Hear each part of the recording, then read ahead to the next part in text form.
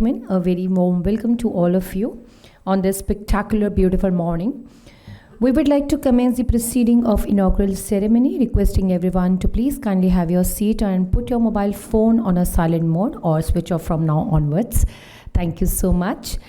Namaskar, myself Mansi Arora, your MC for today's program. It gives me great pleasure to extend you a very warm welcome you all on 3rd Urban Infra Business Summit and Awards 2023. As you all know that Urban Infra Group has emerged as a notable presence in the public relations, media and advertising sector. Nestle is the dynamic city of New Delhi, the capital of India. Our basic focus revolving around the creation of transformative communication solutions tailored for railways, metros, transportation, and urban infrastructure domain. Our overarching vision is to be redefine urban communication dynamic by crafting insightful narratives that propel infrastructure sectors forward into the future. Our core area of expertise encompass a range of service from corporate PR strategies that enhance brand visibility and effective communicate key corporate message to building robust media relation that amplifies projects and innovations. We specialize in providing data-driven, insightful through media research and creating companionship that bring urban infrastructure initiatives to the forefront.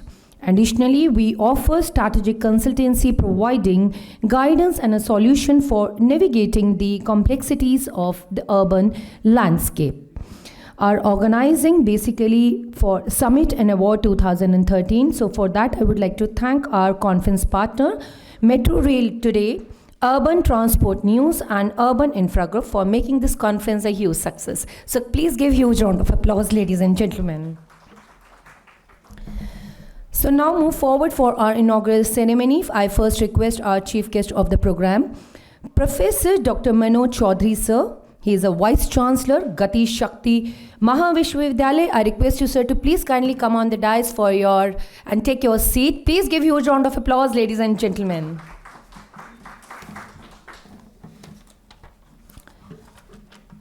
As we all know that Professor Dr. Manoj Chaudhary is currently working as a first founder, Vice Chancellor of the Gati Shakti Vishwavidyalaya University, Vadodara.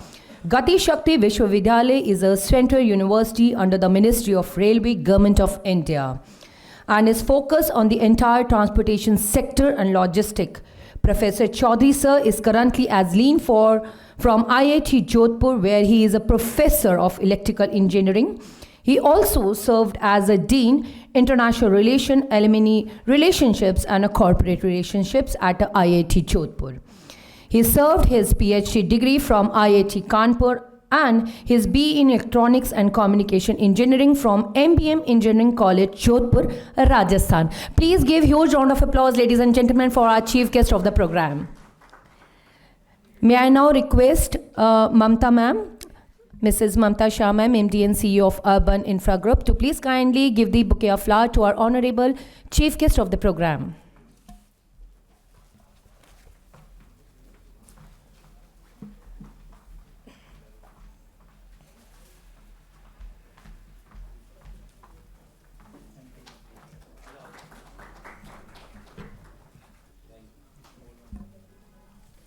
Thank you so much, sir, and very warm welcome to you, sir. On behalf of organization, I would like to thank you for giving your valuable time. Thank you so much, sir. Now, ladies and gentlemen, move on to our next honorable dignitaries on the dais. I request Dr. Sujit Mishra, Senior Professor, Indian Railways Institute of Transport Management from Lucknow. I request you, sir, to please kindly join with the chief guest on the dais. Please give huge round of applause, ladies and gentlemen.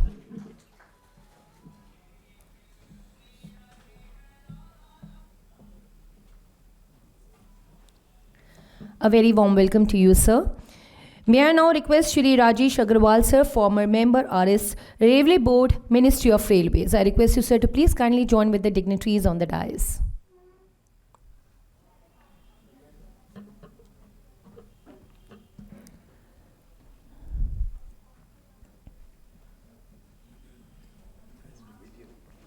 A very warm welcome to you, sir. May I now request Shri M.C. Chauhan, sir, former GM, NCR and Metro Rail, Kolkata, Indian Railway.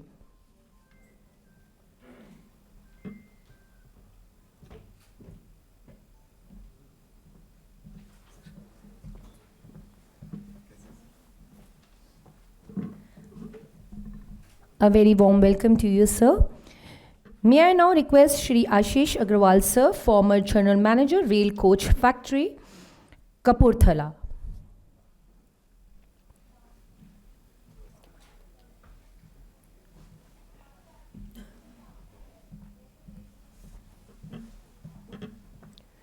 Huge round of applause, ladies and gentlemen, for the honorable dignitaries on the dais.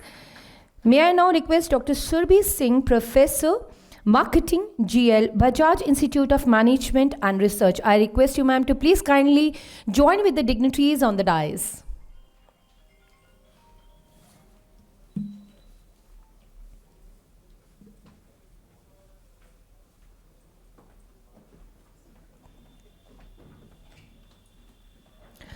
A very warm welcome to you, ma'am.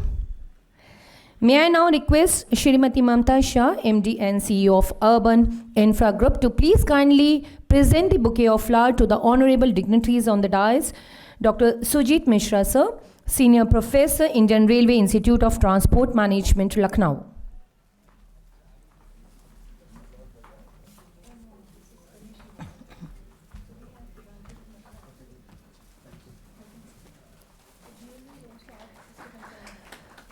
Once again, I request you, ma'am, to please kindly present the bouquet of flowers to Shri Rajesh Agrawal, sir, former member, RS Railway Board, Ministry of Railways.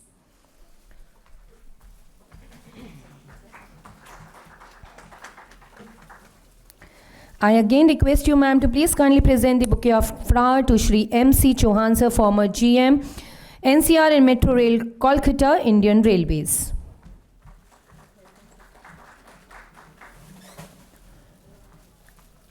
Please present the bouquet of flowers to Shri Ashish Agrawal, sir, former General Manager, Railway Coach Factory, Kapurthala.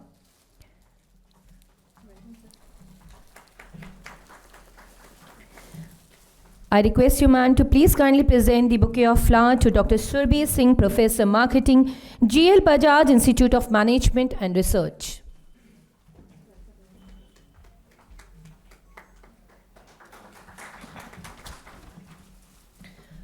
Once again, on behalf of Urban Infra Group, I welcome all the dignitaries on the dais. Thank you so much for giving your valuable time.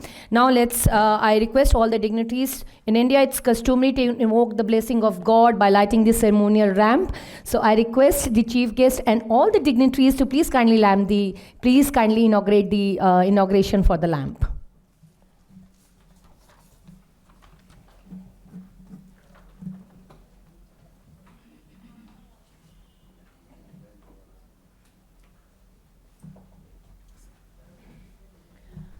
I request the dignitaries to please kindly join with the sir.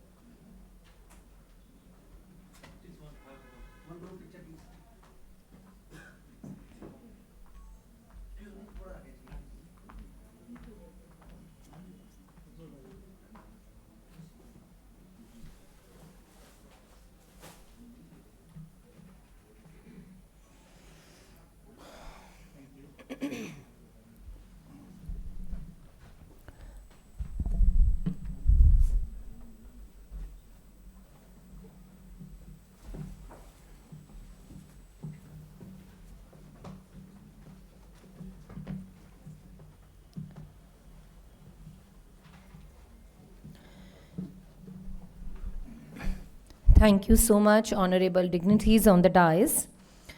With great respect and a pride, let's move on to the significant part of our assembly, the national anthem. I request all of you to please kindly stand for upright and sing along with the pride in your heart and respect in your soul for national anthem.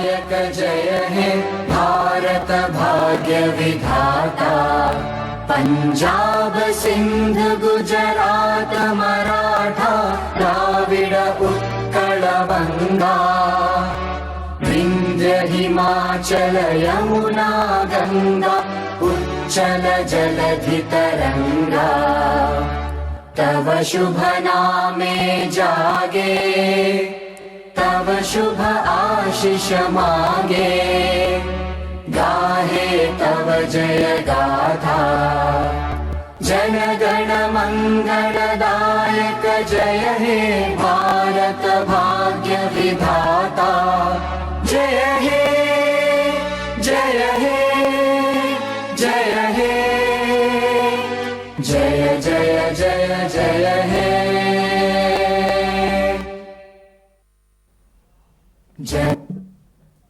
Thank you so much. Now, ladies and gentlemen, I feel honored to call upon for welcome address Mr. Surya Shah Sir, Vice President of Urban Infra Group.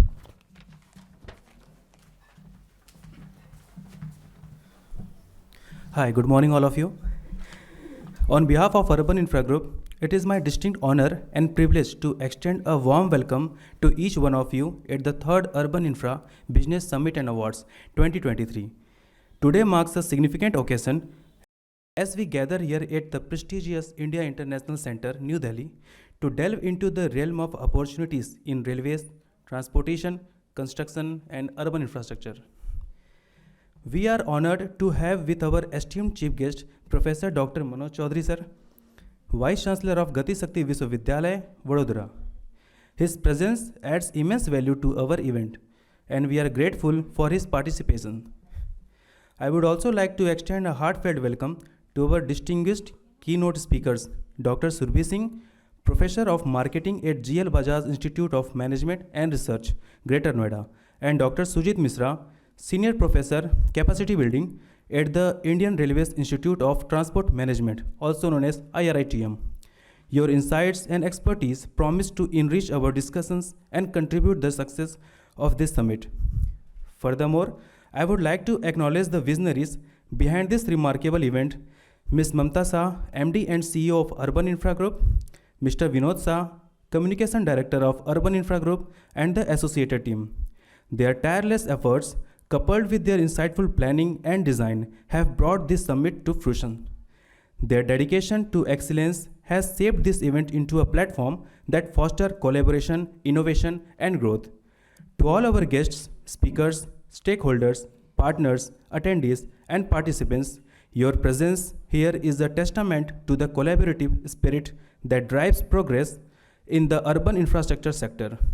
As we navigate through the conference sessions, featuring technical panel discussions and presentations, and culminate in the award ceremony, I encourage you to actively engage in the discussions, share your perspectives, and forge meaningful connections. To ensure a smooth and productive experience, we kindly request all delegates to adhere to the standard guidelines provided in your event kits. These guidelines are designed to enhance your participation and facilitate a conducive environment for networking and knowledge exchange. Once again, thank you for joining us today. We look forward to a day of fruitful discussions, valuable insights, and the recognition of excellence at the award ceremony. Wishing you an enriching and memorable Urban Infra Business Summit and Awards 2023. Thanks all.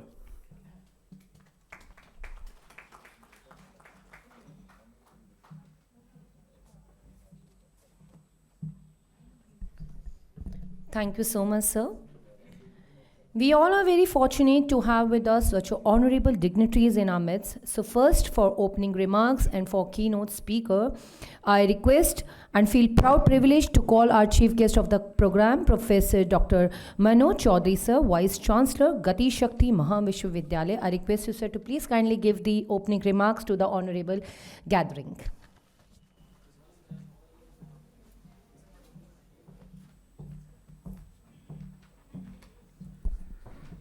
Good morning. First of all, I apologize that I got late as my flight from Vadodara to Delhi was delayed, and maybe that resulted into late start of this program. I feel very honored to be here today at the third Urban Infra Awards 2023 and want to thank the Urban Infra Group, the Urban Transport News and the Metro News. Yesterday, we completed 1 year of Gati Shakti Vishwavidyalaya. So briefly, I will also talk the context because it is in the context of India's modernization. As we all know, India is already the 5th largest economy of the world, with our economy size roughly of around $4 trillion. We are expected to be a developed country by 2047. And the easiest way to tell whether a country is developed or not is to simply have a glimpse at its infrastructure. How are the rails? How are the roads? How are the ports or airports? It's a very simple indicator. Therefore, infrastructure plays a very key element in making a country developed. It is in that context that government has significantly increased the expenditure on all of the infrastructure sector. This year budget, if we look, railways budget is 2.4 lakh crore, roads and highways ministries budget 2.8 lakh crores, and so on.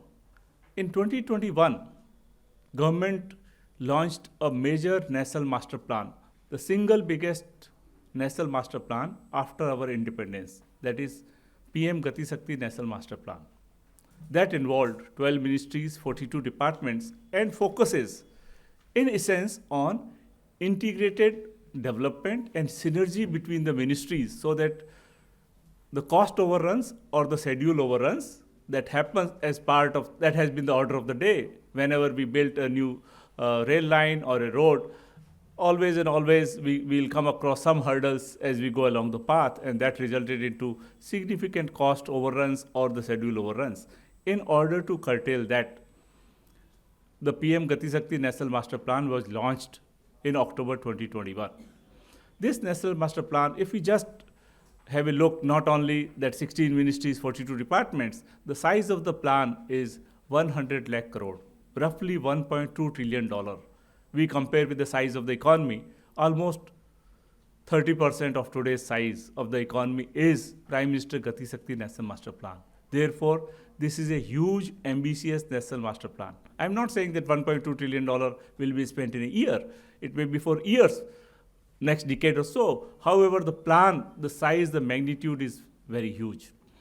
PM Gati Shakti National Master Plan, coordinated using the technology provided through satellite imaging, through the center that is BISEG in Ahmedabad, with a network planning group that is set up under the Ministry of Commerce and Industry, DPIIT, that is Department for Promotion of Industry and Internal Trade, coordinates all of the new infrastructure projects that come, review them collectively to make sure that one ministry's plan do not get obstructed at a later point of time by another department's work that may be happening.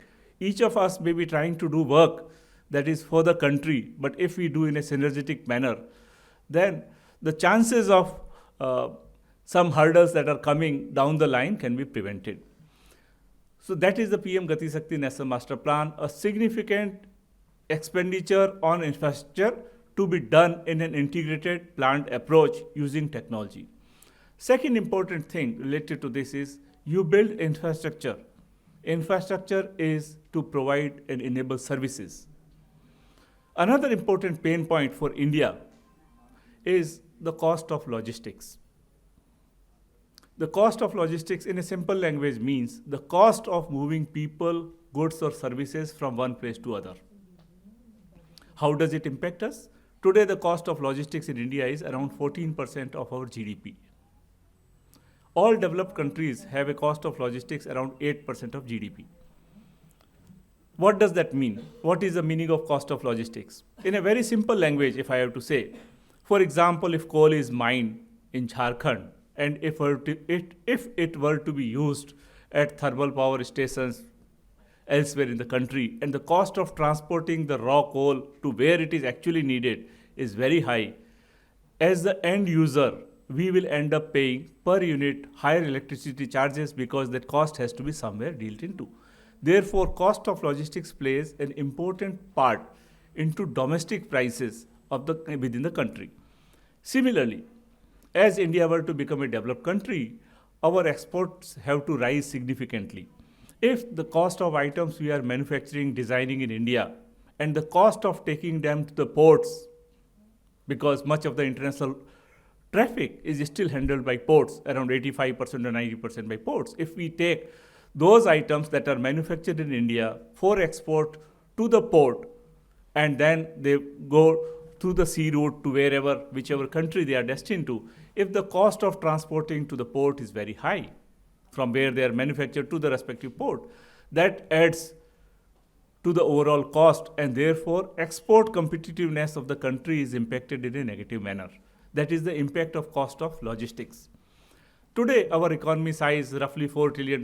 We are 14% cost of logistics. And if we were to become a developed country in 2047 and assume our economy size goes to 35 or $40 trillion, and if we are able to cut down the cost of logistics from 14% to 8%, just look at the significance of how much $1 trillion we will have to spend on various social development schemes that are possible, because we are unnecessarily wasting that money.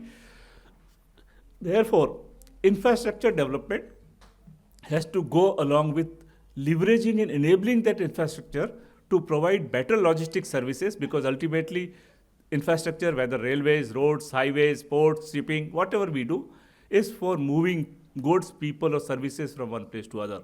Therefore, infrastructure and logistics go hand in hand. In order to cut down the logistics cost, government set an ambitious plan that by 2030, we will bring the cost of logistics in India from current 14% to a single digit number. These two are very, very big developments in India.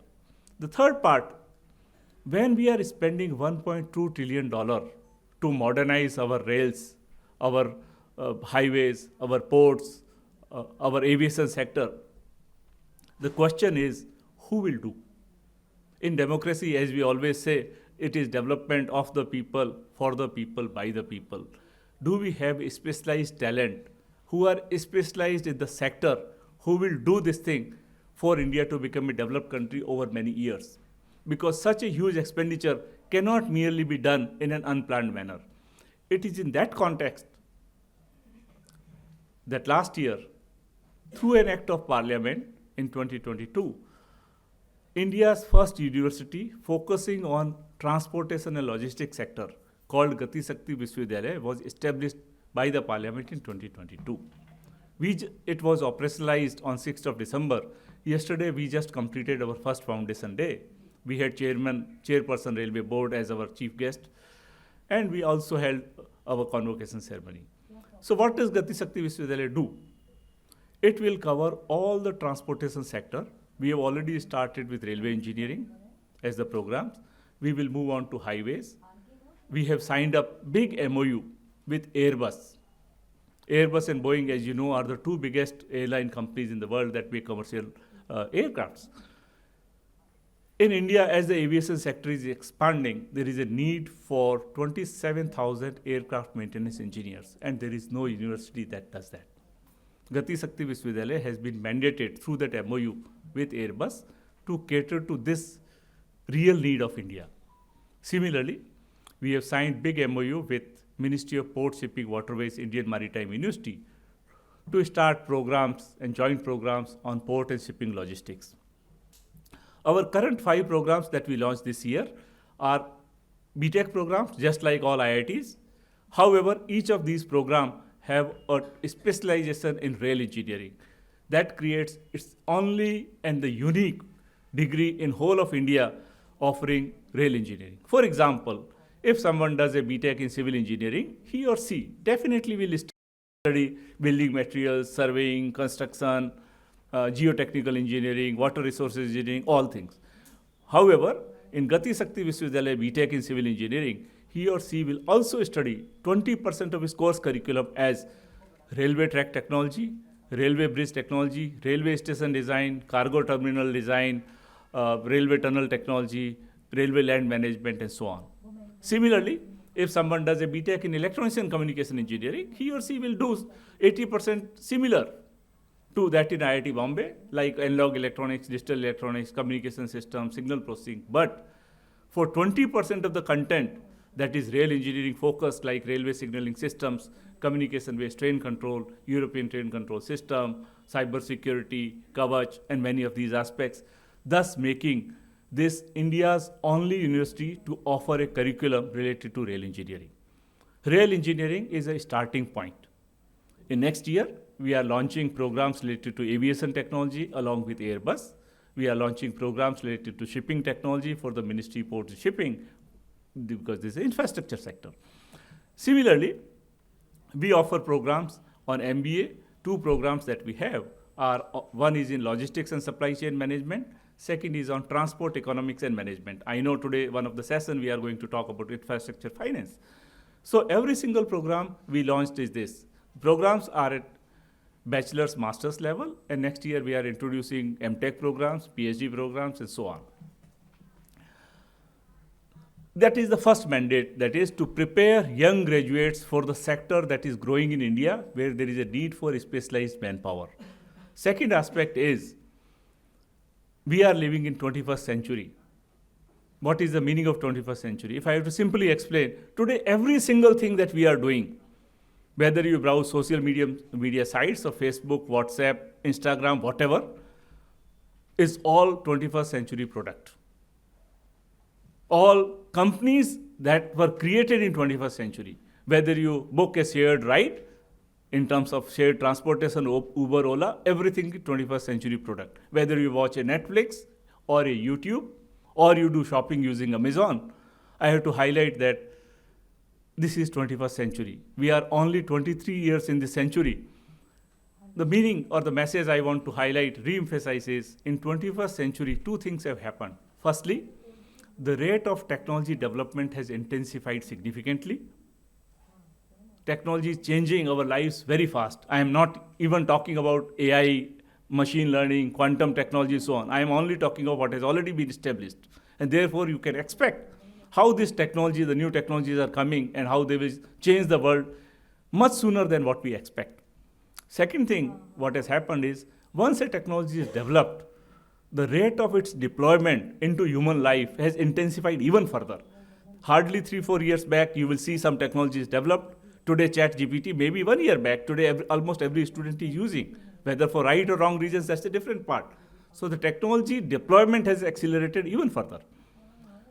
When we are talking of transportation system, we cannot be away from this technological change. How the route planning has to be done in optimized manner will be determined by artificial intelligence algorithms and machine learning algorithms. How we have to maintain our assets in a predictive manner through predictive asset maintenance shall be done by AI, shall be done by sensors technology, shall be done by IoT track and trace technology. Therefore, in our transportation sector is undergoing a huge transformation, and that transformation is technology enabled and technology driven. Unless we are able to adopt that technology in a faster manner, we definitely cannot catch up, we cannot realize our dream to be a developed country. Therefore, what is happening? We have a vast workforce that is currently working in the field. And with changing technology need, we have to upskill themselves very regularly, because when technology is changing, we cannot say that those people no longer know what is needed and therefore we need to replace them. It cannot happen. Our careers are 35, 40 years old. And as Toffler says, that illiterates of the 21st century, I repeat, illiterates of the 21st century are not those who cannot read or write, but those who cannot learn, unlearn and relearn. Therefore, even if all of us are working in the field, whichever railway today is employing 12 lakh employees, and each sector, you take all of the infrastructure, transportation sector together, we have metro, for example, Delhi Metro plus all the metros in the city have 50,000 employees. We have to upskill themselves to the latest technology because technology is changing every 5 years. If we are introducing Vande Bharat trains, these are examples of the latest technology. Every single aspect is a new technology. How do we train our workforce? The second mandate of Gati Shakti Vishwavidyalaya, therefore, is for executive training. This year onwards, all the Indian Railway officers who have been recruited through the civil services exam for Indian Railway Management Service, their entire technical curriculum has been prepared by Gati Shakti Vishwavidyalaya. The content will be delivered as a nodal agency by Gati Shakti Vishwavidyalaya. We will of course include experts from all over, wherever we can get from railway facilities, railway training institutes, IITs and so on. And their evaluation of these railway professionals shall also be done so that we can award a master's degree to them when they complete their 2 years. Therefore, after this year, almost every new railway officer entering the railway workforce shall be alumni of Gati Shakti Vishwavidyalaya. 20 years down the line, if we were to organize an urban infra 2047, for example, I hope to see that the room is full with MDs, CMDs, CEOs, everybody who is an alumni of Gati Shakti Vishwavidyalaya, because we will cover all the sectors of transportation, railways, highways, and so on, and it being India's only university to do that. Third important point is, as we told, we launched the Gati Shakti scheme in October 2021. We launched National Logistics Policy in 2022. How many people actually are using? Ministries are using, many departments are using. But logistics is not only in railways or in roads. If there is a food and civil supplies department, in a state, in a district, that is logistics. In defense, there is logistics. In moving medicines, there is logistics. Therefore, on 4th of October this year, Gati Shakti Vishwavidyalaya signed a big MOU with Ministry of Commerce and Industry, under which Gati Shakti Vishwavidyalaya shall be the nodal agency to train all the administrative service officers of all the states and of center in various aspects of how Gati Shakti National Master Plan and its technology layers have to be used to plan. For example, a PWD is making roads. Roads in India, there are multiple agencies. You have National Highway Authority, then you go to state level state, then you go to village level, maybe panchayats. How all of them can use technology of the Gati Shakti plan so that there is a synergetic development that is possible. So entire training plan for these 50,000 officers is a responsibility of Gati Shakti Vishwavidyalaya. I have been in IIT system for only 2 years. I worked in the industry for 21 years. I worked in the telecom and semiconductor industry. Happened to also lead a team that developed world's first 5G chipset, also that of semiconductor chipset. I also am privileged that I got a chance to be an inventor of 31 granted patents all over the world. Therefore, I can safely say, with whatever limited knowledge I have in technology, that India's transportation sector can only progress and will only progress if it can adopt technology faster. Whether how we modernize our warehouses, when we build our Gati Shakti cargo terminals, when we create dedicated freight corridors, every single thing is technology enabled, and that is where the mission of Gati Shakti Vishwavidyalaya is very important. In today's context of urban infrastructure, whether we talk of railways, we talk of metros, we talk of EV charging points, even one of the important technological challenges, still I say in EV vehicles, for example, if I were to use, still there are not accurate systems and methods. Just like in car, we can see in petrol how much petrol is left and how many kilometers it can approximately run. Still, accurate algorithms that can predict the state of charge or state of health of the battery is still not available. Once we move to that, how do we create charging stations? There are multiple challenges. Another important point of urban infra, I know it is not mentioned, is telecommunications. As we create more and more dense environments in urban sector, not only movement of one place to other, we get connected. how do we plan our telecom infrastructure? That will become another challenge, because every single thing, whether metro or your buses, buses are also moving to a sustainable future. We already have heard about hydrogen-powered buses. Hydrogen-powered train will be introduced in 2024. So that part is also taken care. Main important part is how do we ensure a sustainable telecom infrastructure as part of the urban infrastructure, because without which none of this will work. With 5G introduction, we have to have towers placed much more closely than what were in 4G. And we have to make sure that the signal coverage is well, because most of the things that now we are going to work on are based on sensors that will produce data. That data has to be transmitted reliably, resiliently, and therefore even I want to propose that telecom be considered as part of the urban infra as we go forward.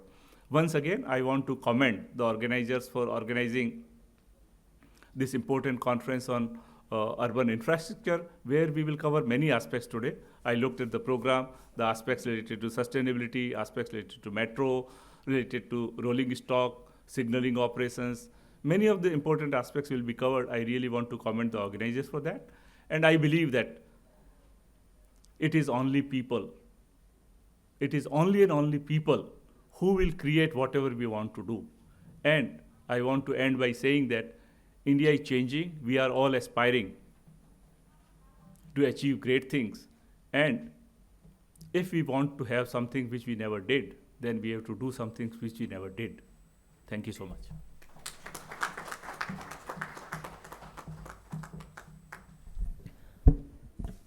Thank you so much, sir, for sharing your immense knowledge with the august audience. Let us have the pleasure of listening to our Honorable Dr. Sujit Mishra, Senior Professor, Indian Railway Institute of Transport Management, Lucknow, for a keynote speech. Dr. Sujit Mishra, sir, is currently serving as a Senior Professor, Capacity Building at the Indian Railway Institute of Transport Management, has distinguished himself in the field of electrical engineering as a seasoned designer, innovator, and a leader, with a profound impact on locomotives design, traction power design, standards and regulation formulation, and knowledge management. Dr. Mishra has been driving focus in various key initiatives within the Indian Railways. His instrumental role in the transport of technology from three-phase electric locomotives, serial production, and the establishment of an indigenous vendor base underscore his commitment to enforcing innovation and self-reliance in the railway sector. Dr. Sujit Mishra, sir.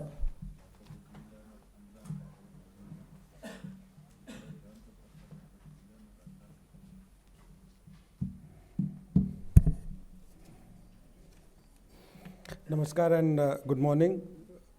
It's always a pleasure to be in company of experts and insiders of our domain. On the theme of conference, I believe that, and that's how I always looked at the things, that before we formulate policies, we interpret policies. If we actually decipher or try to understand the key drivers, which actually is moving the things, which is granting the momentum and direction, that's something which is extremely important, because the missions like Gati Shakti, the projects like what we are currently engaged in, can only possibly be interpreted when we look at these drivers, like what the previous speaker, Dr. Chaudhary, mentioned, that spending 14% of our GDP on just moving things, when we could have done that at 10% points lesser, creates immense value for the country, because that frees up capital to be invested in more gainful projects and more gainful schemes. In last 9 years, or rather in last 10 years, we have seen an unprecedented push in rail infrastructure. And it has happened in rolling stock, it has happened in the wayside infrastructure, it has happened in the permanent way. In fact, not just that, all components of Gati Shakti, including ports, roads, air, have seen major infra spend. And this actually has ushered in what we call as a true siloless, something what the government is currently pushing for, that siloless working and siloless movement of people, material and services within the country. GST was one of them. Gati Shakti takes it further by several notches up. So it is truly in spirit of what we call as economy first or the customer first approach. So it's not that road has moved from point A to B. The other mode, maybe that could have been ship, that could have been rail. They were waiting for the paperwork to be completed before the things could have been transshipped. So a very strong technical base first was created before this project was launched. And I cannot think of any other project in human history for that matter, not just that. One can only think of projects like Project Manhattan, which were massive in scale, wherein a lot of things had to be created, had to be invented, had to be understood just to implement something. So Mission Gati Shakti is something of that scale, and it's truly disruptive in our country.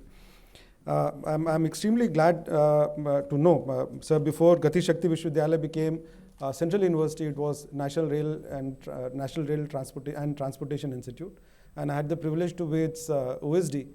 So it's really heartening to know, sir, that we had our first convocation recently. This institute got mandated to create human resource, because the entire Gati Shakti mission and the massive infra spend is predicated on availability of trained manpower which can use this, leverage this infra spend. And the idea there was to create sustainable opportunities of employment, not just that people get employed in project phase of this spend, but also they get gainful employment over over the decades to come. And Gati Shakti, I believe, sir, this year in few months we would be having our first graduates who would be coming out, and it took a lot of efforts to sculpt their curriculum. There were a lot of questions which had to be answered, and it's really heartening to know that we have added to the bouquet of courses which we are offering. I would request the industry present there to look at the graduates. Our undergrads and several of our postgrads are already in the market. They were trained and they were given special internships in leading logistics company in India, globally as well. And as our engineers come out in a few months' time, they would really be prime catch for the industry, and I would sincerely request industry to look at them. And I will also request Gati Shakti Vishwavidyalaya to reach out through their training and placement office. So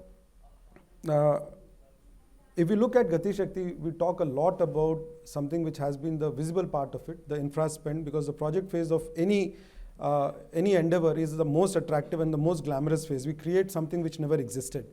I'd like to confine myself to the other part, which is the less glamorous part of the thing. Okay, we have created something, then what? Here I would like to come to not so glamorous part of training and skilling. And in government academic institutions, this sounded to be a cliche. And in fact, when we created NRTI, which later became GSV, and before that we made Indian Maritime University as a central university, this question used to repeatedly come.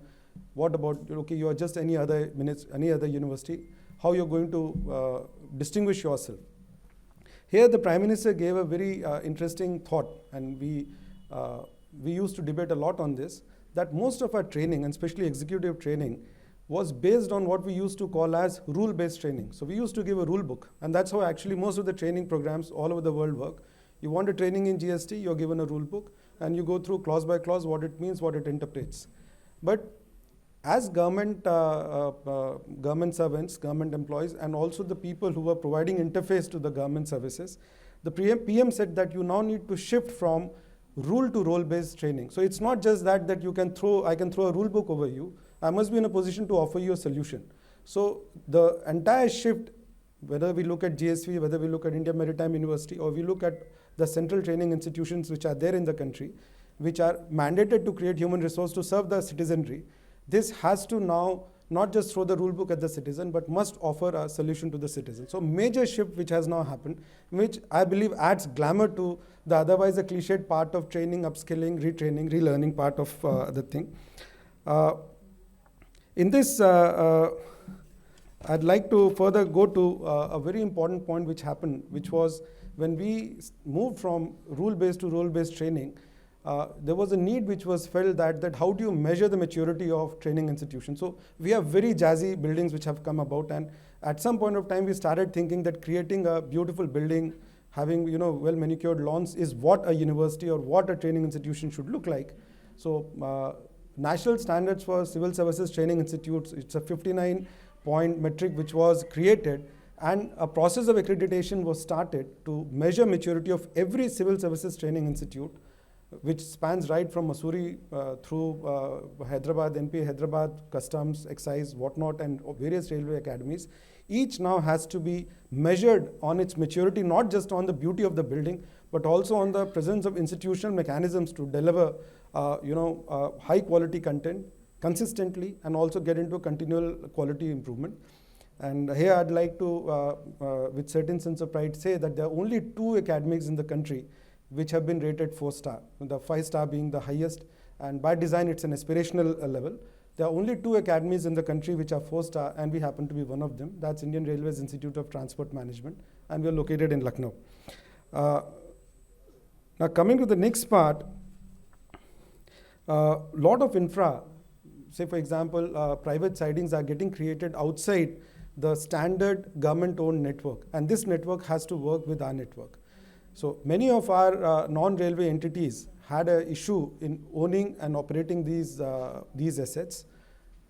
The various training academies of railways then got mandated to train non-railway executives as well to handle these assets. So typically organizations like steel plants, large thermal plants, who use the ports, who have to offer connectivity to the nearest railheads. We are, across the various academies in Pune, Nasik, Lucknow, they are offering programs, specialized tailored programs to these. So the industry can look at them as you create more hands-on resources which can integrate your networks with the government-owned railway networks, which actually also lays down the regulations of for the safety and operations. There's another challenge which brings us to closer to the theme of the conference, that what are the opportunities which are coming about. If we look at the massive spend which has happened and the massive infrastructure which got created, and I'll just take example of one, you'll find that we really are little challenged to maintain and own these assets. To illustrate, before we got independence, rather when we got independence in 1947, we had only 388 route kilometers of electrified network. And from 1947 till 2014, we created about 21,000 route kilometers of electrification. And in just last 10 years, this being the 10th year of this statistic, we have added 37,000 route kilometers. So what we did between 47 2014, that was about 21,000 route kilometers. And in just last 10 years, we have electrified close to 37,000, little over 37,000 route kilometer. So you can understand that the existing maintenance facilities, and we traditionally maintained our own assets. That was the philosophy with which we operated and maintained our assets. So you can appreciate that our facilities actually are getting stretched, getting little challenged. They're being pushed to the seams. So government also created enabling policy provisions which permitted, hiring third-party maintainers and to bring them into the system. So that's one big opportunity which has come about, which also needs trained, skilled manpower to handle that. And in fact, one of the thoughts which used to come to our mind was the people who created these assets after 31st December, when we electrify the complete network, would now be available in the market, which can then possibly use them for maintaining these assets.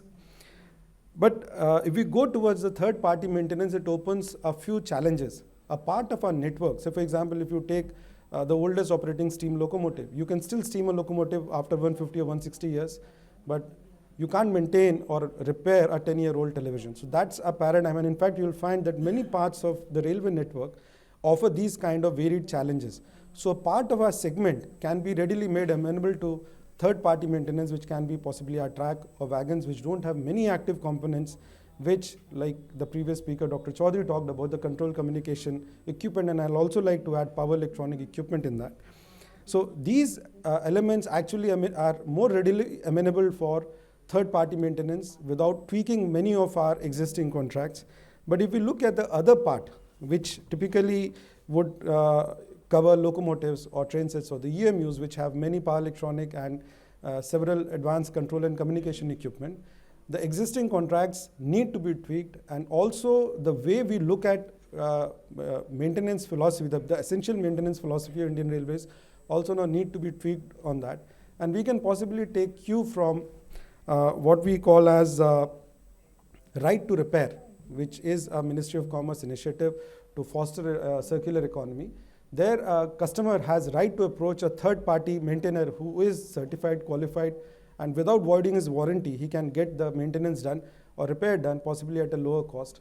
There were several, I believe, like New Jersey Transit, they also created certain mechanisms wherein you're not bound to the OEM, because till now in rolling stock we have OEM only approach, that you give maintenance contracts only to the OEM, and the fundamental premise being that they are the people who are in possession of their IPs. Now, a graded approach can be taken wherein the repair information can be possibly passed on the way right to repair legislations have been, I believe they have been enacted by European Union. In US also there is a move to get that. India shortly will have that. So with this kind of framework and understanding and priming of industry being done, we can possibly have a similar thing wherein the asset ownership can be more confidently done. And to illustrate, without naming the company, in 1988 we signed a contract to get a locomotive from a certain company in Sweden. And when in 1993 we went for a bigger contract, it became a Swiss company. By the time first locomotive came, it was purchased by a German company. And by the time we started to make it in India, it had become a Canadian company headquartered in Germany. And by the time this locomotive finished and completed about 25 years of service, this has become a French company. For asset which has a life of close to 35 years, this kind of incarnation, repeated change of ownerships create a lot of anxiety in minds of people who are taking these mega purchase decisions today. And possibly they cannot be met unless we permit a shift from OEM only approach to the third party maintenance. So that brings a big opportunity to the industry. And if we look at on the back of this infra spend, this opportunity is getting created. There was earlier a question of fleet heterogeneity, which was impacting, there were people not very keen to come because the fleet was heterogeneous enough. There was no critical mass for a particular design for third party maintenance to come and invest in. However, with long-term purchase contracts wherein the manufacturer gets order of typically say 1,000 locomotives, we believe that sufficient critical mass is now getting created which can interest third-party maintainers to consider looking at this element. Lastly, there is a big geographical spread of our assets. So it's not just that the predictive maintenance, we've been talking about predictive maintenance for too long. There is a thing when you run an operation, you need something what we understand as a timely maintenance. You are on the run and you find that something has gone amiss on the rolling stock and needs to be maintained.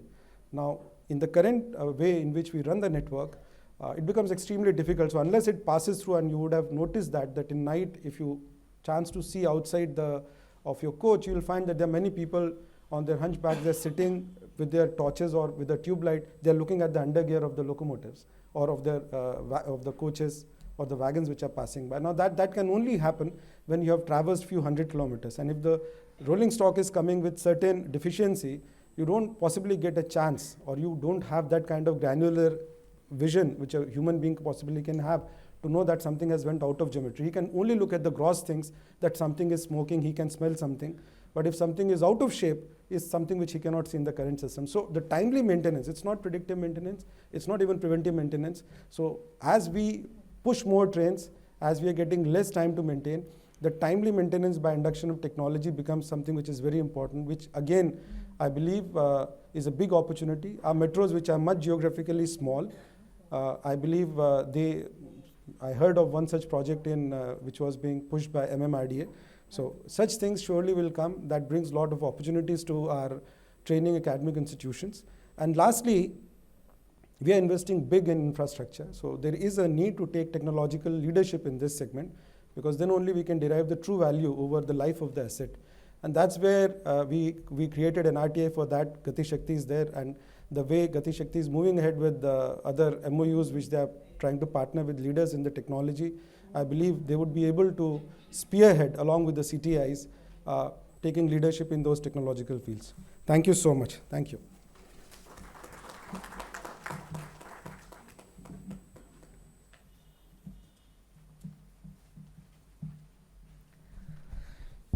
Thank you so much, sir, for enlightening us. Now move on to our Honorable Professor Dr. Surbhi Singh, GL Bajaj Institute of Management and Research would like to take the opportunity to invite you, ma'am. Ma'am will give the presentation on impact of AI-enabled marketing in improving the urban transport infrastructure. Dr. Surbhi Singh has been experienced of over 14 years in academic and 8 years in the industry. Her academic interest includes all area related to marketing. She has been associated with Emerald and IGI Global in their advisory and reviewer board. She has been active guest speaker at a training sessions of companies like Landmark and BPL. Also, she has been a speaker with Delhi University, Rama University, TMU, and AIMA, ISTD, NIES, BUD, and NCH, MCT. And she has also been other institute in which she has been associated being as a speaker. She has more than 50 papers published in national and international journals of repute like Emerald, IndoScience, RGI Global, and Taylor and Francis. I request you, ma'am, to please give your presentation to the august audience. Please give huge round of applause, ladies and gentlemen.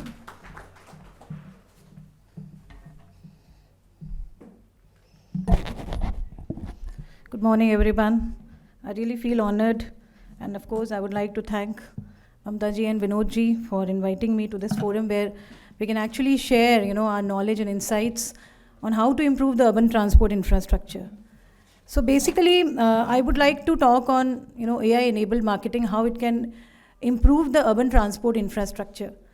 So basically, if I talk about even the technology adoption cycle also in our country, we can see that we are in the initial stage of the AI adoption in our country. And of course, AI, when we talk about AI-enabled adoption, we can actually leverage in the overall improvement of the urban transport infrastructure in our country.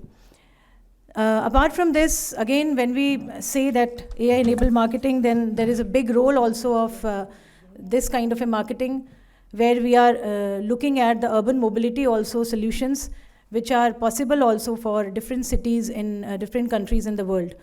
If we see also that there are many mobility solutions, because we are actually struggling with a lot of challenges also in our country, and of course we have different Asian countries also which are basically trying to cope up with these challenges like congestion, pollution, and different kind of these mobility solutions also. So basically AI technology can help us to develop the smart city also. And if we see the US, they are already working on these smart city projects. Europe, we have the example of Finland also, which is actually in the development of becoming the smart city. In our country also, our government has actually initiated the smart city mission also, where we are targeting for around 100 cities which we are going to develop. And of course, in 2023, Indore was declared as a smart city. So what exactly is smart city? Because in the urban transport infrastructure, when we talk about smart city, we always see the improvement in the quality of life, where the people and transport, both are there in the same line. Because again, transportation is very, very important. But again, the way people are moving on the roads and the way we are making use of these rail transport and ports, that also has to be, again, taken into consideration, that how exactly we are making use of the technology. I really content with the deliberation of Professor Chaudhary when he was talking about the technology, which is actually the key enabler in the overall improvement of the urban transport infrastructure. So again, urban transport infrastructure, whenever we say definitely AI can help us to reduce this carbon emissions also in the climate, because we are very much aware that different countries, if I talk about Japan, China, they have reduced this air quality index also, but we are still struggling in our country. And we always, come out with an excuse that we are a populous country. We are the populous country, but definitely we have to set a very proper roadmap also, which can actually help us to reduce this carbon emissions, and AQI can be improved also in the different cities. Then only we can actually become the smart city. Then again, there are various ways in which we can improve the water and energy infrastructures, because we are definitely moving towards the solar power and all. And really kudos to various power plants also, power companies also, who are actually working in synergy, to improve the energy infrastructure also in our country. But again, that also needs to be enhanced, because Definitely, if I talk from the perspective of AI, we are still in adoption stage, around 16% only growth rate, which we are seeing in our country. So 16% growth rate, it means that we have to go long way in adoption of the whole AI in the whole urban infrastructure.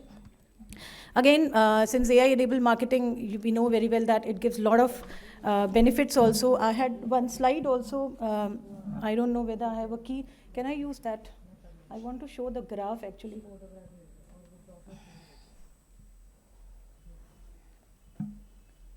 Is it working? Yeah. No, it's working. So I know I couldn't engage you actually with my slides. Slides was not going on. I was just giving lectures, It becomes boring also because interaction is very, very important with the audience, of course. So I just wanted to show you one graph. So if you see, this is the Statista data, and it shows that how AI can actually, transform.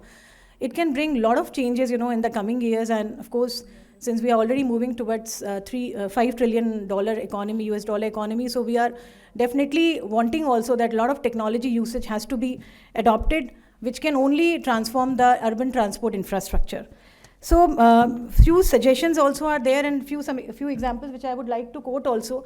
Like mobility as a service transport system, we are already using it also. And Uber, Grab and Ola, they are already, making use of different sharing of rides and all. Because if we see the roads also, the congestion problem is the major problem.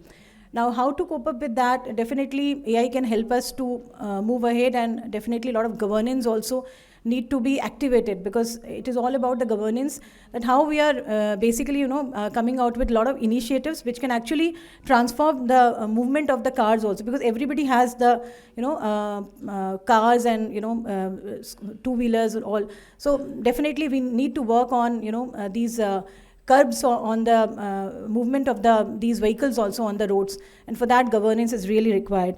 Because if we are talking mobility as a service transport system, we need to see that again sharing has to be enhanced. So what exactly are we doing to improve this, sharing kind of a structure in the whole system? And definitely IoT can help us to monitor the whole infrastructure, which can actually turn us into the smart cities and smart buildings. Because if I take example of smart cities, definitely smart buildings comes in the mind, because smart buildings can have those towers which can reduce a lot of pollution, in the whole city.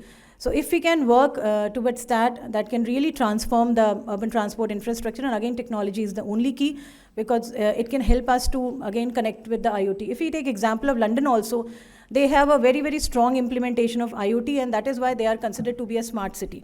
So definitely I agree that, smart city means that we improve the quality of life. But quality of life can be improved only when there is a proper integration of this people and the technology. So if you are making use of a proper technology, things are connected with, because Internet of Things basically connect, everyone in the city, and we are actually able to exploit a lot, and we can actually reduce a lot of, you can say, time also, and a lot of economies also there when we are making use of, optimum use of IoT. Because again, there are a lot of pros and cons, when we talk of IoT, because technology, again, in our country, which is considered to be 5th largest economy in the world, we know very well that we have some traditional heritage, and we have to again cope up with a lot of ideologies which are related with the technology. So we need to cope up with pros and cons of technology, or we have to make them understand, make people understand also that technology is the only key enabler which can actually transform the infrastructure around us. And then there is a smart urban mobility solutions. A lot of countries, they are working on this, and again, it's basically a collaborative kind of ecosystem which solves the accident, congestion and pollution. So basically, in our country, there are lakhs of cases, millions of cases, I should say, which are basically facing the accident. And again, we are not able to curb, because the patrolling and different kind of a governance cannot basically evade these kind of a problem. Rather, we need to work out on a roadmap which can actually reduce these congestion, pollution, and these kind of accident kind of a cases. Then there is a public transport innovation which has to be worked on. I have also given one example of Dublin, in this Poland. So basically, they are Lublin in Poland. Basically, they are working on, to improve this public transportation system. They are basically connecting the different transport. So again, technology will only become the enabler in connecting the different transport also in a particular city, and how they are basically working on, they are trying to make use of the AI. They are trying to transform the different infrastructure which are basically, connected with each other. They are providing a lot of, kind of a solution, because normally what happens on the roads, we become helpless. Although we are using Google Map, it's again an AI application, we all know very well, but still we are very, very helpless, because how many alternate routes the Google Map can give us? It is really near to impossible, because again, we need to work on a lot of roadmaps also, which can actually reduce, a lot of congestion problem. Because I tell you, in Europe also, they have a proper kind of a roadmap. They also have, planned the city. They plan the people, plan the vehicles also on the roads. They have a lot of discipline. I have seen UAE countries also. They also have a lot of penalties which are being charged from the transport if they violate the rules. But in our country, I stay in Greater Noida. I'm teaching in a Greater Noida college only, GL Bajaj group of institution. And I have seen that, a lot of students, they are studying over there all the time. The people are coming from the wrong side. I really feel pity that how these small child, because of course I also have got 2 kids. I really feel that how these kids are going to save themselves, because we are the mature people. We know how to drive. But what about these children? So again, there's a big, problem which is really being faced by our country, and we need to work on it. This is a forum, that's why I'm sharing, because all the seniors and all the government officials are here who are belonging from the urban transport, and I'm really giving a kind of appeal to all of you so that we can work together, in a synergy. And of course, there is, everyone is aware, Detroit is already working on air taxis, and they are going to launch next year. So definitely these congestion problem can be reduced, no doubt. But again, climatic conditions, we need to see. So some challenges which we see also when we adopt the AI, that is costly but has a long-term payoff, because every good thing comes in a expensive package only. So we need to work on this AI adoption. And then city and suburbs, they also need infrastructure to support the air taxis, because again, if the air taxis are coming next year in US, because we are working with the drones, which are generally used in the filmography and photography only. But in our country, we cannot think of drones, which are actually moving a lot of stuff from one place to other. We are still working on, that. So again, we need to develop the infrastructure also from that perspective, so that we can use these air taxis and drones, in the coming years for these logistic. Because again, Professor Chaudhary was talking of logistic issue, which was really giving a lot of expenses to our GDP also, 14% to our GDP. So definitely this, drone can also be used, which can reduce a lot of logistic problems also. But again, we need to develop that infrastructure also, because again, as we say also, that there is a lot of data puzzle also when we make use of these kind of smart mobility solutions. So that's why we need to work on a lot of data monitoring also, and that's why human power is also required, because biasing of data will always be there when we are using technology. But again, technology is a key enabler, because it can only help us to move ahead and of course become the $5 trillion economy, which we are actually aiming to also in the coming few years. And of course, the user acceptance options, they are the challenges. Infrastructure investments also, they are the challenges. These are some recommendations I would like to put forward. So AI roadmap to be launched, because again, we have the Gati mission also, which is doing so great, and of course, smart mission or smart cities mission also, which we have chalked out since 2015. So there are some of the recommendations. Being a faculty, I would like to put forward to all of us. So AI roadmap is to be launched so that we can actually measure the benefits from the sustainability perspective. Because after all, the economy, society, and our environment has to be protected. We cannot just, move ahead with our profitability ratio. We have to measure the whole impact which is taking place on the economy, society, as well as environment. And then data analytics and artificial readiness assessment tool has to be launched in all modes of transport, that how these tools can be readily used. And of course, the skills also has to be upgraded for that, because if you're going to use these AI tools, we need to upgrade our skills. So definitely all transport, officials, they have to work on initiating the whole project like this. And AI strategy, again, need to be enhanced for the deployment of these applications. And AI blueprint in urban transport definitely must be shared with all the stakeholders, so that the proper guidance can be given to the country as well as all of us. So these are some of the points which I would like, which I wanted to share with all of you, and I'm really looking forward to other knowledge sharing sessions also by other speakers. Thank you all.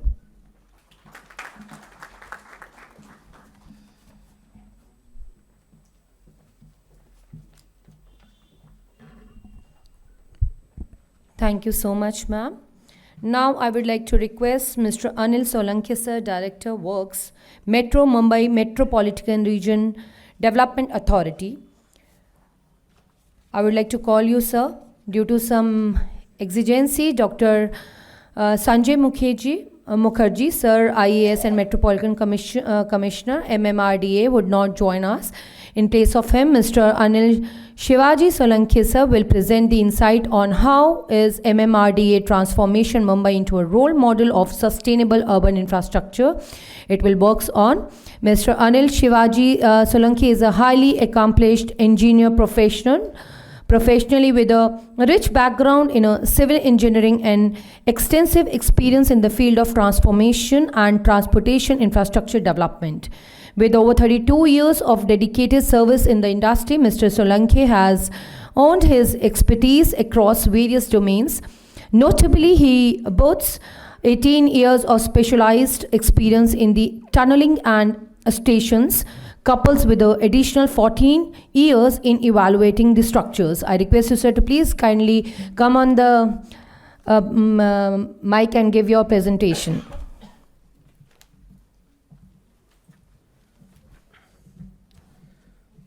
Good morning to all esteemed guests. I am representing MMRDA, who is developing the metro system and other road network as well as the bridges to ease the life of the Mumbai residents. So I will start from the what is the role of MMRDA. This is the administrative boundaries of MMR, this Mumbai metro region, where MMRDA, SIDCO and other MSRDC, Vasai Virar Municipal Corporation working as a special planning authorities. This total MMR region earlier was only 3965 kilometer in 1967. Now it has gone to 6328 kilometer, which covers the full two districts of Mumbai city and Mumbai suburban city, the part districts of Palghar, Thane, and Raigad. It covers 9 municipal corporations and 9 municipal councils, 1 Nagar Panchayat, and around 1,427 villages. That means the population is less than 5,000, and 48 census towns whose population is more than 5,000. Right now Mumbai is having connectivity from Ahmedabad Mumbai highway, Sain Panvel Uran Raigad highway, Mumbai Nagpur expressway, Mumbai Pune expressway, Mumbai Nashik, Mumbai Goa, having 2 international airports, 2 major ports, and multimodal corridors from Virar, Alibag, etc. It is also having the social economic zones like Tungareshwar, then Sanjay Gandhi National.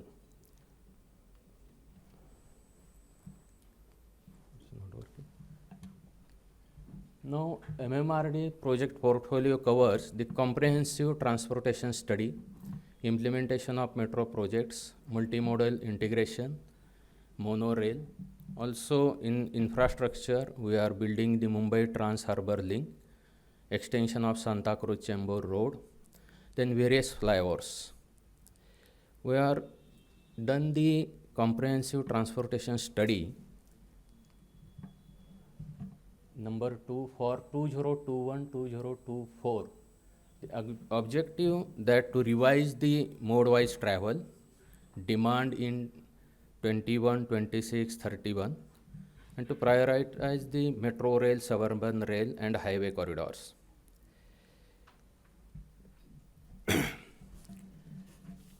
After in this study, we have trying to address the present issues like overcrowded trains, where standard capacity is 6 persons per square meter, now it is 12 persons. Air and noise pollution, now Mumbai is also came in the zone of the polluted city this year. Traffic congestion, speed is around 20 km per hour. And the city challenges, this land acquisition challenge, road safety issues, and flooding issues. So this CTS has been developed to build the metro system, suburban system, BRTS, bus system, terminals, and traffic management measures. In phase wise, it will cost around 5 lakhs crores till 2041, where MMRD is playing the major role in it.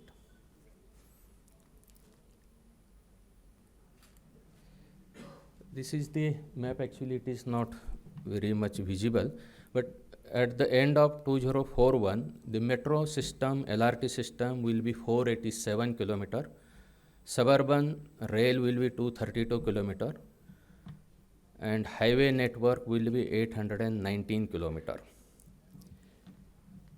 These are the total 25 lines being built as a metro in the Mumbai as well as MMR region. This CTS study has brought some interesting things in the light. In 2005, travel demand was 10.5 million. In 2007, it has gone to 18.8 million, and in 2041, it will go to the 27 million. The public transport share has to be at least constant or increasing, but after 2005, which was 78%, it has gone down to 65%. Now we have to bring it down to at least at the original level, that means around 78. Intermediate public transport at-hour taxi share has gone up very rapidly. In 2005, it was the 9.5%. Now in 2007, it was 13.7%. Density on suburban rail was 2005, 12 numbers per square meter. In 2007, it is 9. We have to brought down it to the 6 per square meter. Average journey speed in 2005 was 26. 2017, it has came down to 21. And 2041, our target to reach to 37 kilometer. So this impact is by implementing the 487 kilometer metro rail, suburban rail, we are able to provide a public transport within the range of 500 meter to 800 meter to the residents of MMR. We will able to reduce the CO2 per annum, likely 1 million tons, reduction in particulate matters, triggering the development along the infrastructure, additional built-up space near transit-oriented development opportunities, and increase in revenue from the property tax, and GDP increase to 0.5 trillion by 2031. We are now plan the 14 metro lines in this phase. Out of this green color, which is covering 46.5 kilometer, now operational.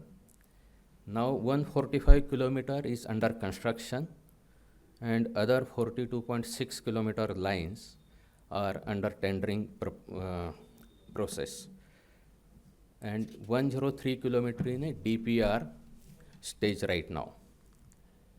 So we are now working 337 kilometer for metro network, 14 lines, and over 225 stations, and daily ridership will be 11.8 million. And expected expenditure is around 1.5 lakh crores is there. So we are designing the system to meet the population of the city, essentially metro rail, roads, and bridges. By upgrading the infrastructure and make this sustainable with increased efficiency of resources and greater adoption of clean and environmentally sound technologies, we are able to cover around 90% of population by MRTS.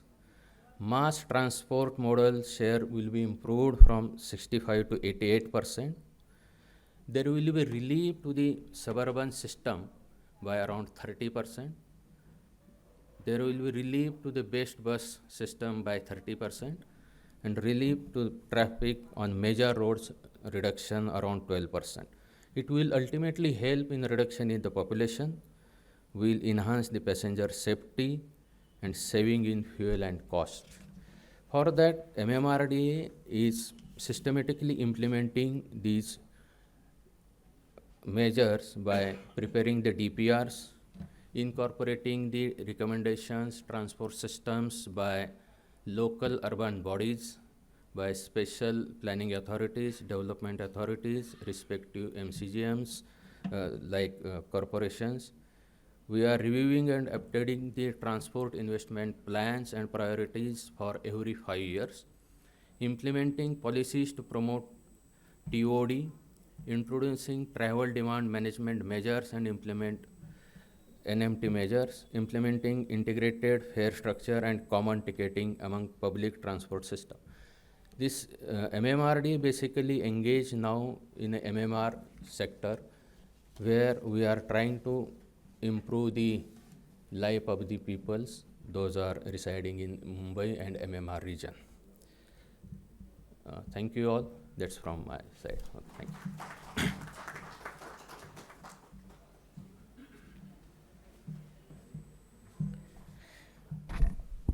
Thank you so much, sir, for value addition. Now, ladies and gentlemen, I feel delightful to call upon Srimati Mamta Shah, ma'am, MD and CEO of Urban Infra Group, to please kindly present the memento to our honorable guest on the dais.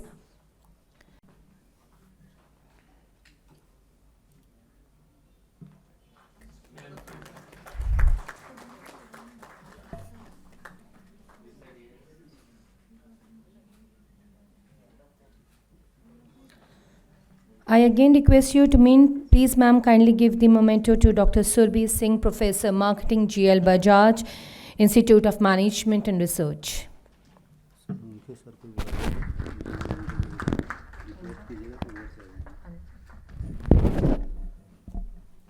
May I now request Mr. Anil Solanki, sir, Director Works, Mumbai Metropolitan Region Development Authority, to please kindly take your memento.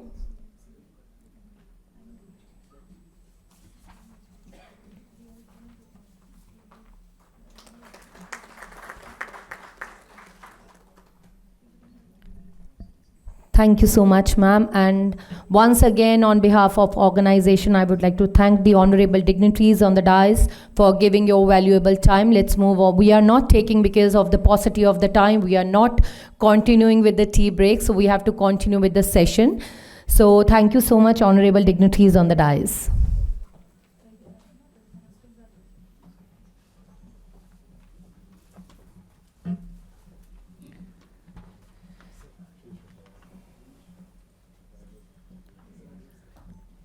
So now, ladies and gentlemen, we have the technical panel discussion with the theme of financing of major urban infrastructure projects in India. For this, I would like to call upon the panelist. For the same, I request Mr. Anil Solanki, sir, Director, Metro Mumbai Metropolitan Region Development Authority, to please kindly come on the dais for the panel discussion.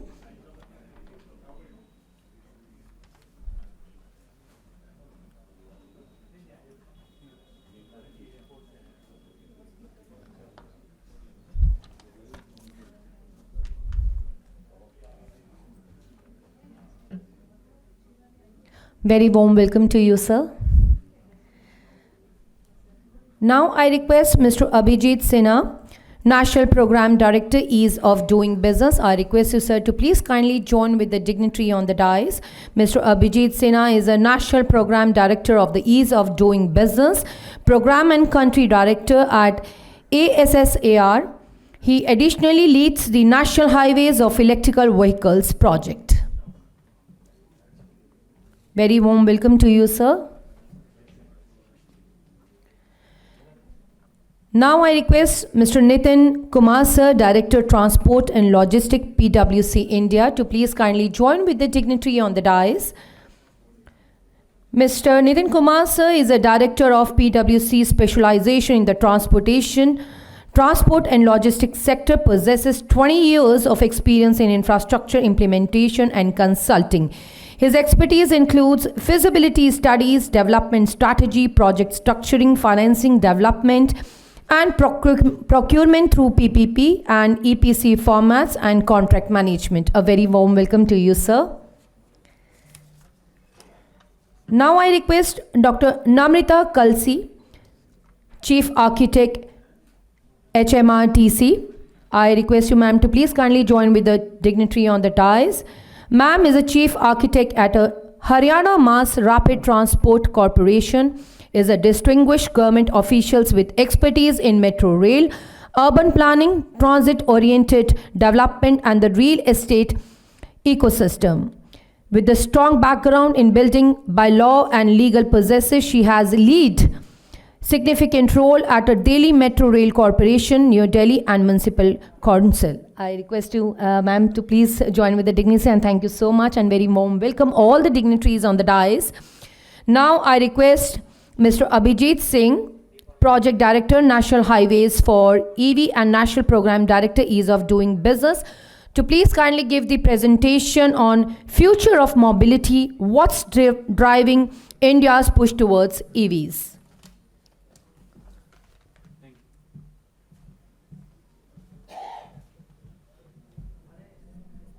Good morning, everyone. I am very delighted to be part of the summit, and all of you who have came here would make sure that you take something with you back, for which you should be happy to say that I participated in the summit and brought something significant and worth attending, spending your time. So by the time our technical team upload my presentation, I'll tell you about me and Ease of Doing Business. Ease of Doing Business is a national version of Vibrant Gujarat. Vibrant Gujarat used to be a very significant place where people from all across the world used to come with new technologies, new ideas and innovation. And there used to be a different sort of ease of doing business. If you look at the way our then Chief Minister, Mr. Modi, used to work, then there was a requirement and there was a need to replicate it on the national level. And that is, as a CMO, Chief Minister's office is, you all have worked in the projects, so you know it's a bit easy to control in terms of permission, in terms of giving ease and access. But when you become Prime Minister and you have to hold a responsibility of country where a lot of autonomous bodies, a lot of act, a lot of parliamentary affairs, budgeting, multi-ministerial approvals, inter-ministerial policy making is required, you need to have a different approach to bring a new technology.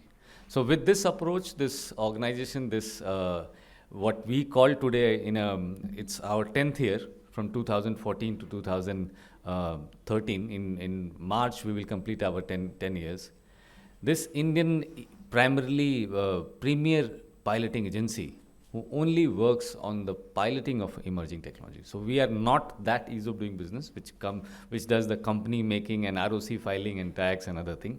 We only work primarily focused on the emerging technologies, which does not have a rule book in India. And if a emerging technology does not have a rule book, it is very difficult for that technology to flourish and become a mass deployment. So with that vision, it was created. If you can upload my presentation. It's there already.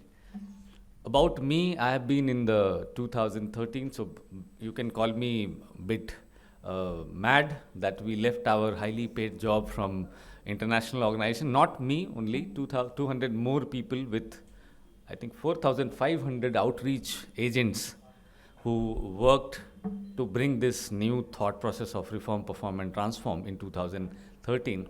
I left with 200 people who were in the core team of Citizen for Accountable Governance, who campaigned for 2014, then 2019, and this year also we'll be campaigning for the new accountability and transparency in the governance, which we all expect to be. At this stage of time, I'm heading project director of National Highway for EV. In people's term, we call it e-highway, electric highway. How this electric highway is important for net zero, I don't need to explain all this to you. Our previous session has very well spoken that we need to reduce our logistical cost from 14% of our GDP to 9% or anything which comes in a one digit. How do we do that? How do we do it? Because metro is itself a urban infrastructure. Metro is not an intercity infrastructure. And if you look at the logistic is not inside the city. Logistic is from one city to another city. And in this logistic affair, if we do not reduce or step out of fossil fuel deadlock, then we are still into handcuff of paying what your international crude oil market says you to pay. So definitely we were supposed to create an e-highway, and these e-highway, if you look at the success, global success story, then Germany, Sweden, Finland. These three countries had e-highways, but they had a different sort of e-highway, different type of e-highways. Their e-highways are overhead cables. Israel had the convection line, but very small prototypes. India, when it came to our consensus and our understanding that how do we create an e-highway, which gives us an quality and also congestion free, should be net zero, it should be renewably charged, and it should be in a position to give us a freedom which we were not getting under Germany. So Germany freedom, what is not there in the freedom, I'll say first. Cable is equivalent of putting a railway line, overhead cable. The second part is you have to have a special type of vehicle which has extended arm to touch that cable. So your electric car, my electric car, normal electric cars would not go on that highway. That is why technically it is not called e-highway, it is called electric corridor. Though in normal common media we call everything e-highway. That cable cost per kilometer is 22 crore rupees. So I'll start from the end. We'll take you to what India has decided to be. I believe this presentation should work. Yeah, or it should be on this TV.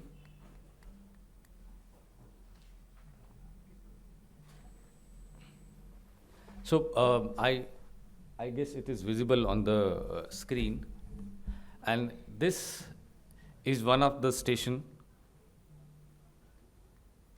Let me take you from the end.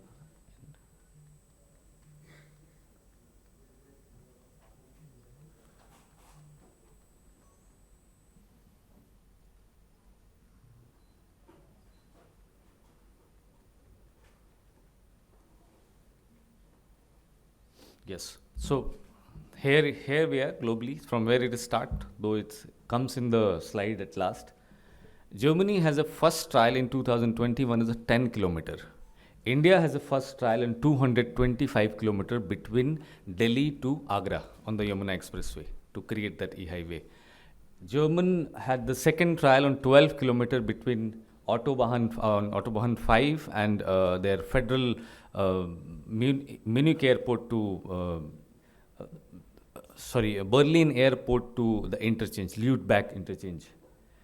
Third trial they conducted with 3.4 kilometer. This is hydrogen trucks. We did not conducted 3 trial. We only conducted 2 trial. Delhi to Yamuna Expressway 225 and then Delhi to Jaipur. I don't know how much visible it is, but the second one which you are seeing 272 kilometer, that is Delhi to Jaipur. The second trial and first trial, after these 2 trials, we did not require to do the third trial. Instead of third trial, we opened the station which is going to hold this infrastructure to charge an electric vehicle, to give hydrogen fuel, flux fuel, and all future fuels of what type of trucks will come. When it comes to infrastructure, you cannot only create a charging station. There will be changes in the transport in coming time. So these stations are equipped for the solar power to be generated and how it to be used. The challenges which came across and which I think is the session is all about is the cost part of it. If you can see the difference between German and Indian cost, it's 22 crore rupees per kilometer German highway, and ours cost is only 1 crore rupees per kilometer. The kind of deployment we wanted to do was only possible if we understand that in last 10 years of electric mobility, what went wrong. If you look at last 10 years of electric mobility, then now you have charges which are deployed and bought from the government tenders and government funds and pocket. Their utilization is 3 to 5%. Maximum utilization is 3 to 5%.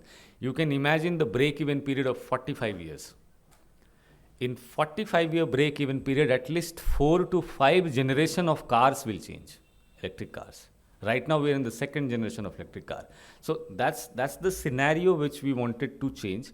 And these two trials which we conducted brought us to the correct scenario of takeaway. I'll take you to the trial page.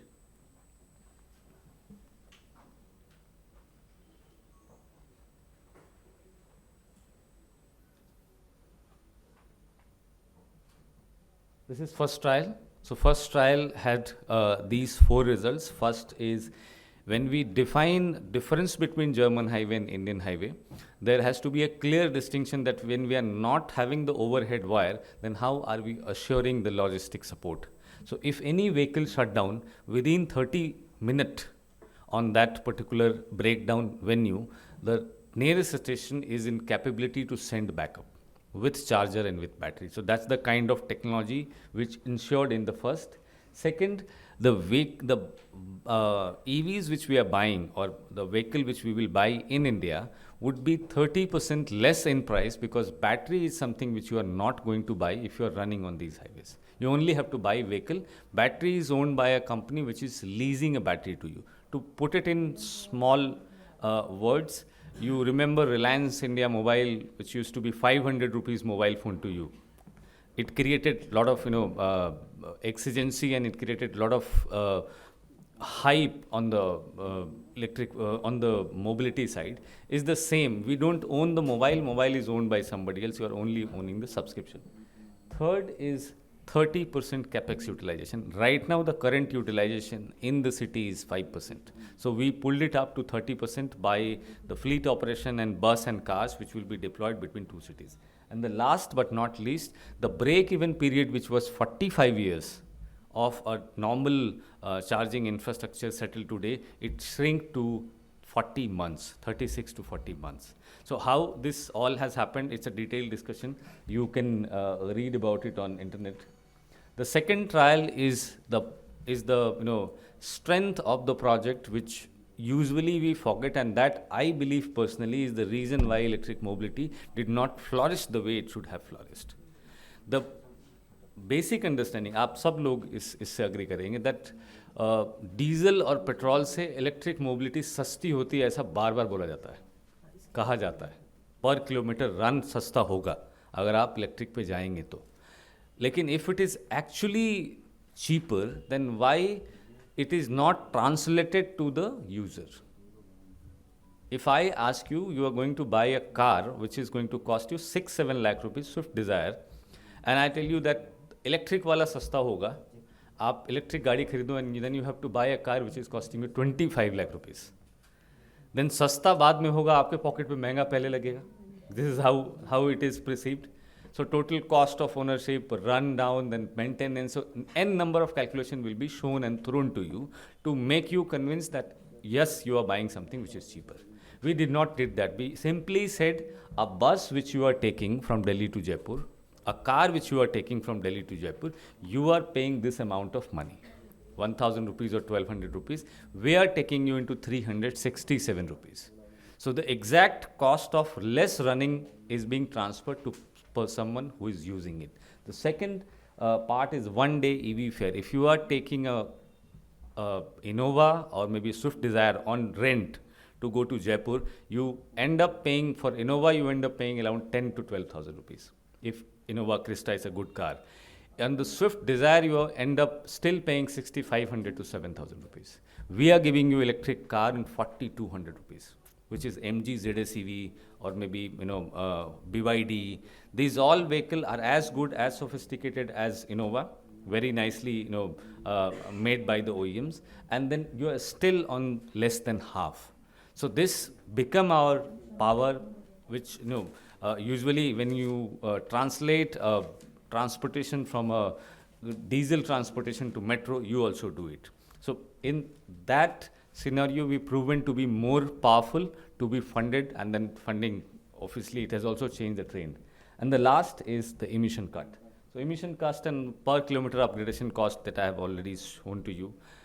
Two more things only I wish to only add into my presentation is this have to have a hydrogen insertion in terms of next future mobility, whatever it will come. These stations would have hydrogen capability.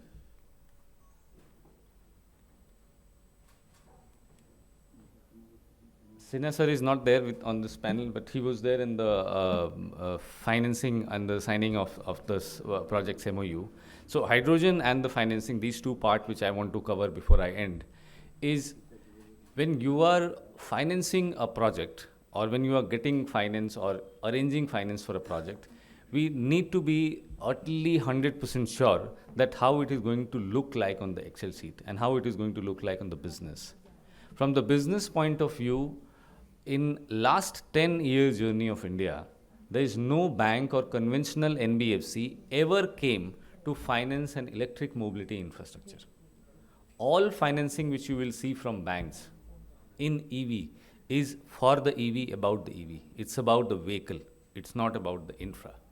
This is the first infrastructure which is covered and which is financed by HDFC Bank on a 1-year moratorium period with 3,672 crore rupees for the construction of all 5,500 kilometer highway from Delhi to Jaipur, and then Jaipur to Mumbai, and Mumbai to forward it goes to Kanyakumari. And during this period, during this space, it is on 0% interest. So the climate financing, or what we call the green financing, the instrument is a part which is still missing. This was created for the project, but I'm not happy with only one financing and one project or one example of such. There would be more requirement of commercial green funding, financing, climate financing to hold the kind of decarbonization country is looking at it. And to end the last part of our conversation, which connects transport and electric mobility together, is how do we look at it when it happens to this is passenger trial. This is not a truck trial. We did not got electric truck or hydrogen truck to conduct trials. So how do we look at it? The main agenda of our nation is to reduce our cost of logistics. If this has reduced 50% of the fare of passenger, where you have to provide internet, then food, and supply, and driver, and everything, if we go for the net zero trucks, hydrogen trucks, it would be less than 50% of what we are paying right now.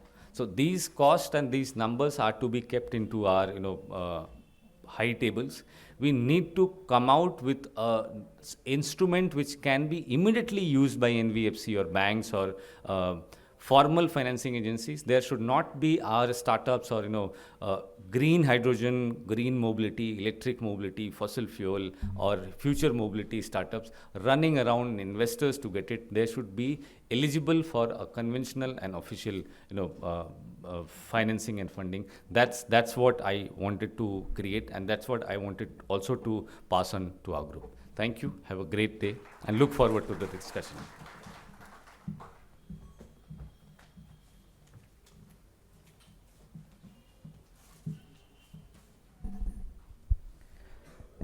Thank you so much, sir.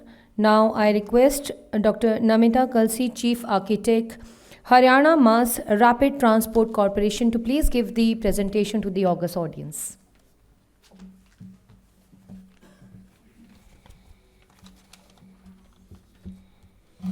When we are speaking about financing of major urban infrastructure project, we have to be we cannot disassociate ourselves from the logistics of the city with respect to its economic position.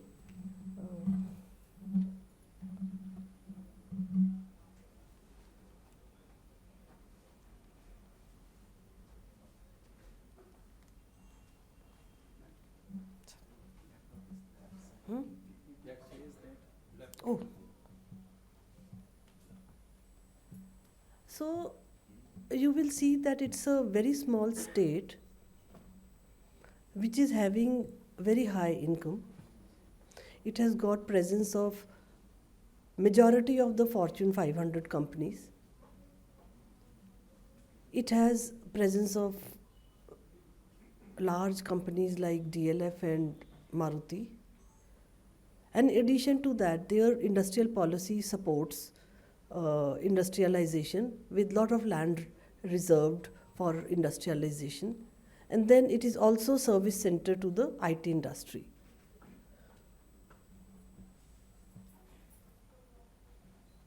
So if we see the juxtaposition of the state, it is located in the NCR of Delhi,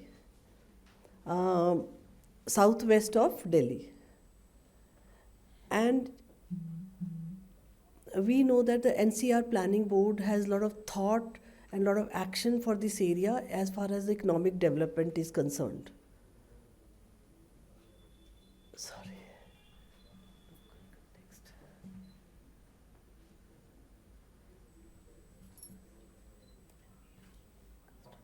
So there is a lot of infrastructure. We cannot disassociate the city from the local, the regional infrastructure, a lot of which is coming up, like expressways, national highways, state highways, major roads and railway tracks. This is the location of orbital rail which is coming up. So why I wanted to show it, that we have connectivity with this rail at one position, that is the Panchgaon. So basically it is these two infrastructure with KMP road which are connected with each other through the new metro which is coming up from Sector 56 to Panchgaon via Manesar.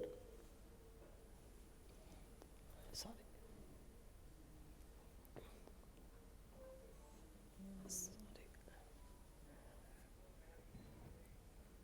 Picture.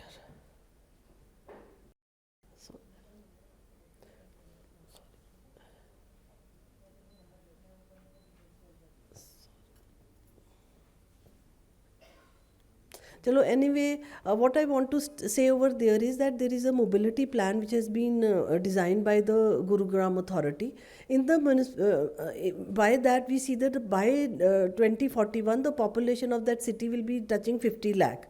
For 50 lakh they have reserved 13% of area under transportation. Now 13% transportation area for such a large area is justified only if we see the mobility plan of the Gurgaon. In this mobility plan, you will see that there are 9 corridors. In the on the National Highway 8, which is now called National Highway 48, there is the RRTS corridor. Then there are 3 existing corridors, which is the yellow line of Delhi Metro, the Rapid Metro. Now these corridors, and there is one this coming up in blue, which is the Millennium City Center to the Cyber City corridor, which is covering about 28 kilometers, and it has got 27 stations. Now the thing is that these 3 corridors are generally like work to home corridors and home to work.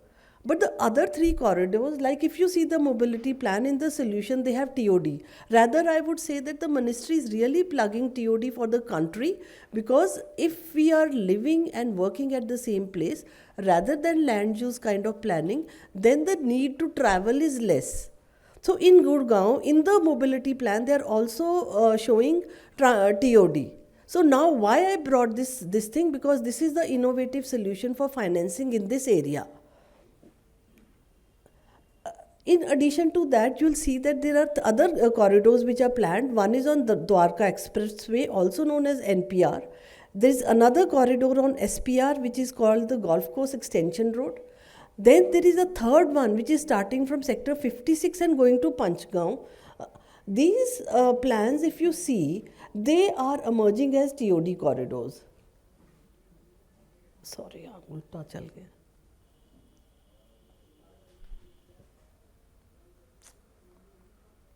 बेटे इसको आगे कर दो आप उधर से.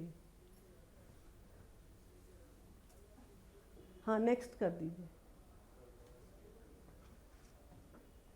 इससे पीछे, हाँ ठीक है, इसको रहने दीजिए, ये मैं बोल दूंगी, ये दिखा दीजिए.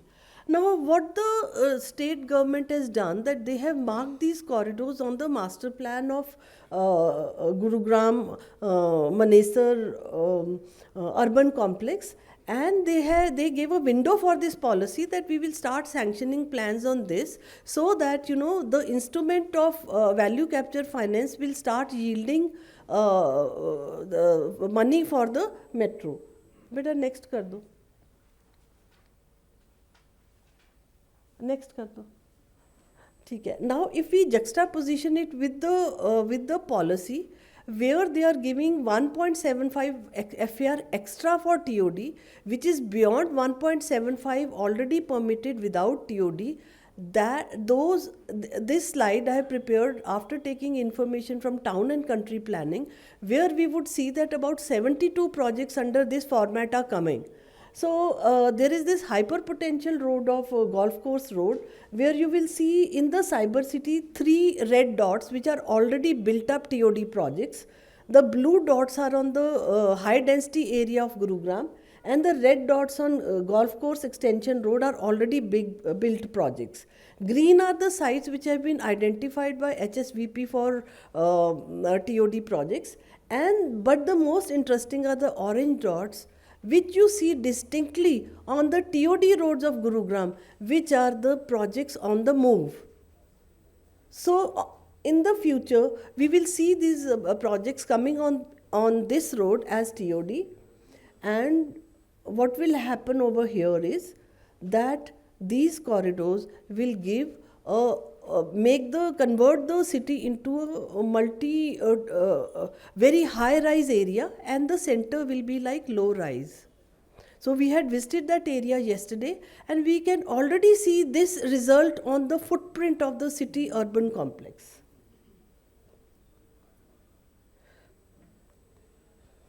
So this is one of the picture where 3 of the TOD towers have come. This is the new corridor, which I now call between 2 things. It is work to home, home to work, but at the same time it is having TOD sites of HSVP. It is costing 5452 crores, 28.5 kilometer, 21 stations and 1 depot.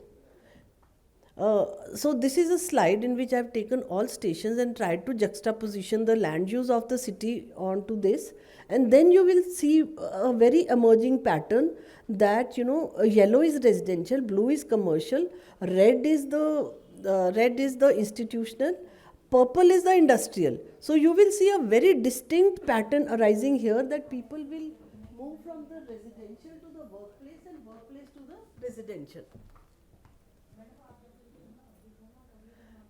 So now with that we can say that the city is prepared for this instrument. Like there are many cities in country which are saying we are not able to implement a TOD. But at this point of time I can't say much. But what I feel is that maybe this is a history in the making. Now if the city is ready, is the government ready? That is a question.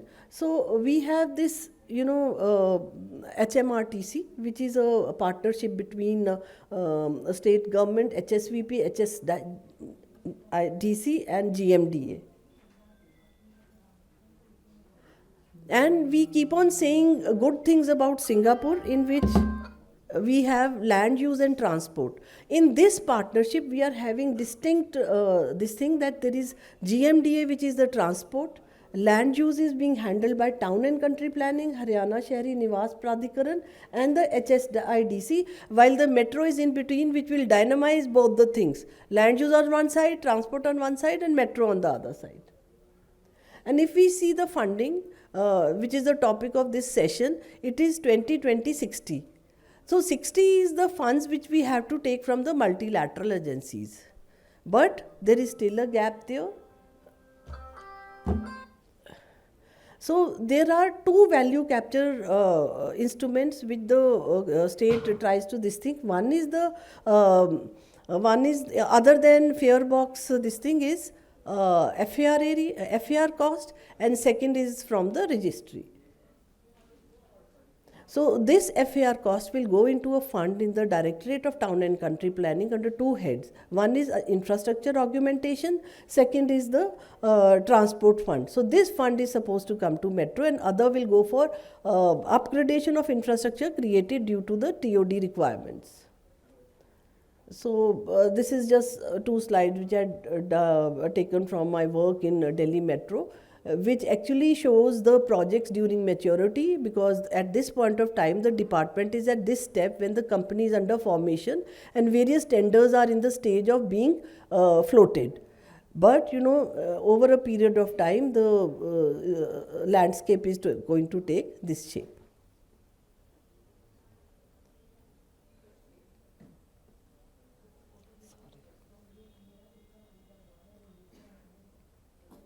So these are some of the stations with property which are under design. Thank you.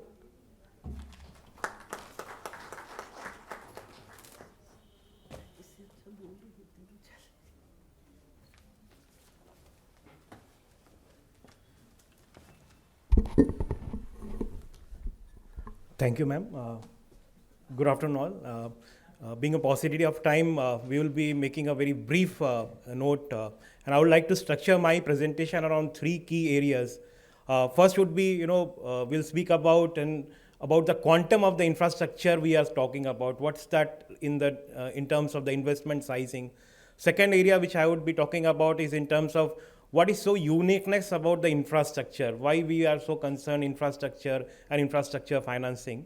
And the third area which I will be sharing with you all would be what has been some of the global examples, what has been some of the successes, how we can actually create some financing mechanism for this infrastructure which is so critical, as we learnt it out throughout this day, today in the morning sessions also. So first I would like to come to talk about what is the quantum we are talking about. So what is this infrastructure investment? The National Infrastructure Pipeline talks about more than 100 lakh crore investments between 2021-2025. We look at mega projects like DFC, like high speeds, again more than 100 lakh crores. The metro systems itself talks about more than 50 lakh crore, which is to be invested in the next 10 years to realize the aspirations as per the metro policy, the need for the urban transportation support and all. The government recently came about 10,000 electric buses. It envisages 50,000 crores of investment. So that's the quantum we are all talking about. It's a lakh crore investments, and the quantum itself suggests that we need to be very sure about how this investment has to be planned, where this all infrastructure projects have to be coming. So that's very critical area about the infrastructure, the sizing, the capacity, the phasing of that infrastructure. Second part is what is so unique about that infrastructure story that we are talking about. Remember, these infrastructure projects are very unique, very different from other manufacturing or other type of investments that has been done. So typically infrastructure projects have a very large cycle. So when we talk about an infrastructure project, we can categorize it into primarily 4 phases. So first phase is the conceptualization phase, where the planning is being made. Second phase is the development and the procurement stage, where we reach a stage where we are convinced that the DPR is ready, so we have the necessary finances. Now we can go for the procurement as per the structuring of the project we have envisaged. The third critical phase is the implementation. So the implementation is again a very critical phase, because the planning, the investment that you have envisaged, that has to be realized through the implementation phase. Then comes about the last phase, which is the maintenance, the operation and maintenance, and very rightly said earlier in our earlier sessions that why right to repair is so critical part of the investment, so critical part of the infrastructure. Remember, as we move into Delhi, if we look at the Delhi metro systems, it is reaching around 15 years of maturity level, and we are now looking at all these coaches which are being refurbished. So remember, the maintenance part is so critical about it. So that infrastructure story we can split into these 4 areas. Planning very critical, very important in terms of as we in our earlier sessions also we learnt the national Prime Minister National Gati Shakti Master Plan. So how the different layers of the infrastructure comes up integrated manner. So we need not only to have a power, we need to have road, rail networks, we need to have see that how the forest areas, the environment, the sustainability part of the infrastructure development is taken care of. And remember, the private sector is also very critically looking at these planning stage, because they don't want a facility which they are investing has a competing facility nearby, and some roadblocks which comes in terms of the approvals related to forest clearances, to the national sanctuaries, archaeological sites. So these are very critical aspects, and the government is very rightly taking care of through that. Though that confidence is brought about that through that integrated planning. So that's the critical part during the planning phase of it. So when we come to the why this the financing is so critical. Remember, this infrastructure projects, they take typically 3 to 5 years of a cycle to reach a procurement stage. So when we conceptualize, plan, we have a procurement system to follow. So that's a 5-year journey that typically an infrastructure project takes place. And then comes the implementation, again 3 to 5 years. And then the operations and the maintenance, which continues for based on the life cycle, the nature of the infrastructure that is being planned over it. So we typically have seen these infrastructure investments, they have a financing period of say 10 to 15 years. So that's the quantum of the payback, which we say crudely, if we say about the payback period. So that's something that it requires around 10 to 15 years of a lender to get its money back, and which also may have some sort of a moratorium period of say, like earlier we mentioned about a 1-year moratorium. So it can be a 2 to 3 years of a moratorium period also. That's how infrastructure financing is so critical, so difficult, though challenging, and how we can overcome those the challenges around infrastructure financing. Typically, we have seen some of the very innovative infrastructure financing in India itself is that Konkan Railway. It had its infrastructure bonds issued for the first time for financing an infrastructure project. So that's one way of looking at it. Globally, if we can look at it, it's the Hong Kong metro system, which typically comes as a very success story. So that's a very value capture financing led investment. So the way it is planned is that I monetize a certain land parcel and takes the proceeds out of it to build a metro system. So my planning as well as the capacity which I am creating for the citizens goes hand in hand. So I derive value from the property which is being developed around those metro systems. I get enough value to create a metro system. So that's we say value capture financing, we can say transit oriented development. So that is how one way of looking at it is that how innovative financing has helped us. Typically Government of India have also come out of various NBFCs that we were talking about, especially in the infrastructure sector. IIFCL, for example, not many of us may be aware that the only station which is being developed in PPP mode in India is actually financed by IIFCL.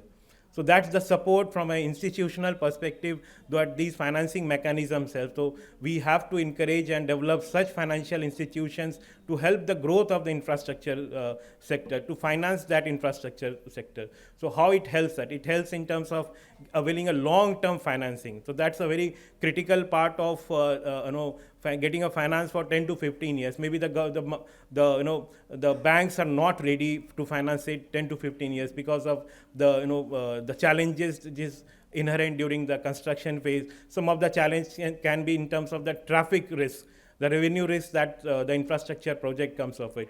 So that again helps, this type of financing helps to have a long-term financing.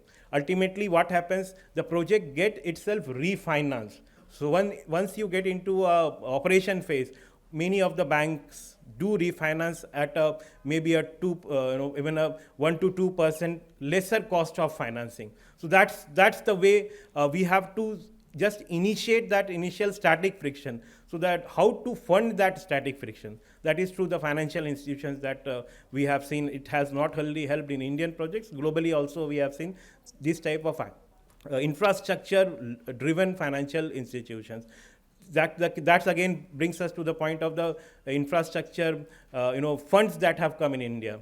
So they typically are those refinancing agents. We see many of the road projects, many of the projects which are operational, they are being taken over by the funds.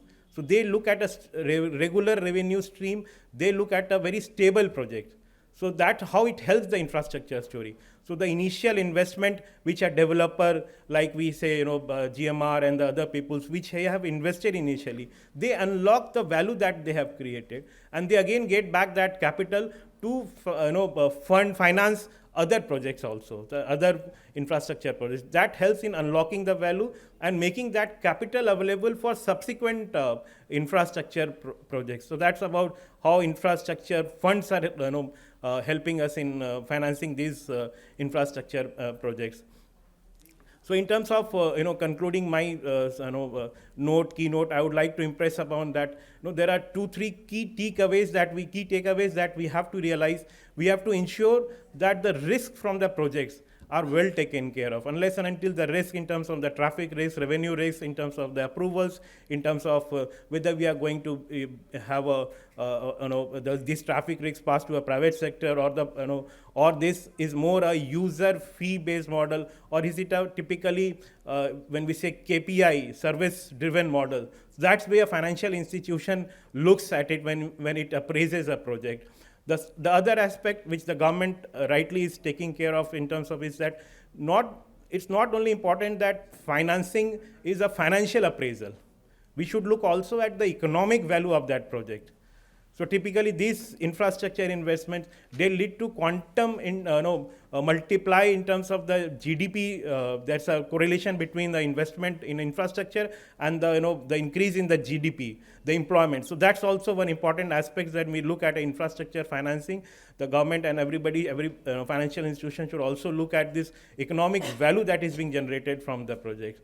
The third part that is very critical is that once a good project is planned and structured, it is bound to success. And there which I give hats off to institutions like the Vadodara institutes, which are creating that manpower, that knowledge base, in terms of the PM Gati Shakti master plan. That's a very integrated model of development. We have to ensure that the projects are planned effectively, they are phased effectively in terms of the creating a capacity and the demand. So if we take care of these broadly, these three aspects, I'm sure we will be able to meet the needs, the aspirations, the quantum of the investments that the infrastructure story requires. And if we want to remain competitive, and just one last point I would like to add, that's earlier in our session we were talking about how much savings we get if we decrease the logistics cost from say 13-14% to 8-9% single digit. So not only that saving leads to more utilization of that fund from social needs, it also makes you more competitive.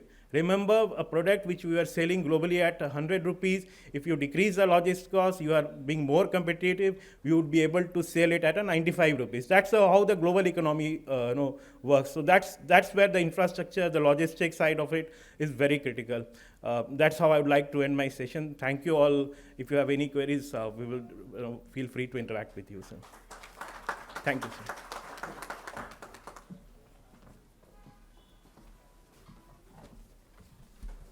Thank you so much, Nitin sir. Now I request Shrimati Mamta Shah ma'am, MD and CEO of Urban Infra Group, to please kindly present the memento to our honorable dignitaries on the dais. Mr. Abhijit Singh Sinha, National Program Director, Ease of Doing Business.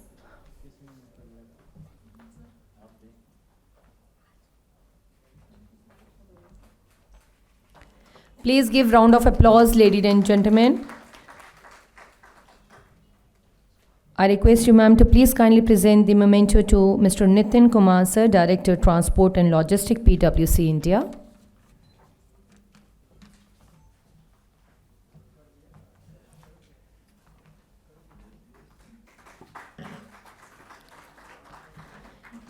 and to Dr. Namrata Kalsi, Chief Architect, HMRTC.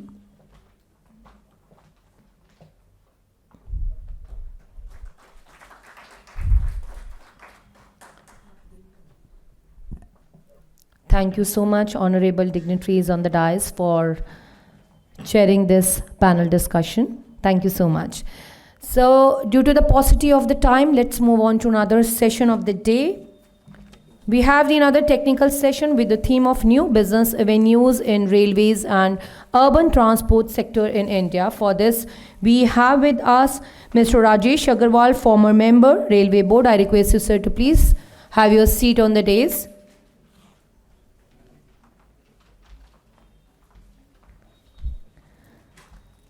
Sir is currently serving as advisor at Tata Steel Limited. Mr. Rajesh Agarwal, a former member at the Railway Board and a 1980 IRS ME officer, is renowned for his expertise in turnaround management and manufacturing.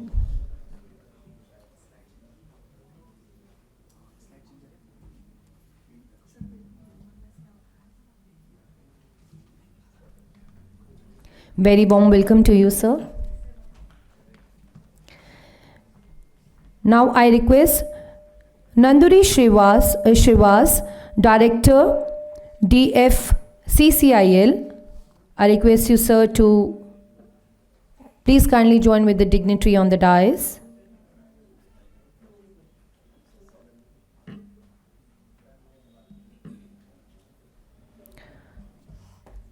Sir has experienced Indian Railway Traffic Service Officer, now hold the role of Director at DFCCIL with the Master in Agriculture Economics and Certificate in Leadership and Strategy Management. Srinivas sir has a diverse educational background. A very warm welcome to you, sir. Let's move on to another panelist. Mr. Anil sir is a Director of LEAP Infra Sales. I request you, sir, to please kindly join with the dignitary on the dais.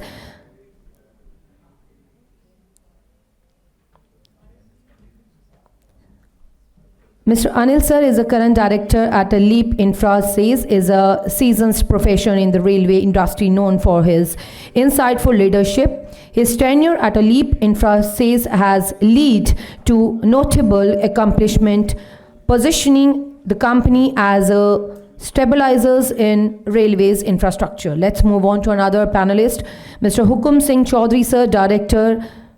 I request you, sir, to please kindly join with the dignitaries. Sir is serve as a director at EGIS India, overseeing project management, consultancy and design initiatives in the railway business lines. With over 35 years of experience, he held key role in organization. A very warm welcome to you, sir. Now I request Mr. Ashish Singh, sir, Vice President, KEC International. This session is basically moderated by Mr. Ashish sir. Ashish sir is currently serve as a Vice President at KEC International Limited, bringing over 31 years of extensive experience in the railways and metro sectors. His career includes significant role in the esteemed organizations such as Pratibha Industries Limited and Reliance Industries Limited, where he plays a key role winning and executing major projects in metro rail. I welcome once again for the session and hand over the mic to the honorable panelist of the session.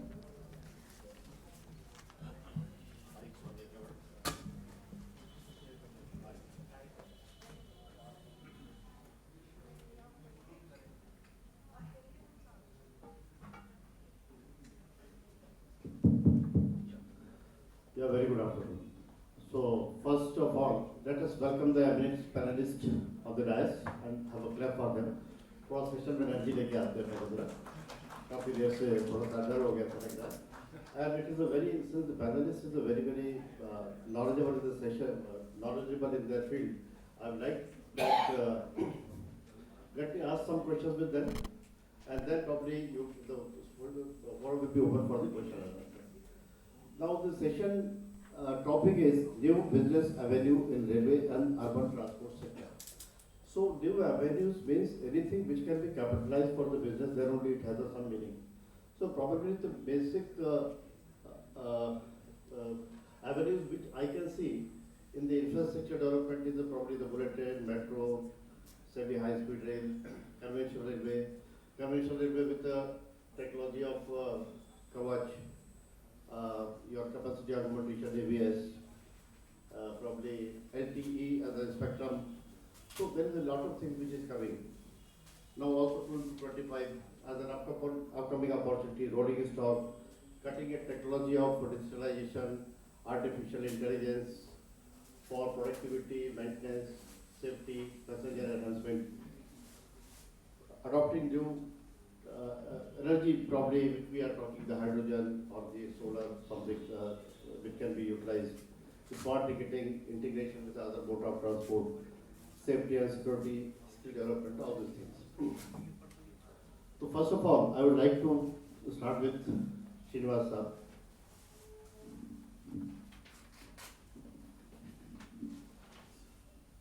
Sir, DFCC is actively working with the development of multimodal logistic park, freight terminals, and their integration with the DFCC stations. Could you please share the key insight and the current status of this initiative? Number one. Number two, can you also update on the current DFCC ongoing project and their timeline? Please.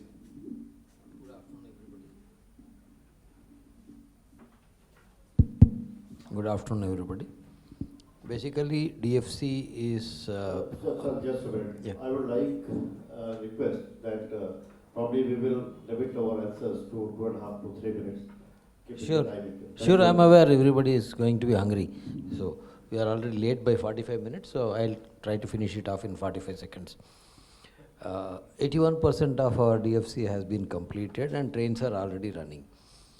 We are running basically the freight trains. But let me just tell you only one thing. When you are talking about business opportunities and all, DFC is a separate ecosystem. Though traditionally we are running all the freight trains of Indian Railways, we are trying to develop a different ecosystem of running freight trains as per the customer's needs also. So we have brought in certain innovative practices like trucks on train. We have also started aggregation business, as we lost that aggregation business to we tried through containerization, we tried through freight forwarders, but it did not succeed. So we are now roping in e-commerce and other people and trying to do that door-to-door campaign that is going to come through. So with 81% completed, we are now targeted to complete everything by 24-25 financial year. So that will revolutionize the entire freight movement in the country. We are now trying to break two shackles in the country, Indian Railways ecology. One is the class system, second is the size. Indian Railways remained a bulk transport, leaving out the small entrepreneurs and the small cargo. That's how out of 6,000 million tons of the cargo which is available in the entire logistics, we are only confined to 1,500 million tons. So we are now after that blue ocean. Now, second thing is the class system. Like Indian social society, we are also divided by the classes. The same wagon will be allotted to different commodities of different classes, charging differently. So we are now coming to a sort of an agnostic system wherein we are recommending a rate system which is class. It is not class based, it is going to be path based, and it is going to be capacity based. So these are the new things which will come. Thank you. Thank you very much, sir. Sir, can I also understand what are the upcoming plan and the initiative in the future for DFCCIA? I think I have covered that already.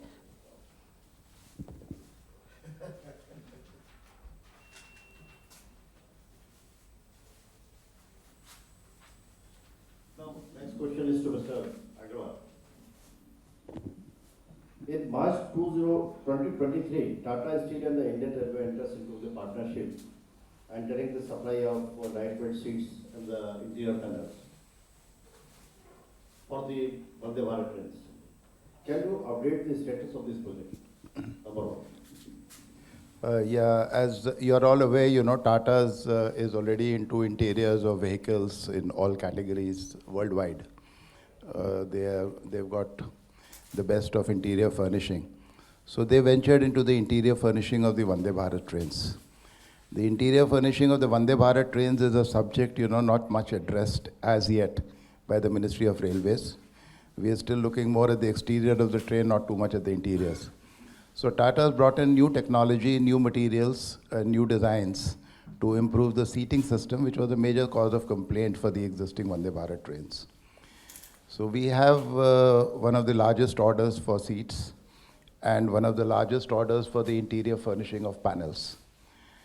Now, unfortunately, since it has been distributed and dispersed among so many vendors, and ICF has a policy of supply just in time. So they tell us that, okay, for the next train, please supply.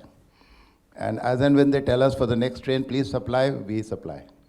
So as of now, as far as Tata's is concerned, it's like virtually unlimited capacity. It's like virtually we can exponentially increase the supply.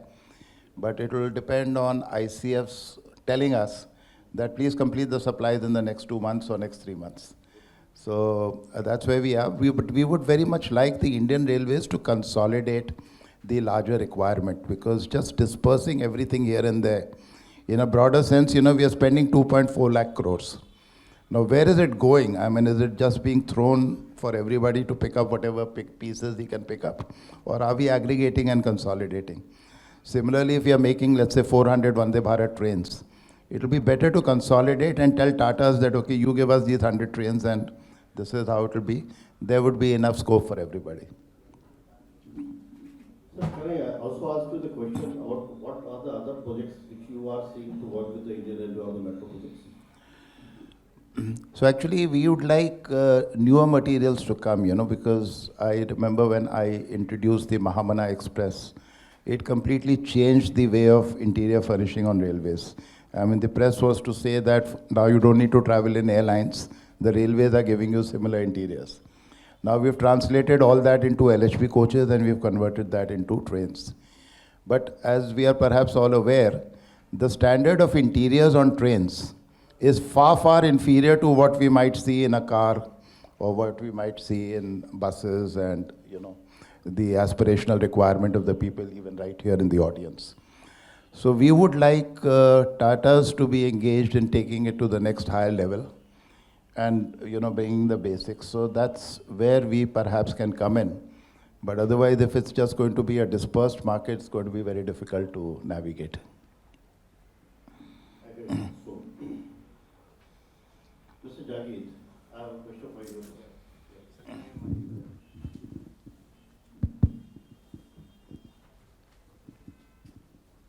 You see, first I want to understand your primary projects that you are presently engaged with the metro and the Indian Railway. All right, okay. So namaste and good afternoon to all. You see, I am also from Indian Railway background and I started my own consulting firm which is about 12-13 years old, Leap Infrasys Private Limited. And we are into system design, all the rail systems which include track, traction power, AC and DC, 2x25 including signaling and telecom, platform screen door, AFC and all those systems. And currently we are engaged with a few of the metro like UP Metro, Agra Metro. We are doing the traction design, TVS design, E&M design. For Kanpur Metro, we are doing the traction system design. For the RRTS project, the Delhi Meerut, we are engaged by IRCON for their designing of the power supply system. Then a unique kind of a niche capability that we have developed over the year is about the system study, which include the traction simulation, the tunnel ventilation study, the EMC study, the system assurance, the reliability studies, and we have many clients by now. You see, until very recently, up to 4 to 5 years ago, it was thought that those studies can only be done by the foreign firms. Now we are doing it not only for Indian client, but for the foreign client also. So that's a little contribution that we have made in, I would say, at least design in India, if not make in India. So yeah, that's what we are doing currently. Great. So there will be competitive courageous. The question will be different to it is top. So the next question to you. Since India is working for the mission of for increasing the speed of trains to 160 kilometers per hour on water routes. In this regard, I want to understand what is your perspective on this initiative, number one. In your opinion, what challenges might Indian Railway encounter in this project, and what are the possible solutions you see for it? Okay, so Mission Rastar is essentially increasing the speed of the freight train from the 25 kmph out to doubling it to 50 kmph, and increasing the speed of the passenger train from, I think, 50 or so, average speed from 50 to 100, and utilizing the 160 kmph of the Vande Bharat capability. So that essentially requires the straightening of the track, which may not be really easy. It's a very challenging task. The built-up track which is already there in the city environment, the urban environment, it's very difficult to straighten them up. So I believe the solution, without being said so, could be laying the new track for the passenger transport. So to my understanding, a couple of projects are already under feasibility study by Indian Railway, that Jaipur to Delhi and Bangalore to Chennai. There could be more projects also. So as soon as those things are completed, the tracks would be straighter when we are building a new track, which could be fit for 200 kmph. Vande Bharat can easily run, new generation trains can run there. And then the existing track get released for the freight only, so thereby increasing their speed as well. Yeah. The question was primarily to the current corridors where the trains are running. What is to be done on a different terrain with the power block, traffic block? So you see any challenges in So that? it's really very difficult. You see, already our lines are oversaturated. We have a certain capacity, trains are being run more than that. So getting a block for doing the track work, the fitting the new coverage system, new signaling system is a big challenge. So that's why I'm saying, without being said, so railway may be perhaps silently moving towards laying the new tracks for the passenger system. Srivastava, you want to add anything on this? Look, basically when you talk about the maintenance or introducing anything, it's under the traffic conditions is really difficult, wherein we are already oversaturated. Now, one question which he has also mentioned is raising the speeds. We have, in DFC, we have produced a system availability index, wherein the downtime of the system, we will get the downtime basically because of infra downtime or the services downtime. So we are actually measuring. One way of improving the services will be correcting those errors, those defects which are happening, and ensuring that the downtime is limited to the maintenance period. So because maybe it is because of the new system we have followed, we are able to succeed in giving the blocks or whatever. But the same thing we are recommending, and it is being now done. Indian Railways has already come out with a rolling block program, and the maintenance schedules are now being given across the Indian Railways. So hopefully in the next maybe 1 year, it will streamline and will come through. So as far as we are concerned, raising the speeds will be directly possible with reduction in the downtime of the system, which we have very high level at this stage today because of both infra failures as well as the service failures. Yes, the question why I asked, because most of the infrastructure companies who are associated with this, they are working on these various segments, whether it is a realignment of a track, whether it is a OHG modification, whether it is a cover. So all these things are coming together with the downtime of sufficient downtime, which requires sufficient downtime. The power blocks and traffic blocks are not available, and the projects are getting delayed because of these issues. So it is a forum where the panelists are here and they were very, you all are here and the people are working on this segment. So that was the reason for this question. Mr. Urban, I have a question to you, sir. Yes, please. What are the key initiatives has Regis implemented to foster the smarter and more sustainable mobility in the metro and the railway sector? Number one. What notable advancements and the innovation should be embraced? Good afternoon, everyone. Aegis is a French company, and I'm happy to share that 26% of the shareholding lies with the employees. There are very few. So there are very few companies having so much percentage of share to its employees. So we are more than 25 years old in India, and we have contributed directly or indirectly on almost all the metros. Though our contribution on the convention rail, we are starting now, entering into PMC and other areas where we can help them. We do have a Aegis Development Fund, which we use exclusively for environmental issues, R&R issues, and we are very sensitive to environment rather. We have Aegis Fund at the global level to help improve the environment and the ecosystems. Coming to what we did, I would like to quote one example at Surat, and we were contributing to a flamingo rehabilitation plan on Tapi River, which was very unique, really, and very close to personally at my heart, because I was team leader for that. And we worked 7, 8, 9 months along with all the stakeholders in Surat, which is as good as, let's say, Indore city, another second running smart city in India. So that was our one contribution. Generally, we are contributing towards the system side of the railways. Mumbai Line 3 is another marquee project where we are proud to be associated, which is likely to be commissioned in 2024 in phase 1 and phase 2. So going forward, we are conscious of the fact that AI or the digitalization is the future. We need to be sensitive to that, and we need to be working towards that.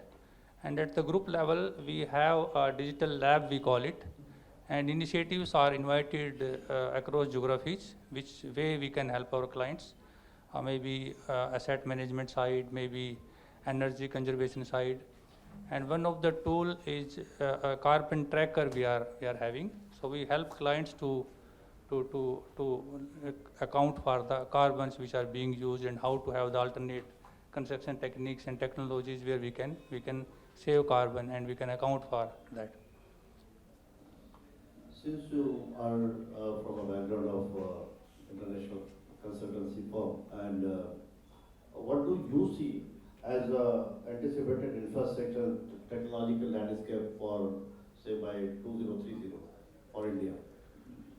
Yeah, we have to be a 5 trillion economy, of course, and the economy is largely driven by infrastructure.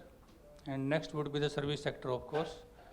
And infrastructure, I would take you a little aside to the Metro Policy 21/7, which is very exhaustive document, and I would be very happy to congratulate MOUD and other stakeholders. So we have given all the options, funding options, the partnership options, and the bundling and unbundling of the stuff. So the knowledge accumulation is mostly over as far as MRTS projects are over in the urban scenario. Now we have to act, and we have to act fast, because there is a cost to delay, and that is a huge cost. So we need to plug that cost, and that the surest way is to involve all stakeholders, and which we are involving, but we still need to work towards that, so to minimize delays. One of the panelists from MMRD earlier pointed out that delay in his presentation slide. I was very happy that the government side is recognizing that. So we have to plug delays, and we have to move forward.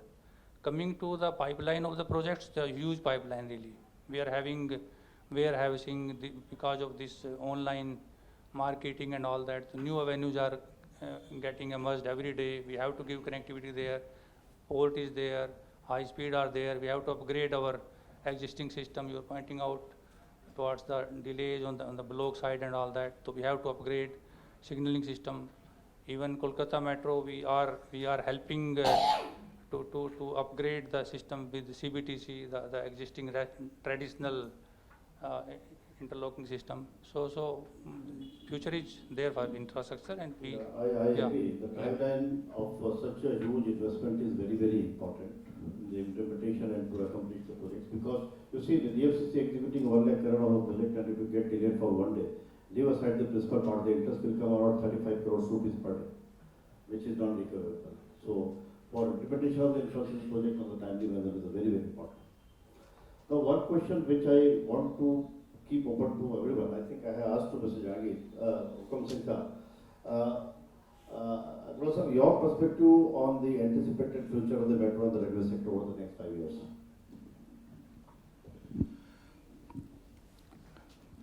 I'd like to say that we have very laudable objectives, 5 trillion economy and developed country by so-and-so and whatever.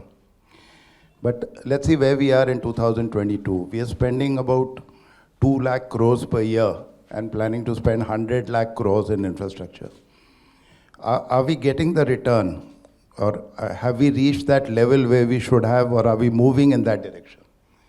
We had a session in the morning with academicians, the theory is going on well. Now we've had sessions with the professionals. They are geared up to deliver. But we still seem to be completely stuck. So what it obviously means is that the theory and practice, they are not going together. So quite fundamentally, as far as railways are concerned, after having spent lakhs of crores per year, where we are earlier spending a few thousand crores per year, have the number of passengers increased? Perhaps no. Have the number of freight increased? Perhaps no. We've got some 19 or 20,000 wagons lying idle. Has the speed of the goods train improved? The answer is no. Just recently there was an article on how the speeds have actually reduced. Have we got so many hundreds of railway stations, smart railway stations? Perhaps no. So we've not, moved in that direction. So I think we require now a serious course correction. And then we can say that we can move for the next 5 years. Because right now what's happening is the theory is not getting converted into practice. Now very specifically, rather than, as far as railways are concerned, the railways in the current sense are not going to be moving much forward because 99% of our passengers are not perhaps what we see in this room. They are those, who you can crowd like sardines into a train. And the remaining 1% don't want to use the train, they'd rather take an Indigo flight or whatever. How do we get them onto the train? In Switzerland, everybody wants to use the train, whatever, whichever category he is. He wants to use the train. But here, how do we get these guys into the train? So we need to address that. And I can tell you as a member of the railway board, we had done a huge amount of transformation, I can discuss it with you separately, on how we had actually got people to start moving into the train. So the serious course correction is required. And very specifically, we've had for the last 150 years trains running from every place in the country to every place in the country. Because every parliamentarian wants from his constituency to be everywhere else in the country. That's not how railways work anywhere in the world. In the railways, you have point-to-point intercity movement. Then you transfer into regional movement. You transfer to suburban movement. And the last mile is given to you by the metro. We envisaged this when I was a member of the railway board in 2019-20. So we moved the Vande Bharat train as primarily an intercity train, which will have a range of 800 to 1,000 kilometers, and get the people so that a sector like Delhi-Banaras, where people projected zero traffic, we've never, now the waiting list is also not available for you. So we need the Vande Bharats to become point-to-point trains. We want the memos at 160 kmph to become regional trains for the last 300 to 500 kilometers. We want these suburban trains at 130 or even more to become your suburban trains. I can't run a train in Mumbai at 90 kilometers per hour across that busy Mumbai section when I can run it at 130. So that is a serious change that has to take place as far as railways is concerned. And we need to see how in the railways we can at least emulate what trains are doing, not maybe in Western Europe or North America, but even in some developing countries of Eastern Europe and Turkey and such like. So that's where I think, railways is to have a serious course correction. We should get together and work on this, maybe some steering committee or whatever. Urban Infra works on that. Thank you. And I'll just finish with the metro. So now we have these metro trains. You just told me that Delhi Metro is getting into a problem. For the last 20 years, we've been thinking of having an urban metropolitan transport authority. And in 20 years, it has not happened. I cannot understand why it cannot happen in the next 30 days. It's being discussed for 20 years. So you can't have metros. You have a high-speed train, that's a separate thing. You have an RRTS, that's separate. You have a metro, that's separate. You have a bus transport, that's separate. You have some Delhi suburban with Indian Railways, that is separate. You don't have a metro transport authority.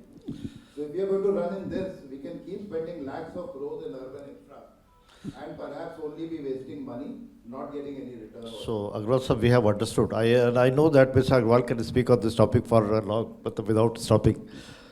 So, this question is to you, Mr. Srinivas. I have a little bit positive mindset about the way things are happening in railways right now. Every one of us knows what exactly is the problem. It is basically we want more number of trains to run, and we want more number of passenger trains to run, more number of.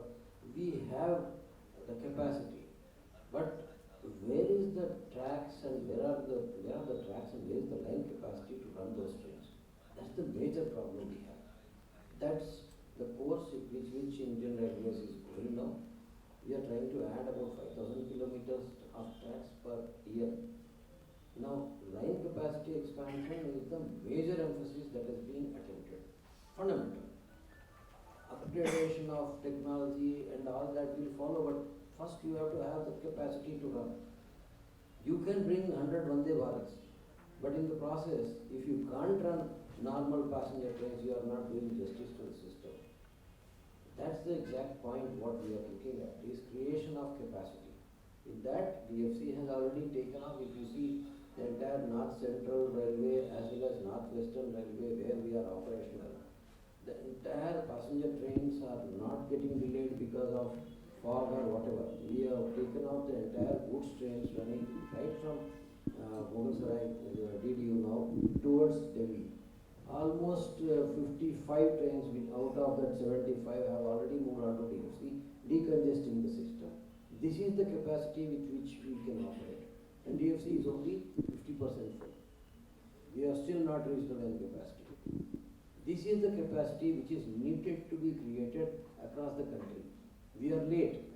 So that's where I would say, sir, you have seen, you tried to create it, but now with adequate budgetary allocations coming through, we are hopeful of getting that line capacity through. Now, I think everybody is familiar with the line capacity expansion programs which they have given. We still say multi-tracking is good, but you need separate tracks. Within the same existing two-line system, if you want to add 4 lines and run exclusive freight, it is not possible. 2006, a lot of manthan has taken place, and then people have decided that you need to have separate freight, separate the freight system and the passenger system, and upgrade the passenger systems in such a way that speed differentials between the trains will come down. The regional trains and the long distance trains, they should be segregated, they should run differently. I think that sort of a continuum in thought process, that is what is required, what you have advocated. I agree with that. But the portent of things as we see now is capacity expansion and the technology expansion. But what I foresee is much more what is required is the thought process. Are we in the same building the ecosystem as required, or we are going in fits and bursts movement? That is the only consideration which we need to see. Like for example, when I said DFC, when we have done it, I was just going through the NHA presentation where he said we have transferred the benefit to the customer. Now here the question is, when we have brought in a system, have we transferred the system? We are not able to transfer the system, that benefit to the customer, except the speed at which we can move and the logistics cost where he will get the benefit because of the speed. That in the today's supply chain system where people have already built for time, if we say we have reduced time, he says, I have already built in. So then what's the benefit that I am getting it? So there is a thought process which is required. I am struck with one particular thought as a railwayman when he said he is able to bring the trucks and operate the trucks with such low cost, and the electric trucks will come with national highways expanding. Where is the possibility of Indian Railways getting more traffic? unless we change our mindset and try to come out with some certain innovative solutions which are useful to the logistics industry. And individual entrepreneurs should be having some motivation to come to some economic system. He will go for the economic system which is easy for him. So we need to change the logic, that processes which we have been bound. One system which we are talking about is an agnostic pricing tariff system. Second thing which we are talking about, the size system. So the capacity increasing ultimately has, probably first time in DFC, we have built the capacity far ahead of the demand. And we are now searching for the demand. Where are the number of trains that can fill our tracks? So this is the solution where Indian Railways is going ahead, and we are now looking at fulfilling that particular ambition of, increasing the capacity. We have already done it. Second, we are now increasing the terminals and coming out with business solutions.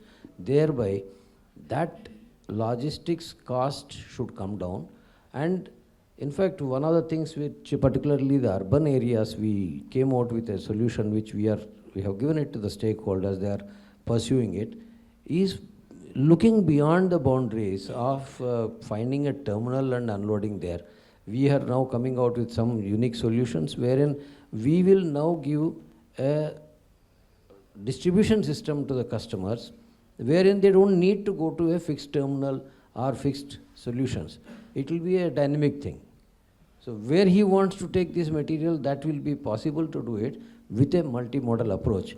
That is what we are driving in. So these sort of things have to come. The thought process has to come. That's the potent, and I'm happy to note that this is happening. Good, sir. So the last mile connectivity for any infrastructure railway transport projects are very important. Mr. Jagid, your views on this? While I'm not an expert on this, but I share a very positive outlook that new tracks, new line need to be built in the country, and the passenger and freight trains should be segregated to achieve the higher speed objective. Yeah. So I think the objective of the government and the general direction is that all the funds are available, intentions are there, but since I'm talking from my perspective as an EPC company, but it is not getting translated right at the ground because still the mindset has not changed. Many things have started changing in the recent times, and things are started moving now in the direction which the government wants to move. And as far as the line capacity concerned, issue is there. So probably it is not going through the high capex cost of multi-tracking or new lines. Probably it is going through some technological advancement of ABS. The entire 64,000 kilometers of Indian Railway network is going for auto block signaling. LTE is coming as a safety. Kavach is coming as a safety. So I think I'm generally positive on this. Similarly, in the metro segment, the old construction methodology of laying track with the ballastless top-down method of old technology is slowly going out, phasing out, is coming with the new slab system or precast system, having better quality, better life cycle cost. So I'm generally positive on this. With this, I open the forum for the question answer if there is any. You see, I would like to say one thing. More we do, more we need to do. And academics, I was very happy to see this Gati Shakti Vidyalaya and that transport university in Lucknow and Railway Academy and all that. Academics demand some rigor for robustness of any scheme, any research, anything. But industry want a solution, ready-made solution. Okay, give me, and I as a project manager, I'll implement it. So maybe we need to marry the both, and close interaction has to happen. Industry has to involve academics, and academics has to venture out from the campuses to see the areas and to work together. But we should be very positive. Many things have happened really. We share concern of sir that things should have been better. We are slightly late also, because this academia and industry thing has already been happening in Europe, but definitely it has started happening in our case also. 25 years before, when Delhi Metro started, and we saw that barricades were erected and it is written with the chief safety officer certification that this ladder is safe to use. So we were not believing our eyes whether we are in our country. So lot of work has also happened, and lot of work is happening, but more we do, more we need to do. That is there. Thank you. So any question? Yeah, please, sir. Can we pass on the mic there?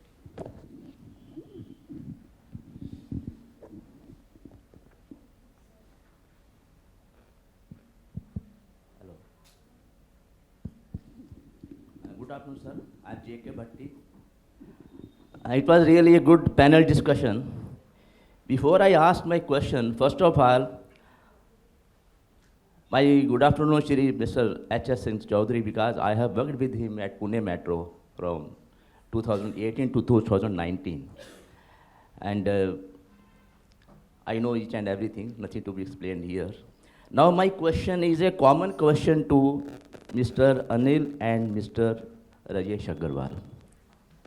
Sir, as you are aware that Vande Bharat Express, that is T18 trains, run for a distance of 500 kilometers. And Vande Bharat Metro train, which is India's first indigenous train, semi-height, is designed for a distance less than 100 kilometers. My question is, the Vande Bharat Express trains, the maximum speed limit is 180 kilometers per hour, and the permissible limit is 130 kilometers. Now today we are talking about the beautification of the coaches, then the coverage technology, maintenance of track. My question is, because in Indian Railways we are having a lot of kilometers, and what will be the technical, so my question is from technical and feasible point of view, feasibility point of view, what can be done to increase the speed of existing trains and Vande Bharat trains under the limitations of the existing trains? So perhaps I think the audience must be aware that in 1964, I think during the time of Lal Bahadur Shastri ji and a little later, the Indian Railways introduced the Rajdhani Express. That was to run at 120 kilometers per hour. And at that point of time, RDSO was mandated to increase the speed of all trains in the country to 160 kmph. That was 50 years ago. We have track standards, we have rolling stock standards, we have everything that is available to reach 160 kmph. Now, unfortunately, it was only about 4 years ago that we managed to reach 130 kmph. So that is when we integrated everything, we increased production in MCF, and we changed all the trains to LHB, we removed the ICF trains, and we could increase to 130. We were hoping that about 3 years ago, at least from Delhi to Indore, via Mathura, Savai Madhopur, Gangapur, Nagda, Ujjain, direct to Indore, we can run a Vande Bharat train. The range should not be 500 kilometers. We are looking at not less than 800 kilometers and perhaps up to 1,000 kilometers. An average speed we are expecting at not less than 100 kilometers per hour, but perhaps 110 kilometers per hour. It can accelerate in 1 minute. So you're looking at least 110 kilometers per hour. Now, if we are going to introduce Vande Bharat trains at 65 kilometers per hour and congesting the existing section, then we are just going back. So we need to now reintroduce these trains as point-to-point trains. And today, it is possible that if we introduce the Vande Bharat via Kota and we take it to Indore, I can have a Vande Bharat to Indore in a day service, morning, evening. Today, in fact, why should I take this Vande Bharat only to Bhopal? I can split the train in Jhansi, take half of it to Khajuraho and take the remaining half to Bhopal. So we have to now, as Professor Chaudhary in the morning very rightly said, we cannot extrapolate our way of working as we have been doing for the last 150 years. We have to unlearn and relearn. Now, how did we increase the production in MCF from 500 to 5,000? It's not because we extrapolated. No, we had to unlearn and we had to relearn. How did we convert all trains to LHB, which had not been done for 20 years? Because you had to So today, you're very right. 130 kilometers per hour, we have to make it as a mandate. And 160 kilometers per hour, maybe in the next 365 days. At least one section can be introduced. Why can't I at least 150 kilometers we have tried on the Konkan Railway, we have tried on the Delhi-Kota section. We've tried it before. We could run the Talgo train in 12 hours from Delhi to Mumbai. We were planning to run the Vande Bharat in 12 hours from Delhi to Mumbai. So I think we have to do a lot of unlearning and relearning. It is not going to be merely about spending lakhs of crores of rupees on infrastructure. we have to now, and as far as technology, we introduced smart coaches. Now we don't have any more smart coaches. I think DFC is doing a very good job in introducing predictive maintenance. But we should have predictive maintenance across the country. So that's where the mobility will improve. And then, you know, infra will show you the results. Yeah, okay, so one more question, sir, please. Rajesh sir. It is not a question of what the gentleman asked about the this Vande Bharat Express. See, I just wanted to submit few things. This Vande Bharat is a semi-high speed. This is number one. Number two, the biggest challenge is the current collection.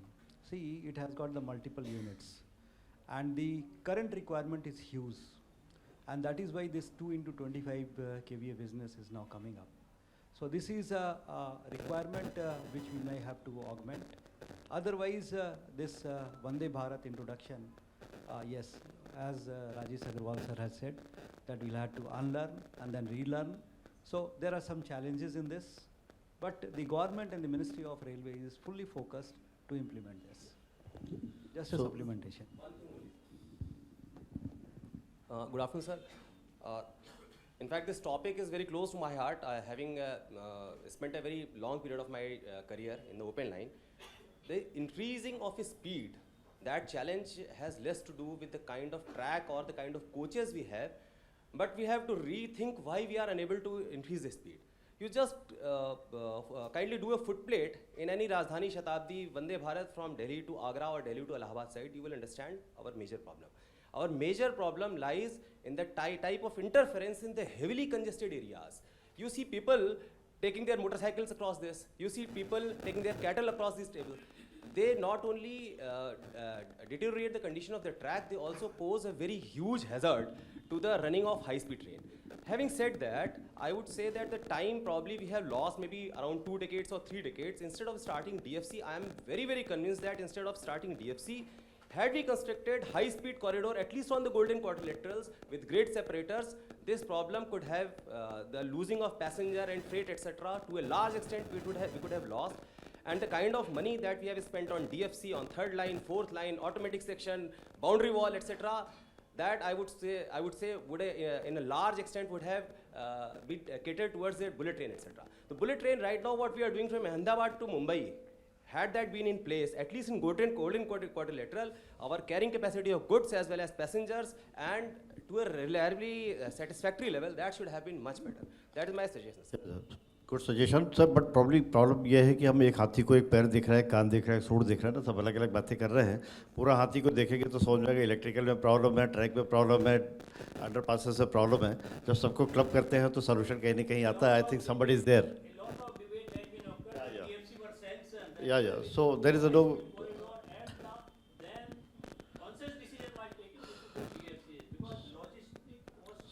So I'm very happy. I'm very happy the kind of responses coming from the audience. So I think the questions were actually good and the responses were good. So that's the reason the questions are coming. With this, I end the panel discussion here. Thank you very much, sir. Thank you very much for joining the sessions. Thank you.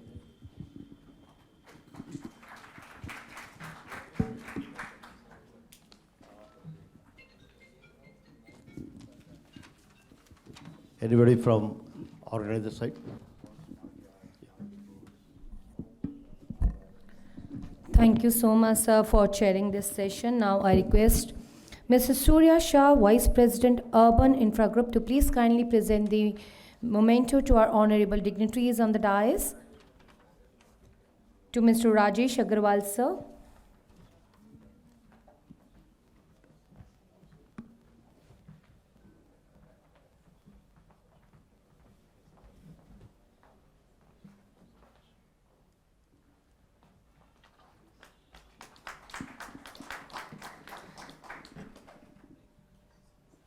I request you, sir, to please kindly present the memento to Mr. Nanduri Srinivas, sir.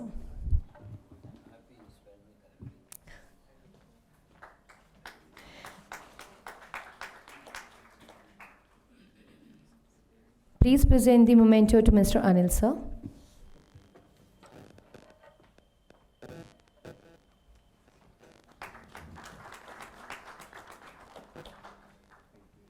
to Mr. Hukum Singh, sir.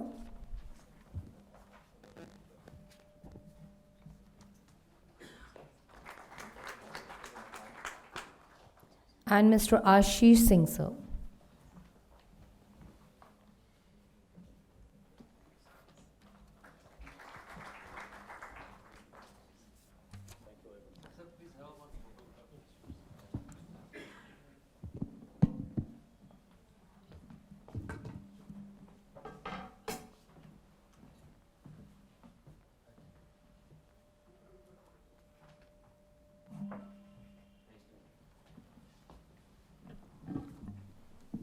Thank you so much, honorable dignitaries on the dais.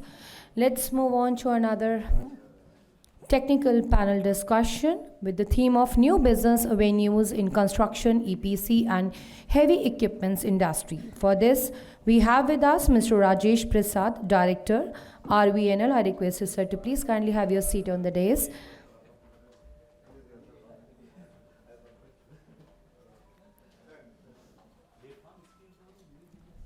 Mr. Rajesh Prasad, a civil engineering graduate from IIT Kanpur and an IRSC member since 1988, served as a Director of Operations at RVNL. Since March 3, 2020, with a robust background in government administration, he is skilled professional in procurement, engineering, feasibility studies and project management in the rail transport sector. A very warm welcome to you, sir. We have the another panelist for the same, Professor A. Rajiva Rao, National Academy of Indian Railways. I request you, sir, to please kindly join with the dignitary on the dais. Sir is currently a professor of NAIR, possesses a diverse academic background with program in artificial intelligence from the University of Texas, Austin and Great Lakes. Very warm welcome to you, sir. Let's move on to another panelist, Mr. Jugal Kishore. I request you, sir, to please kindly have your seat on the dais. He is a ex-AGM Civil, RITES. Mr. Jugal Kishore Bhatti, an accomplished professional in civil engineering, brings over 35 years of experience to the field. He has been recently retired from RITES Limited on the post of Additional General Manager, Civils. A very warm welcome to you, sir.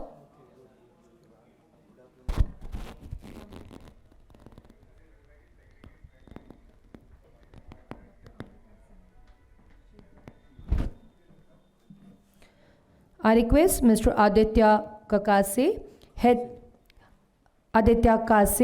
Head Central India of Business. He is a moderator of the session. I request you, sir, to please kindly join with the dignitaries on the dais. Mr. Aditya at Business is a dynamic professional known for his commitment to team success and operational excellence. With the background in transportation, he combines hard work, attention to details and organizational skills beyond his corporate role. A very warm welcome to you, sir.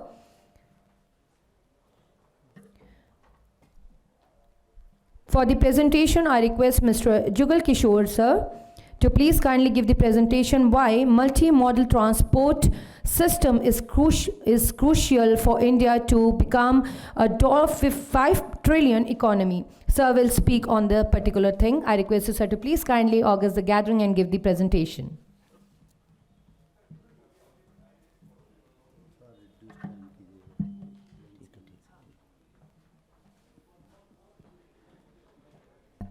Presentation.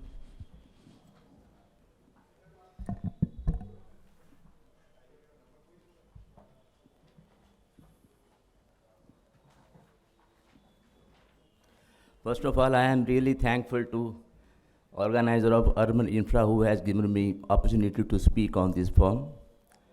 I feel I am lucky that by this time everything is in order, because since morning some of our speakers, they were having the problem with the presentation because the system was not working. Now it is working. Now I will speak on this topic, why multimodal transport system is crucial for India to become a $5 trillion economy. This is all about me, already have been told. I have worked in rails for 36 years and 11 years in tendering, and 1.5 years I was on study leave and I was doing MTech in building science and construction management from IIT Delhi. I have also done the MBA in finance, and I was nominated by RICE and did the international executive diploma in project management from USA. So far as the 36 years concerned, I am not going in detail. I have just highlighted that 8 years I have worked in as ICP, and 6 years I have worked in 3 metro projects in Noida to Greater Noida Metro, Pune Metro, as well as in Jaipur Metro. On right side, if you see, these are some of the trainings that RICE has given when I was working. Coming to next, these are some of the topics I have presented as various forms, that ESR contribute global 2nd and 3rd edition and the 4th and real conclave. The right side I have written all the topics on integrated checkpost and multimodal system, railway station structure and redevelopment, and mobility as a service. I have also spoken earlier on the why multimodal transport system is crucial for India to become a trillion economy. And I have also worked as a panelist, moderator, and speaker in so many conferences and listed here. Coming to my topic, this will be the structure of my presentation. I will start from the beginning. On 2 slides, I will speak on the urban growth and the Indian economy, and what is multimodal transportation, what is definition.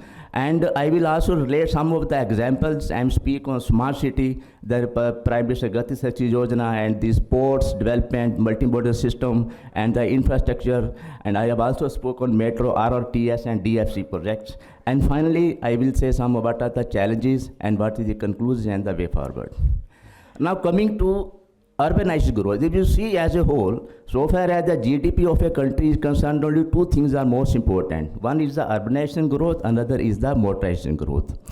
Now, if you see, considering worldwide population, by 20th century, there were only 16 cities in the world where the population has exceeded 1 million. And in 1952 to 2010, 411 cities, they have exceeded this 1 million population. And by 2018, there were 548 cities where the population exceeded 1 million population.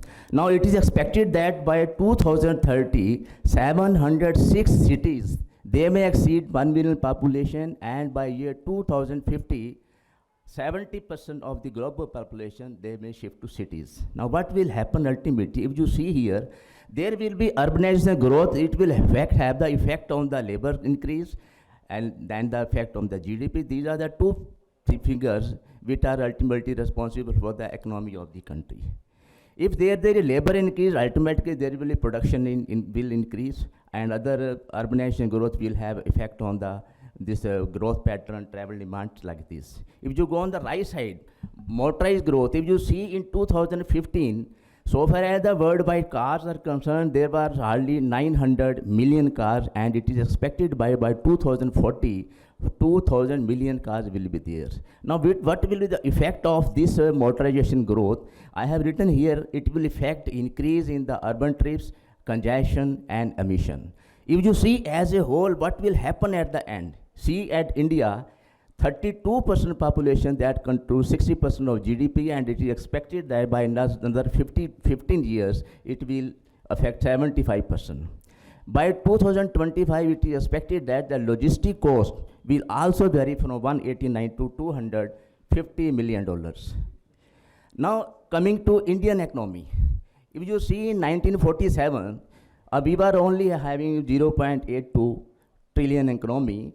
And if you calculate from 1947 to 2010, in a period of 60 years, we have achieved only 1 trillion economy. And it is expected that by 2025, we will achieve 5 trillion economy. If you see on the right side, I have written some of the countries, how this trillion economy is varying. And when we reach the 5th position, we will be at the 4th, and we are presently at the 5th position, and India is now at the 5th position. Now coming to next, Indian economy, these are some of the predictions given by so many organizations. As per RBI prediction, it is said that the GDP growth forecast is expected 6.5% in year 2023-24.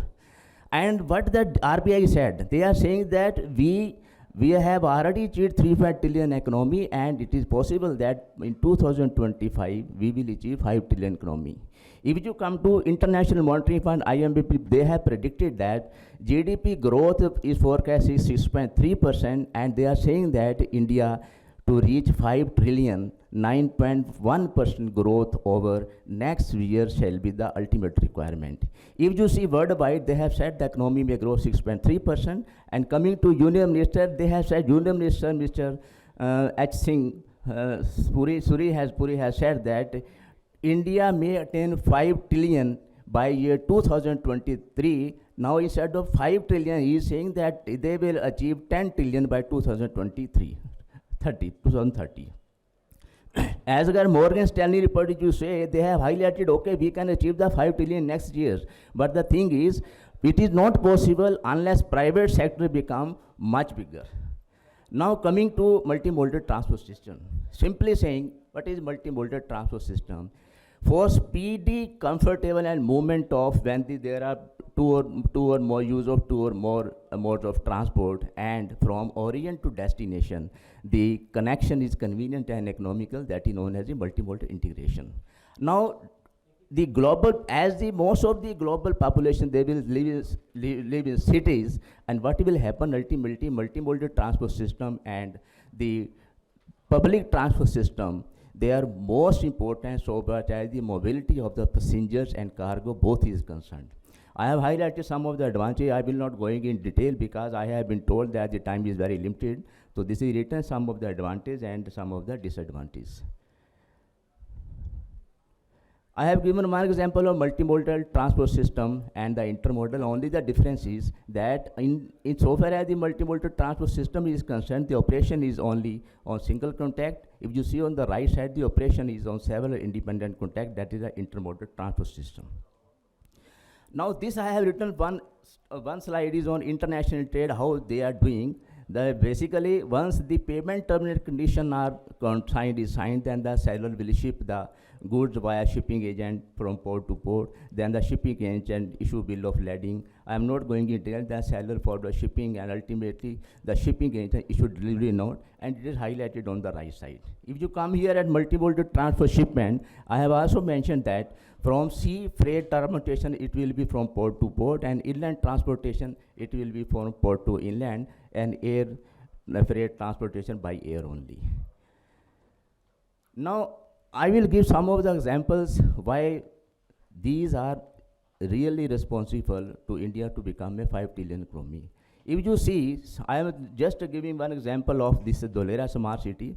These smart cities, government have started in 2015, and in the first 20 cities, the government has planned that it will be issued in 2016, and the second list of 13 smart cities was issued in 16. Like this, fifth for 9 smart cities was issued in 2018. And I am not saying that this implementing agency Ministry of Urban Development, and they have a plan that there will be 100 cities and 50% will be by center and state, and total cost of these 100 cities, smart cities, will be 1 lakh crore. Now I have given one example of Dholera. If you see, Dholera is the first smart city and the 6th bigger in the Shanghai, and its cost is, I have written, and 86% completed. If you come at the bottom, where I have yellow line as marked, I am trying to send here, in smart cities, if public transportation made robust and accessible through multimodal transport system, then what will happen? India can save 21.3 billion annually, and citizen can choose commuters need, no problem of last mile connectivity. There will be improvement in this monorail bus service, use of private vehicles will be reduced, and ultimately what will happen? Hence, by use of multimodal transport system in smart city, infrastructure will have strong influence on economic growth of the country. And this I have given only one example of Dholera city. There are 100 smart cities, and how will be the total impact that can be considered. Now coming to Prime Minister Gati Shakti company, this Yojana, government is investing 100 lakh crores, and the 16 ministries are involved. If you see what will happen here, earlier its name was National Information Plan, now they have been changed to Gati Shakti Yojana. There were two main objectives of this Gati Shakti Yojana. One was multimodal connectivity by integrated planning of infrastructure, and secondly was to develop holistic infrastructure. These are the two main things which was required by the Prime Minister's Gati Shakti Yojana. If you see here, I have given only one example, what will the benefits why this Prime Minister Gati Shakti Yojana.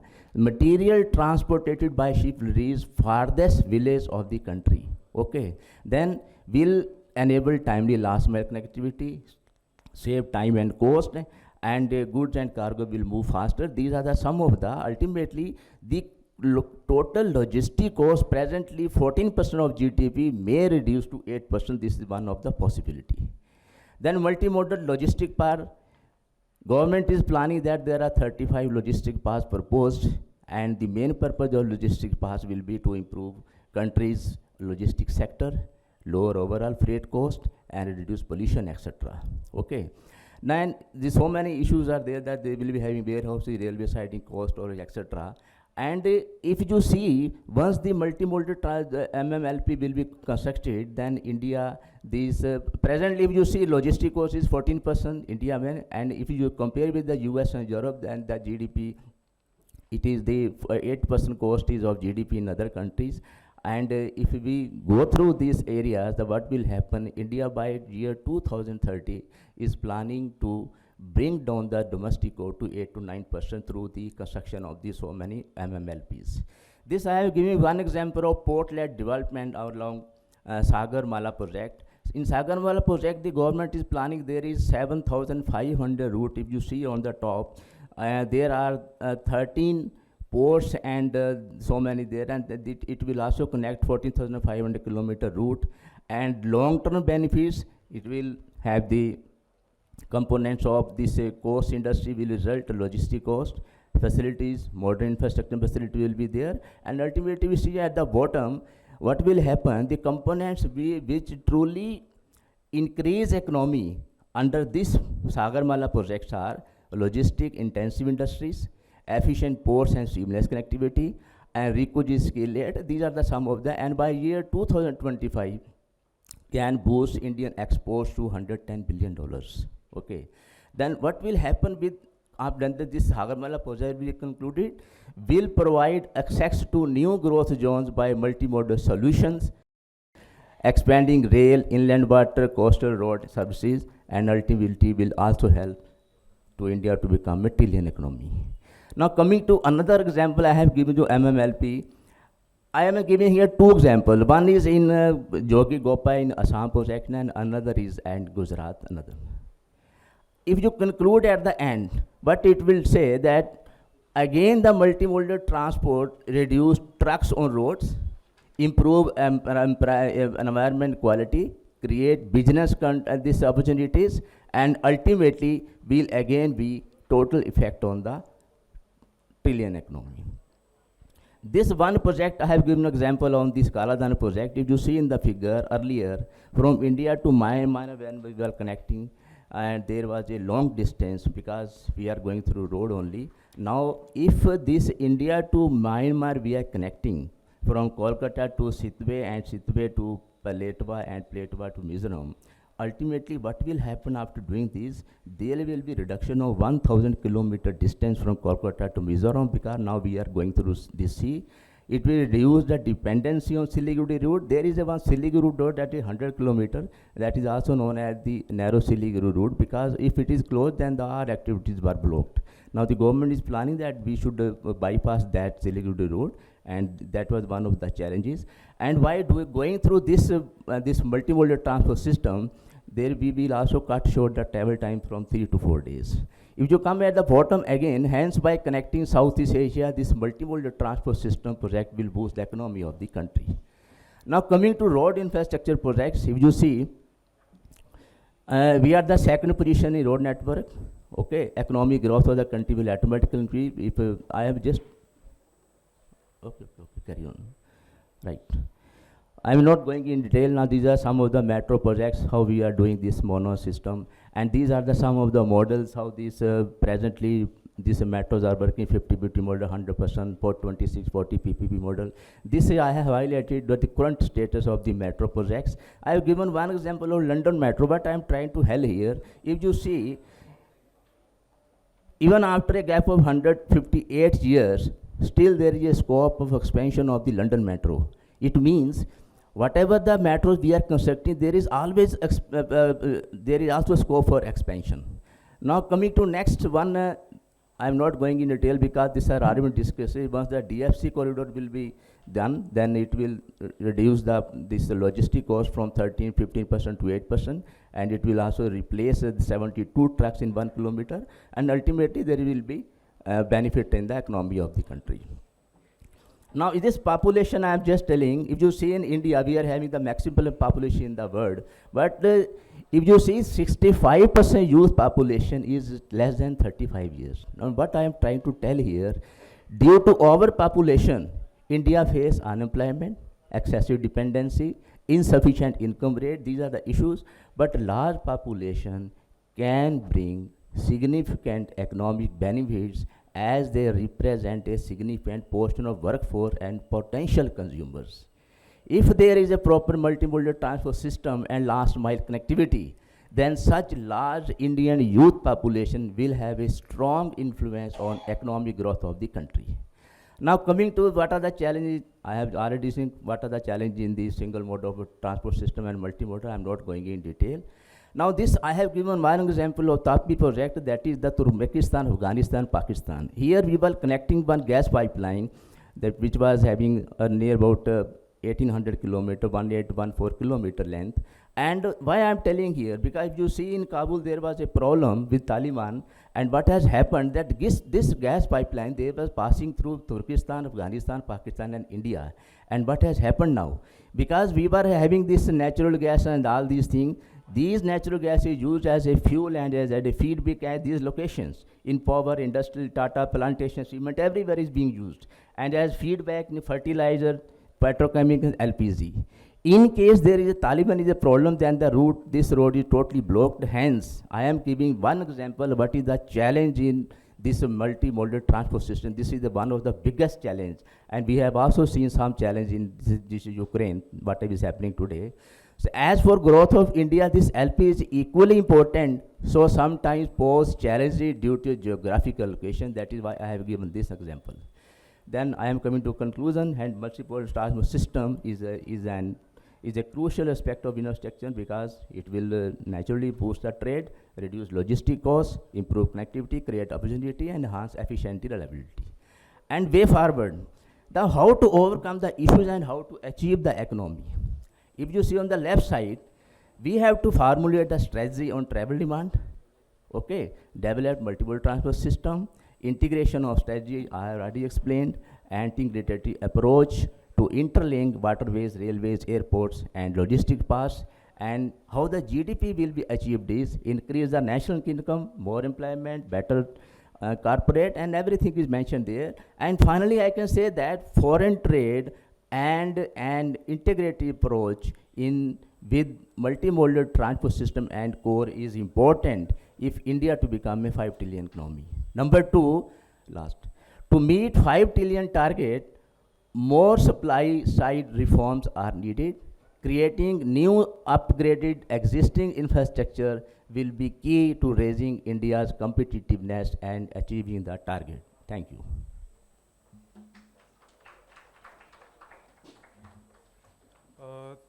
Thank you so much, J.K. Bhatti sir.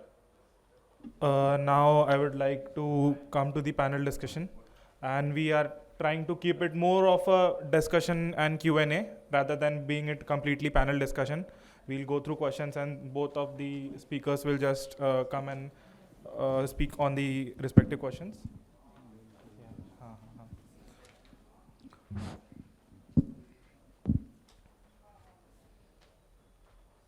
So we have with us Dr. Amita Singh, ma'am. She'll be joining us from Sestra. Ma'am has just arrived. Ma'am, please have a seat.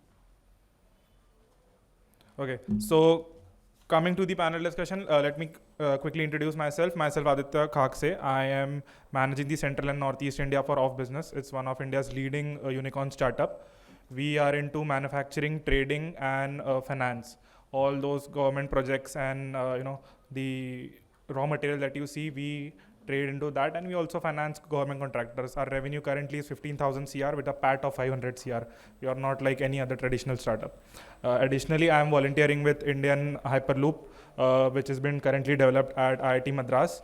I am advising and being a support system to the founders and the team and the prototype which is being currently developed at IIT Madras campus, yet to due to be inaugurated on the February and March 24.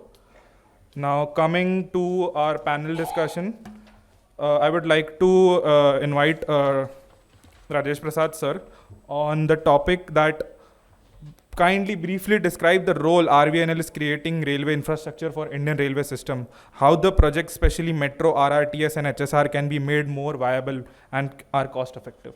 Sir, please. Yeah. So what I suggest is, my only submission is that when you are organizing a panel discussion, it should be limited to the panel discussion. In between, you should not make a presentation. Now, what I am saying is that you please give me 10 minutes to him, and whatever more questions you want to ask, you ask in one go, we will reply. Okay, so I'll just quickly couple up two questions. So first was how the projects, especially RRTS, HSR, are more viable, which are cost effective. And secondly, how is India's growth linked to infrastructure creation, especially in transportation sector? What are the future plans of Government of India to reduce logistic cost, increase the modal share of railways? Okay, so thank you very much. So you have asked questions which comprises of many sub-questions. So you have asked, what I have noted down is, you have asked about RVNL, you have asked about how the projects can be more viable, and then you have asked about the growth, how the growth is linked to the infrastructures. So I will try to cover one by one. So let us start with the RVNL. This is a young and vibrant company. It was incorporated in January 2003, and it has got a proven track record. We have commissioned more than 140 odd projects and handed over for the operations. For the last 12 years, we have been rated excellent by the Department of Public Enterprises, and this is also known as the blue chip infra company. In last 5 years, if you want to know the performance of this particular company, it has commissioned 4085 kilometers, which is approximately 29% of all the Indian railway infrastructures, and doubling it is around 33%, which is around 3,250 kilometers. We have commissioned more than 15,000 route kilometers, and we have also been pioneer and the trailblazer in the PPP models. We have commissioned 5 number of special purpose vehicles, and these special purpose vehicles have already generated revenue to the extent of more than 1 lakh crores, and with an equity infusion of 1250 odd crores, we have executed projects worth 12,500 crores. This particular company is basically a combination of the efficiency of a private sector and the trustworthiness and authority of the public sectors. So the next question which you have asked is how the growth is linked to the infrastructures and also the future growth plan and how the project can be made more viable. So I was just listening to the previous panel discussion. They were talking about the Metro Policy 2017. This is very important because this policy is a very exhaustive policy, and it talks about the last mile connectivity. Once we have got the last mile connectivity, then automatically the ridership improves, the efficiency improves.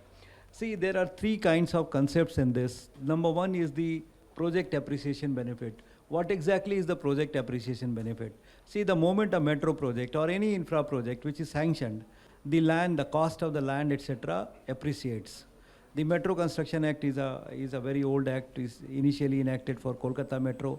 Now all the metros are following the same Metro Act. So there is a provision made in the section 21 where the notification is done. Once the notification is done, then you suddenly find that the land, the price, the cost of the buildings, land, everything has gone up. So initiative was first taken by the Bangalore Metro, then it was followed by UP Metro. RRTS have also done the same. What they have done is that the floor area ratio, which is normally permitted 1.5, they said, okay, we will allow 2.5. And whatever extra revenue is generated for the government, and that will be shared 50-50. 50% will go to the Metro Authority or the RRTS. So this is called the project appreciation benefit. We have been aware about the project exploitation, that is the project exploitation benefit. So whenever we have got the viaduct, stations, depot, we can have the project exploitation, and then we can, the commercial exploitation benefits we can take. The project impact benefit, if you see the carbon emission or the carbon footprints, which are basically, if you use a normal train services or the road services or the plane services, they have got the different carbon footprints. And these are more energy efficient sectors, the metro, RRTS and the high speed. So there has to be some credit for these kind of sectors. So what I am saying is that some accounting should be done when we are making it more viable. So what I want to conclude is that the projects can be made more viable if we take account of the project appreciation benefit, project exploitation benefit, and project basically impact benefit. So these three things will make the project more viable. So what exactly we do when we do the studies of the viability, what we undertake is we calculate the debt service coverage ratio, that the project should be able to service the debt, number one, then the IRR, and then the sensitivity analysis. Sensitivity analysis is the whatever you assume at the stage of DPR. Normally it doesn't happen. We have to make a change. So we had to consider the different kind of scenarios. For example, the timeline you have considered for the project implementation is 3 years and you execute in 5 years. The bank interest you have considered 10% and suddenly it has gone down or it has gone up. So all kinds of permutation and combination should be done, and the sensitivity analysis should be properly carried out. So the next question which you have asked about you asked about the growth and the infrastructures. So here I will cite one example. Let us take the example of Bangalore city. So the population in the year 1980s, it was around 30 lakhs. Today it must be around 1.5 crores. And till 2010, not even a single kilometer of metro was commissioned. Today it may be around 40 odd kilometers. So what I want to tell you is that if the country has to grow with a growth rate of say 6 to 8%, the infrastructure must grow at a rate of 10 to 20%. Then only the basically synergy will be there. In the previous presentation, I was just listening, I had noted down few points. One point was about the economy. Yes, we have got 3.5 trillion economy. In the current year, it will go to 2000 by 2030, 6.69. By 2047, it may touch 25 plus, maybe 29 trillions. So the roadmap for the 5 trillion economy, there was a press release long back, not long back, 2-3 months back. So a few points I had noted down, and what are these roadmaps? The creation of more and more of the energy efficient infrastructures, logistic park and MMLP, he had talked about it. So we are also associated with implementation of the logistics parks. 35 logistics parks we are developing. It will be done in through the PPP model. And in time to come, by 2047, you will have the 75 cities with the metros and more of the RRTS works. I will take this opportunity. This is a very interesting subject, this metro, RRTS and high speed. I'll take 1 or 2 minutes. If you allow me, then I'll make a comparison. See, what is a metro, what is RRTS, what is HSR? All are energy efficient, more green, but there are some basic difference. The metro system is confined to a city. It has got a maximum speed of 80 to 100 kmph. Average will come out around 55 to 60 kmph. Whereas the RRTS, it is basically connecting the satellite towns. It has got a maximum speed, the daily merit is around 180 kmph, average speed is around 100 kmph. The high speed is basically between 2 big cities, and the speed is maximum 350 kmph, average may be around 200 kmph. They have got the different purposes, they have got the different cost. We were associated in the undertaking the feasibility studies of the high-speed corridors. So in time to come, we can see with the Amrit Kal coming in 2047, we will have around 10,000 kilometers of high-speed networks. We have already massive plan of expansion of the DFC, which was earlier pointed out by the previous director. So I will just cover with this that in time to come, we are going to have large number of expansions. See, the National Rail Plan also becomes very important. By 2030, all kinds of infrastructure should be in place to cater the demand of 2050. For that, around 17,000 kilometers of the capacity augmentation works are already sanctioned. There is a huge demand of the electric locomotives, a huge demand of wagons. I have got the numbers, if you wish I can tell you. But with this I will conclude that in time to come you will see basically a lot of growth in the railway sector, the metro segments, the high speed segments, and the RRTS also. Thank you very much. Thank you so much, sir. During the previous panel discussion, Gati Shakti Vishwavidyalaya was mentioned. I take this opportunity to be a proud founding batch alumni of Gati Shakti Vishwavidyalaya, which is again a vision of the Prime Minister. And if you can see the projected growth for India, 7.6% was clocked during this previous quarter. And the construction and infra industry had a 13.3% growth rate. So it is kind of a booming industry with industry moving towards zero carbonization and skilled workforce management. Now coming to our next panelist, I would like to invite Professor Sanjeeva Rao to take upon this topic about generative artificial intelligence, AI. AI is technology coming up in every field. It has also been a very recent addition to construction industry and a very disruptive one. So the question here is, generative artificial intelligence is optimizing the design process, generating highly efficient and innovative designs. Sir, what are your thoughts on AI use in construction industry, and do you think that would lessen the importance of human factor in such industries? Yeah, good afternoon, everyone. Before we move ahead with the generative AI, let me connect you with the ongoing discussion on PM Gati Shakti. So when you speak about PM Gati Shakti, it is all about making a national master plan connecting all other stakeholders who are involved in infrastructure development. One component of it is administrative structure. There's a body of bureaucrats which are ensuring that the new projects coming up, especially the high value projects like costing more than 500 crore, they are in compliance with the national master plan. This is an administrative part of it.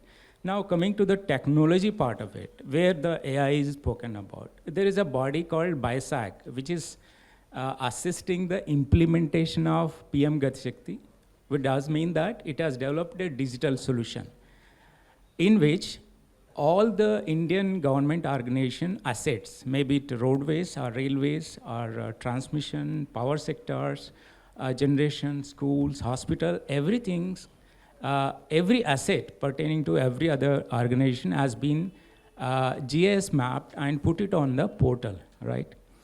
Now that is one unified platform which is allowing government organizations to access the other departmental information which was not available very much in the past.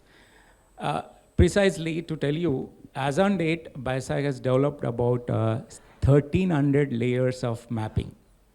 Each layer consists each category of an asset. Let's say road is spread across Indian geography, which is one layer. Railway network is another layer. OFC, the other layer. Transmission line network. Like this, we have about 1,300 assets being mapped and made available to all other organizations. To give a practical example, as on date, if I want to lay a new line from, let's say, New Delhi to Meerut, if I draw a line on the portal, I can straight away look into all other interactions, like where I'm cutting across the transmission line, OFC, straight away, without actually seeking an information from other stakeholders. On the portal, as on date, I can identify 1,299 other assets which were near to impossible in a previous time, right? So which does allow me for a better planning. And PM Gati Shakti also a very comprehensive document which is also, let's say I have drawn a line from Delhi to Meerut, which tells on the portal itself, I get to know that how many other assets I am interacting, and which allow also me to put a request to give the approvals from forest department, let's say our mines department. I can submit the approvals on the portal. I can generate the DPR on the portal, right? I can, since every organization is mandated to feed the progress of the projects also, so based on how a railway project is progressing, and parallelly you can look into how a road project is progressing. Let's say in day ahead, if they are going to interact, how long that the two projects would take to generate an interaction in days to come. So sitting on the portal, one can visualize actually, so that I can coordinate with the other organization whom I am going to interact with, and I can prioritize who has to take the fast to keep the project cost minimum. When you speak about the projects, the cost and time overruns are very embarrassing. If you look into this, the government projects or the high value projects, the cost and time overruns normally ranges from 19 to 20% to about 67% also. In a big organization like railways, these are all on much higher side rather, right? The very big reason is of late we encounter problems while laying new lines. So now this technology is allowing me much in advance at the planning stage. What I'm trying to say is, now I am using AI to generate visuals on the portal generated under PM Gati Shakti. If I raise a irrigation dam height, I can see how many probably the low-lying villages need to be relocated. This can be seen on the desk without doing a primary survey. Likewise, the second statement what he made is AI becoming destructive. It is not so actually. Whenever it comes, technology comes with two sides, and it has been used in a constructive way rather. Of course, deployment of AI in rail-related projects which are very linear in nature is always a big challenge, but we can always use deployment AI in monitoring your progress of work, quality of work, and also coming, and framing up the safety standards, which is a serious concern of the project organization where the huge human resources deployed, there are safeties involved.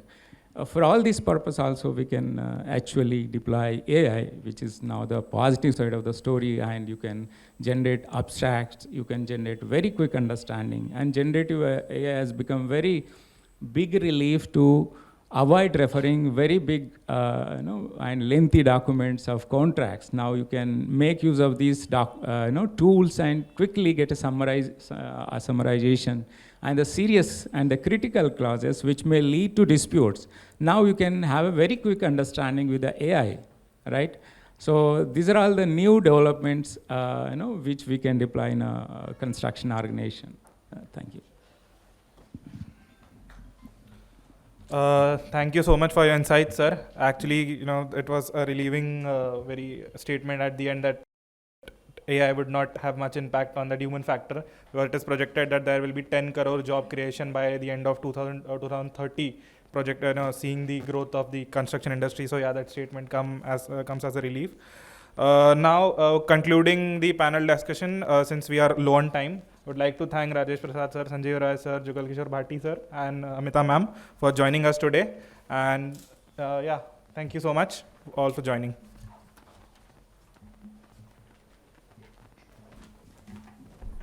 Thank you so much, Aditya sir, for moderating this session. I request Mr. Vinod Shah, Director, Corporate Communication, Urban Infra Group, to please kindly present the memento to the honorable dignitaries on the dais. For this, I request to please present the memento to Mr. Rajesh Prasad sir, Director, Operations, RVNL.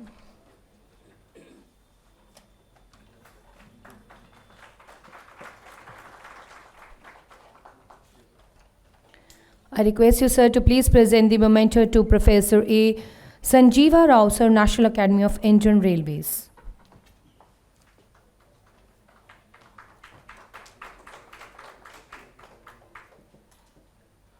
Mr. Jugal Kishori Bhatti, sir, ex-AGM, Civil RITES.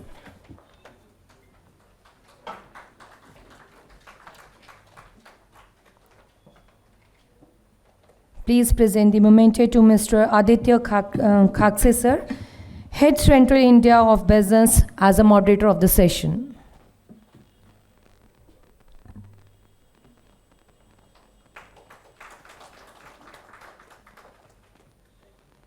And to the Honorable Dr. Amita Singh, Head HSE.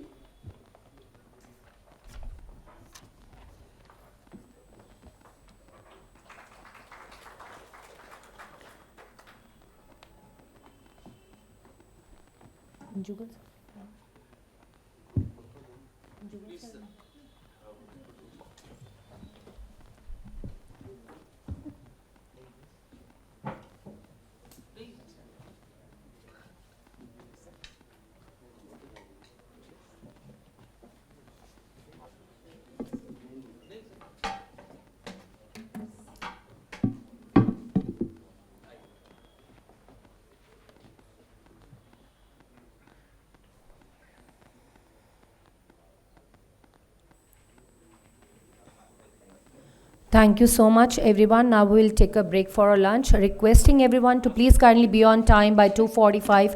We have to start the next session because we already are getting very late from from earlier sessions. So I request you, due to the paucity of time, please be on time by 2:45.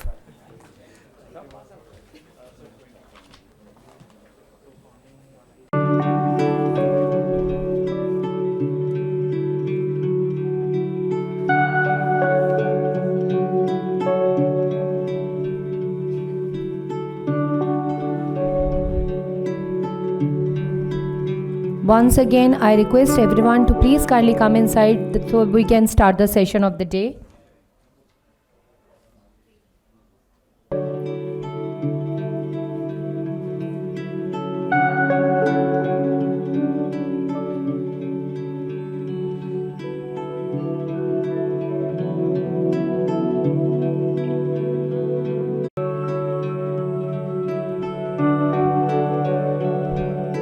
So now, ladies and gentlemen, we have to move on for our next technical session with the theme of new business avenues in rolling stock, signaling and automation industry. For this, I would like to call upon Mr. MC Chauhan, ex-GM from Indian Railways. I request you, sir, to please kindly take your seat on the dais. Mr. MC Chauhan, with a distinguished 40 years career in the Indian Railways, and he has contributed significantly to various aspects including management, railway operations and infrastructural projects.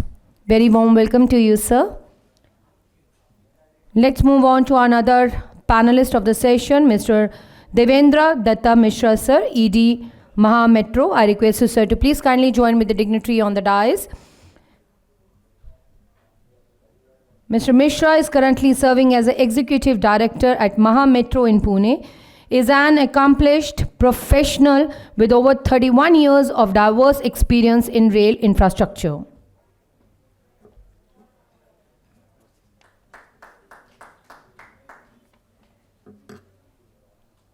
Very warm welcome to you, sir. Let's move on to another panelist, Mr. Mangal Dev, Head Hitachi Rail and Director Hitachi India. I request you, sir, to please kindly join with the dignitary on the dais. Mr. Mangal Dev, Head of Hitachi Rail in the Green Energy Mobility Sector and Director at Hitachi India Private Limited, brings over 34 years of expertise in leading organizations through sustainable growth and transformation. We have with us Mr. Harsh Dhingra, sir, Corporate Advisor. He is the moderator of this session. I request you, sir, to please kindly join with the dignitaries on the dais and moderate the session. Mr. Harsh Dhingra, a corporate advisor in the rail and metro sector, previously served as a chief country representative India at Bombardier Transportation. With over 28 years of experience, he excels in business, rail and metro.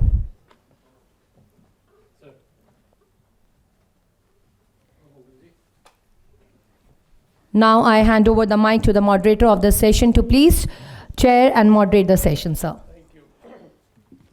Thank you very much. I think post lunch I am seeing less number of people here. I think people are still taking lunch outside. or they have gone to a minor sleep. Actually, we are already getting very late with the session. I know.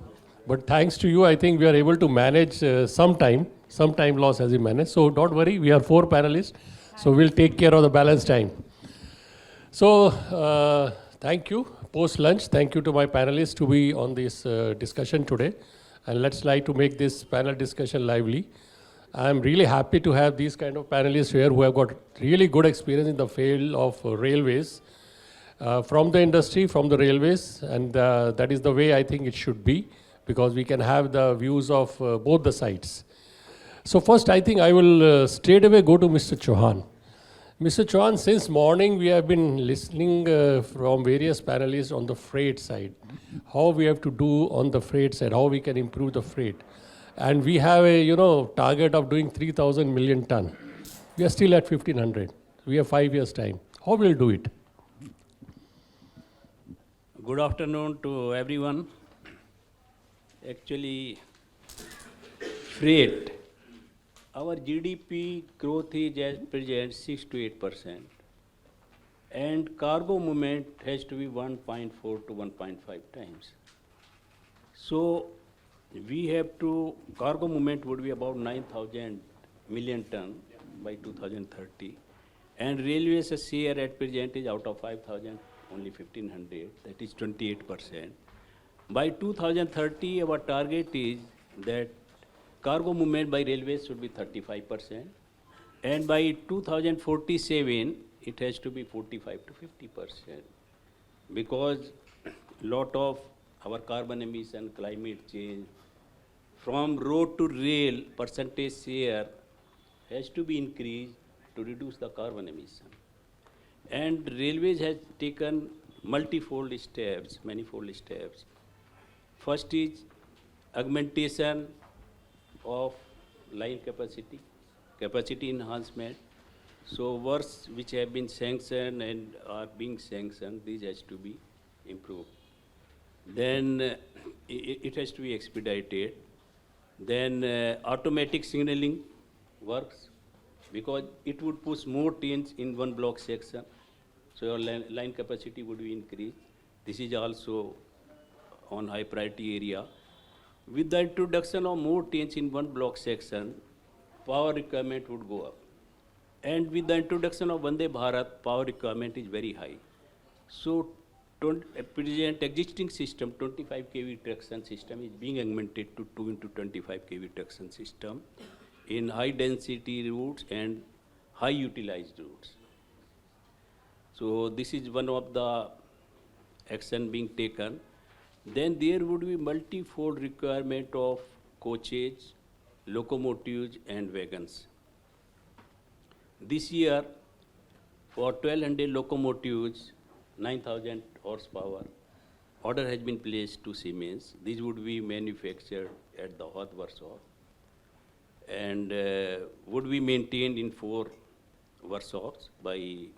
Assembly would be done at the hall, that would be done by railway personnel, and maintenance would be done by railway personnel. Design would be done by Siemens. So these locomotives would haul 4,500 ton train at 120 kmph speed. Then another order is being placed to BLW for 6,000 horsepower, about 600 locomotives, out of which 500 would be utilized for freight trains and 100 would be utilized for passenger trains in push-pull mode. Basically, Delhi Havda route and Delhi Bombay route, push-pull mode, these trains would be run at the speed of 160 kmph. Then beside this, our production units have been geared up to increase because there would be multifold increase in requirement of locomotives by 2030. It is assessed that locomotives would be requirement would be about 1,600. So accordingly, capacity of production unit has been increased. Then comes to the train protection. Kavach, it is being introduced, it is being implemented at the rate of 3,000 km per year. And next year onwards, it will be implemented at the rate of 5,000 km per year. 2 more firms have been basically given approval for this. So then there 5G would be utilized, and then LTE based mobile train radio communication system is being implemented. So all these, then traffic facility works. Traffic facility works have been prioritized. Then similarly, coal routes, there are coal mining where line are to be built up, these are prioritized. Then feeder routes to dedicated freight corridors, these are also being prioritized. Then 100 Gati Shakti terminals, because you require more terminals. Then about there is a procurement of wagons has been increased from this year onwards, and 2.86 lakhs wagons would be required. So all these actions have been taken by railways to ensure that by 2030 we would achieve our cargo share would be 30%, 35%. Yeah, but Chand Sahab, let me give a different perspective here. You know, on one side, railways have taken such a major decision to procure so many locomotives, so many train sets, whether it is a 60 kph, Vande Bharat. They are increasing the production level of factories, which is RCF, MCF, and ICF. They are also buying so many wagons. But I am hearing in the last article, which I have seen in Times of India, where they said the speed on the existing railway network has come down. The freight, it has come down to 25 from 27. And even in the passenger traffic, the freight, the speed has come down. We today have almost 6,000 trains running, 4,000 are freight trains, 2,000 are passenger trains. And more Vande Bharat are adding on the main network. Do you think we will be able to improve the speed? Do we have the capacity to introduce so many coaches, so many trains on this network? Yes. Augmentation of capacity. See, now 5,000 kilometers of track is being laid per year. And it is further being augmented. Okay. Then dedicated freight corridors. Eastern dedicated freight corridor has been fully commissioned. Western DFC would be commissioned by March 2024. I am giving one example. When I was GM North Central Railway, we were struggling to cope up with the punctuality of mail express trains, 50%.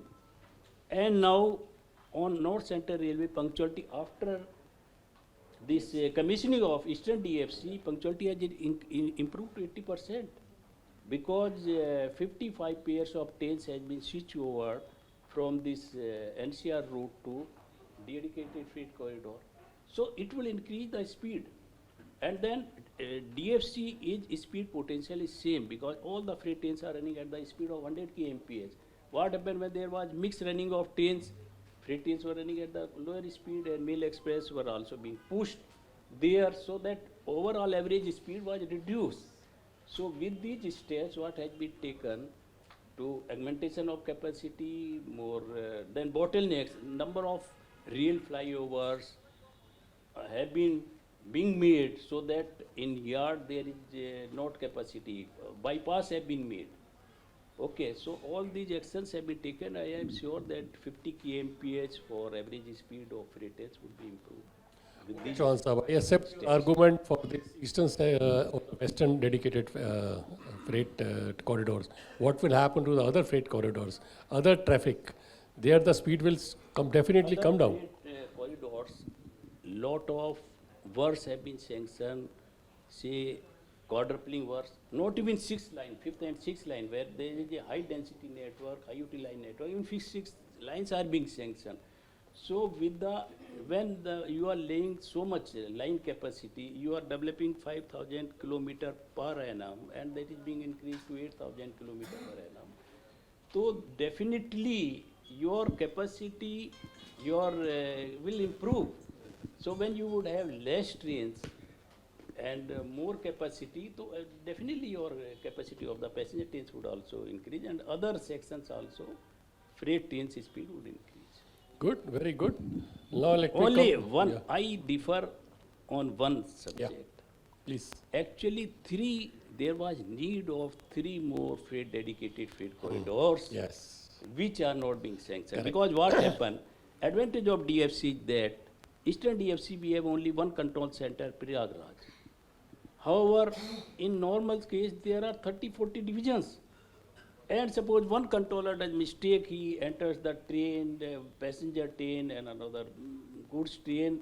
So this creates the traffic chaos. But it is centralized traffic control. and Western DFC there would be Ahmedabad. So DFC would pay more dividends as compared to the laying of multiple tracks. Because I was there in Bombay, we were running in my 2 years tenure, we have added 200 suburban trains. Reason was because all suburban trains run at the same speed potential, so you can push more trains. When one train is running at 40 kmph, another train is 130 kmph, so you cannot increase the capacity. So you also agree that there is a need of additional freight corridors? Additional freight corridors. That's good. Now let me come on the technology side. I think my friend Mangal is there from Hitachi. Hitachi is one of the top companies in the field of rail technologies, whether it's a rolling stock or signaling. So Mangal, would you like to share about what Hitachi is doing outside India and also what are their plans for India for these technologies? Yeah. So good afternoon, everyone, and thank you for inviting me on this panel, and thank you for the question.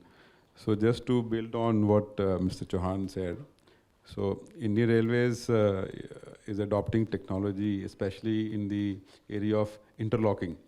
So solid state interlocking or electronic interlocking, I think the first company started doing was Ansaldo STS Italy, and now it is Hitachi Rail STS. So far we have converted, equipped around 1,200 stations. And I think that is what freed up the capacity from the high density and highly utilized network, and supporting this, not only the safety, but also the augmentation of capacity, as well as creating the CTC at Tundla, which is, you are used. Yeah. So I think that is a great technology combining automatic signaling, interlocking, MS DAC and AFTCs working simultaneously to make sure that if one fails, the other is there to support. So the result has been phenomenal on this corridor, and so that is one area of technology.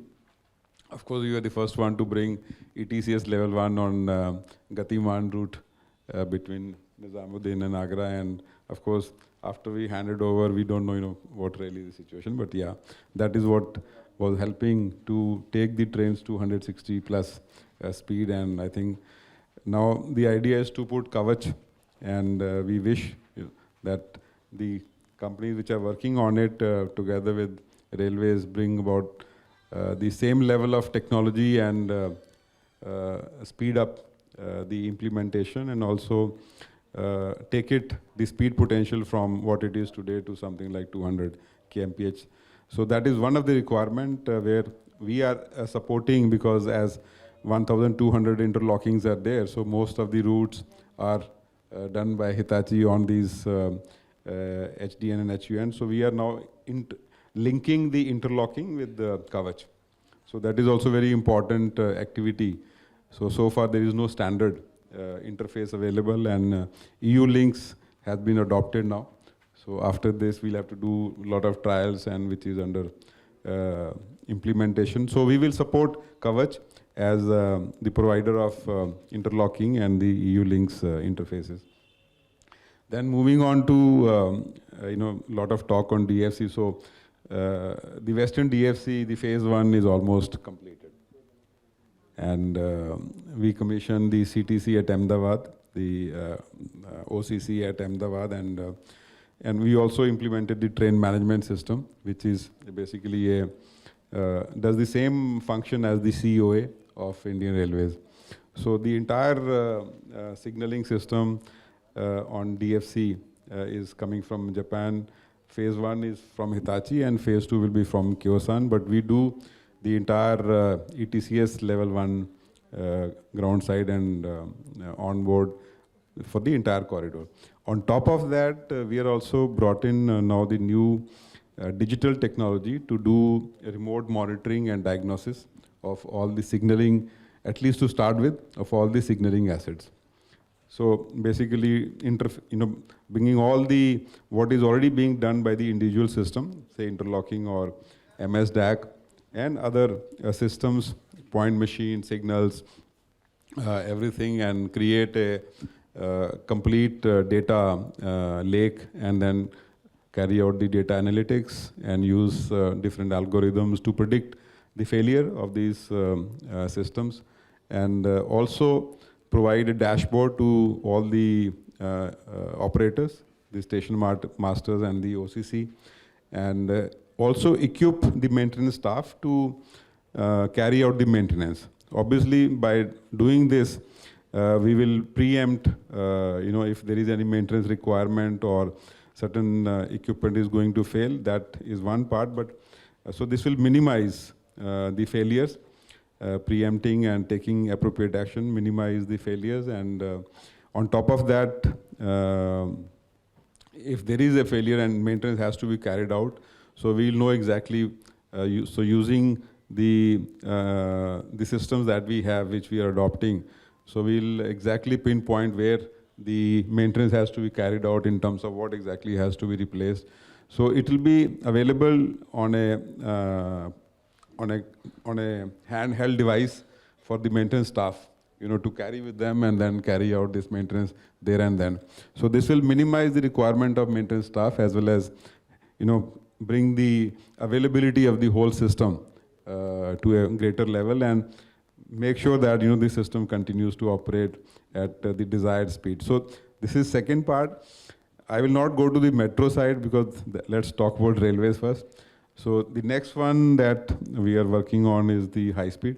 I think most of you know that, so Hitachi is one of the leading partner of JR East, Japan Railway East in Japan, and the same technology, proven technology, same set of systems is being implemented here. So we play the same crucial role. But of course, Japan Rail East is the kind of Indian Railways of Japan. So they own the complete solution. They are the proprietary ownership of everything, and we are their technology partner. So we are implementing that as well. So this is some of the technologies that we have. And globally, of course, our focus is on making sure the sustainable transport system, is made available to the operators. So we have a huge focus on sustainability. Right now, we are, wherever, the investment is happening, we are offering hybrid trains or battery-operated trains. And not only providing the assets, but also doing the predictive asset management, and also using digital technologies to optimize the life and predict the failures. So the same technology which we are using elsewhere is also being brought to India. And to close my initial remarks, so we also brought in a technology to Indian Railway through MCF, which is an onboard devices, onboard system, condition monitoring system of the entire bogie components, motors and the bearings. So we put some sensors on each coach and make it smart. So they capture all the vibrations, and then we analyze these. So vibration is the first signature of any equipment, and we access the entire data, and the sensors are self-powered. So they harness their own energy from the vibration and then capture the vibration, which they also do some kind of edge computing and give some key alerts. And then the majority of the data is moved onto the cloud, so where we perform detailed analysis using algorithm and provide throughout the life of the journey of the train, not only the vibration analysis data and the outcome on the wheels, axles, traction motor, bearings, journals, everything. And so we created certain kind of indices, and this helps to predict whether everything is healthy, or it started to create a problem, or it is already moved to a point where it needs replacement, or it is absolutely critical that it can cause accident. So these kind of gradations are there, which is helping railways now to understand truly how their rolling stock is operating. So Mangal, you mentioned about the high speed. I think majority of people who are sitting here would like to know, when is this high speed trains are going to come to India? And especially the trains are coming from Japan for rolling stock, as well as the signaling technology is also coming from Japan. And what are the plans that you see today, and what is the localization plan of these items in India? So, as I said, this is a Japan Rail East system, complete. So it is not just product or rolling stock, it's a complete system. So the complete system is being implemented as it is. Of course, you have to make sure that the Indian environment, the Indian climate, the dust, temperature, humidity, whatever impact that will have on the performance, so all those modifications will have to be done. And definitely we see that a large number of modifications are required. So that is first activity which has been studied and is already under implementation. The second is the access, the land access, which was very good in Gujarat side, and there was enormous delay on the Maharashtra side for the obvious reasons that we know. And the work started, the civil contractor started the work, and I think we all hear that majority of piers and the viaduct is now getting ready at least. The track work has started. The next will be the electrification, for which the tenders are invited and they are getting finalized as we talk. And the pre-work on signaling, OCC, has already started. Pre-work because we have to work together with JR to do the design. Whatever design changes are required to suit Indian requirement, that is the pre-work. And similarly, the pre-work on anticipating the requirements or changes on the rolling stock, that was completed last year. So now the final awards of these contracts should happen. Rolling stock, signaling, operational control center in 23-24. So that is the target. And since this is the first of its kind project, and the visibility or the planning so far is not so clear, what is the overall market that we will see on the high speed. So the first is to make this project successful. So definitely, that needs enormous planning, enormous coordination between different, and then as per the Indian tendering requirement, Indian transparency tendering requirement, you need to have more than one bidder. So to get, from this kind of a system, to get more than one bidder is not the policy in Japan. Japan is kind of a ecosystem, which works together, hand in hand. And of course, the client, the JR East decides, the pricing. This is the price I'm going to give you. And if there are any changes, they on their own give the price increase or any. So which is very different than the implementation way in Japan and India is very different, and that causes a lot of confusion. So where do I put my risk and contingency? Should I add into my cost, or should I?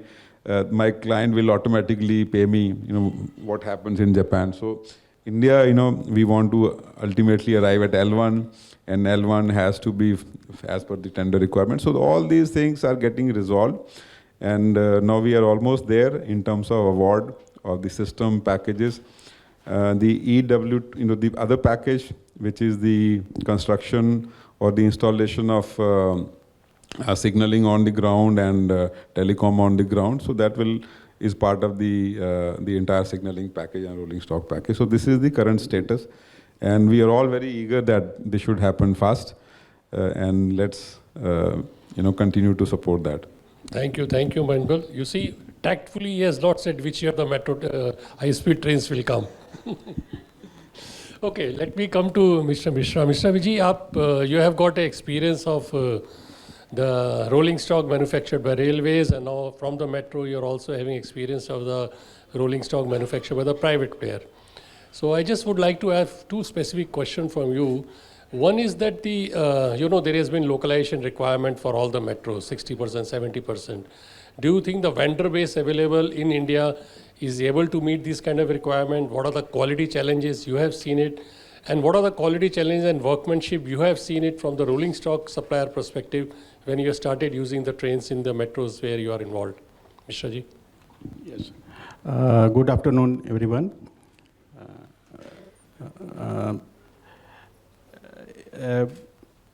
It is very relevant question, and like Mr. Mangaldev was talking about, this was a question that high-speed rail coming, and he rightly told that complete package, system package is right now coming from Japan.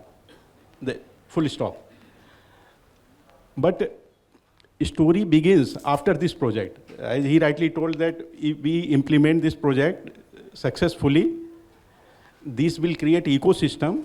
Now next step comes, orbit changes, then we will talk about 10,000 kilometers high-speed rail. Right now it is 500 kilometers, but India deserves minimum 10,000 kilometers of high-speed rails, bullet train projects. And then story begins. And then, as you rightly asked, so same is the situation with the metro system here. Right now we are at the stage when 850 kilometers of metro system are already there, more than some 3,000 coaches, metro cars are there. Next 7 years, up to 2030, if I am roughly around 1,500 kilometers of metro system is going to be further added. So further, more than 4,000, 5,000 metro coaches are going to be added. So it is challenging phase, and now very clear Government of India policy. Bullet train project is exception. Otherwise, now Make in India is very clear government policy. 75% of the metro cars have to be manufactured absolutely in real terms in India. I give example of my project. Pune Metro is 31 kilometers, total 34 train sets of 3 car formation, means 1 not 2 metro cars are basically in phase 1. So this is given to Titagarh Works Limited. And first time it is aluminum car body. We decided we will go over the aluminum car body. Titagarh was the first. Earlier they had no experience of metro coaches, but of course they had acquired some 7-8 years back one Firema company in Italy. So Firema already they had basically manufactured for the Roma metro, and they were experienced. So that basis of that we went for, and successfully initial three trains were manufactured and there, and then further trains are delivered, and we have delivered it successfully. Some 27 trains are already in operational. We have commissioned already. Revenue operation is almost, except some 3-4 kilometer is balanced, and it is balanced 8 trains are also getting completed next 3-4 months. So as you rightly asked, there has been very serious challenge when because when Italy it came, by and large most of the vendors, although they decided, including battery and this basically our electrical panels, cubicles, but from very beginning our mindset was very clear: we have to face tomorrow. So we emphasized that quite possibly, like interiors of the train, any bulk item, all these vendor, we insisted we should decide. Like even our their brake system and HVAC, they are manufacturing in India. We rather imported the items from here, basically transported from India to Italy, like that. So except propulsion system, that is from Belco, because we can't, right now, frankly speaking, in India still have to mature for the propulsion. That is the area where still we have to basically mature. So we are still depending on the outside. Otherwise, almost everything has been manufactured. That is good thing. Now question comes that bigger, like nor is there brake system or any HVAC system or such system is okay. Very structured vendors are available. But rolling stock is a kind of some 1,700-1,800 items are there. Challenge is even the cables, basically the conduits, cable harnesses, and then I mentioned about this, our cubicles, nut, bolts, everything, flooring items. So there we face challenges, and it is very natural. So I only want to correlate, to cut it short story, with my experience in the railway, particularly railway electrification. When in 90s, sir can better tell, day was there control cables, even our electrification, not a single type of control cable for SCADA, our substation, even those were imported items. So credit goes. We don't, railway, unfortunately, we are not basically getting stories of others. Power sector, particularly NTPC, Power Grid, what fantastic last 35 years, what contribution they have made in indigenation. They changed the face. Today, even Indian cable manufacturers, control cable, they are exporting last 15 years. Now, story has turned. Power cables as well as control cables. And that has happened through a lot of hand-holding. NTPC did not just depended blaming the contractor, ki wo, say L&T is the contractor, BHEL is the contractor, they are failing, they are poor. Usual our habit, we will just take the vendors and suppliers and our adversaries, just blame 7:38, late hours, we will come from office, then we will show the frustration, oh, ये तो vendor ने पागल कर रखा, इसने कर दिया. We have to associate, we have to co-partner with them, we have to handhold them, and I gave example of NTPC. Trust me, either Trichy, Bhopal, anywhere place where their vendors were there, they established their team, they helped, guided in how to set up the labs, quality control. Because fact is that you like or dislike, your basically assets are going to perform, they are as reliable, or your headache will be the least, as much is the depending solely on the quality of the basically assets supplied from the manufacturer. Rolling stock is basically, if it is quality assets, your life is going to be easy as an end user, as a owner. So that is my way of saying it is a challenging time. It is a beginning, but metro authorities already they have taken responsibility. Still we are doing that. Every day is a new day. Particularly, I am talking about ancillary items. We should copy the model of Maruti. Like Maruti, we can say, I think Maruti is the basically car manufacturer who can in true sense tell that they are Indian company. Other companies are still depending so many items, even including electronics from outside. So that is the example. And if we want to change the orbit and meet this challenge, we have to accept this situation and we have to facilitate. That is my way. Second thing, you talked about workmanship. I like to tell this is the greatest challenge, particularly like bigger company like Alstom or such companies, they have advantage. They have the power, muscle power, they have more. So, and people take pride still in India, I am working in MNC. But other Indian companies, they have the challenge. Manpower, this was the, rather more than items, this was the serious problem. Like our rolling stock metro coaches, they are having more than 1,000 of circuits. Getting basically skilled in the basically commissioning of the train convergent with the circuits, it is challenging task. Even technically very skilled person also takes time to learn the particular customized train circuits. Once he get trained, somebody will poach. There is a basically very serious scarcity of the trained people. So this is the challenge. So that also OEMs are facing. So these are the two areas, certainly challenges gives a solution.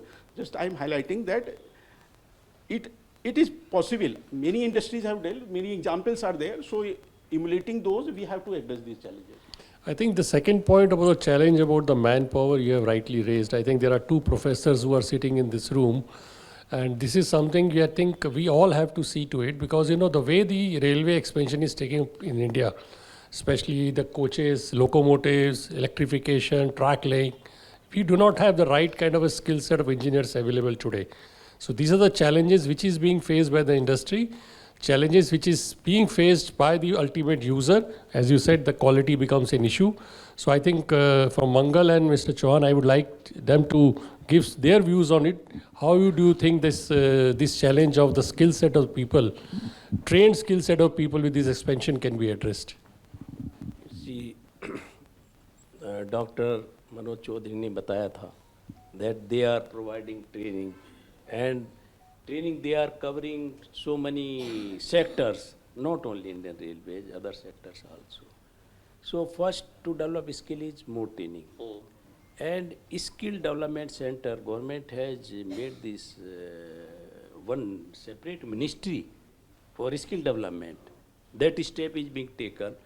Another is more predictive, basically directed maintenance. we have to go through, because manpower, the way we are increasing assets on Indian Railways and metros, we have to go maintenance, not human intervention based. It has to be directed maintenance. And DFCL is one of the example. They are hot excel monitoring, wild impactor.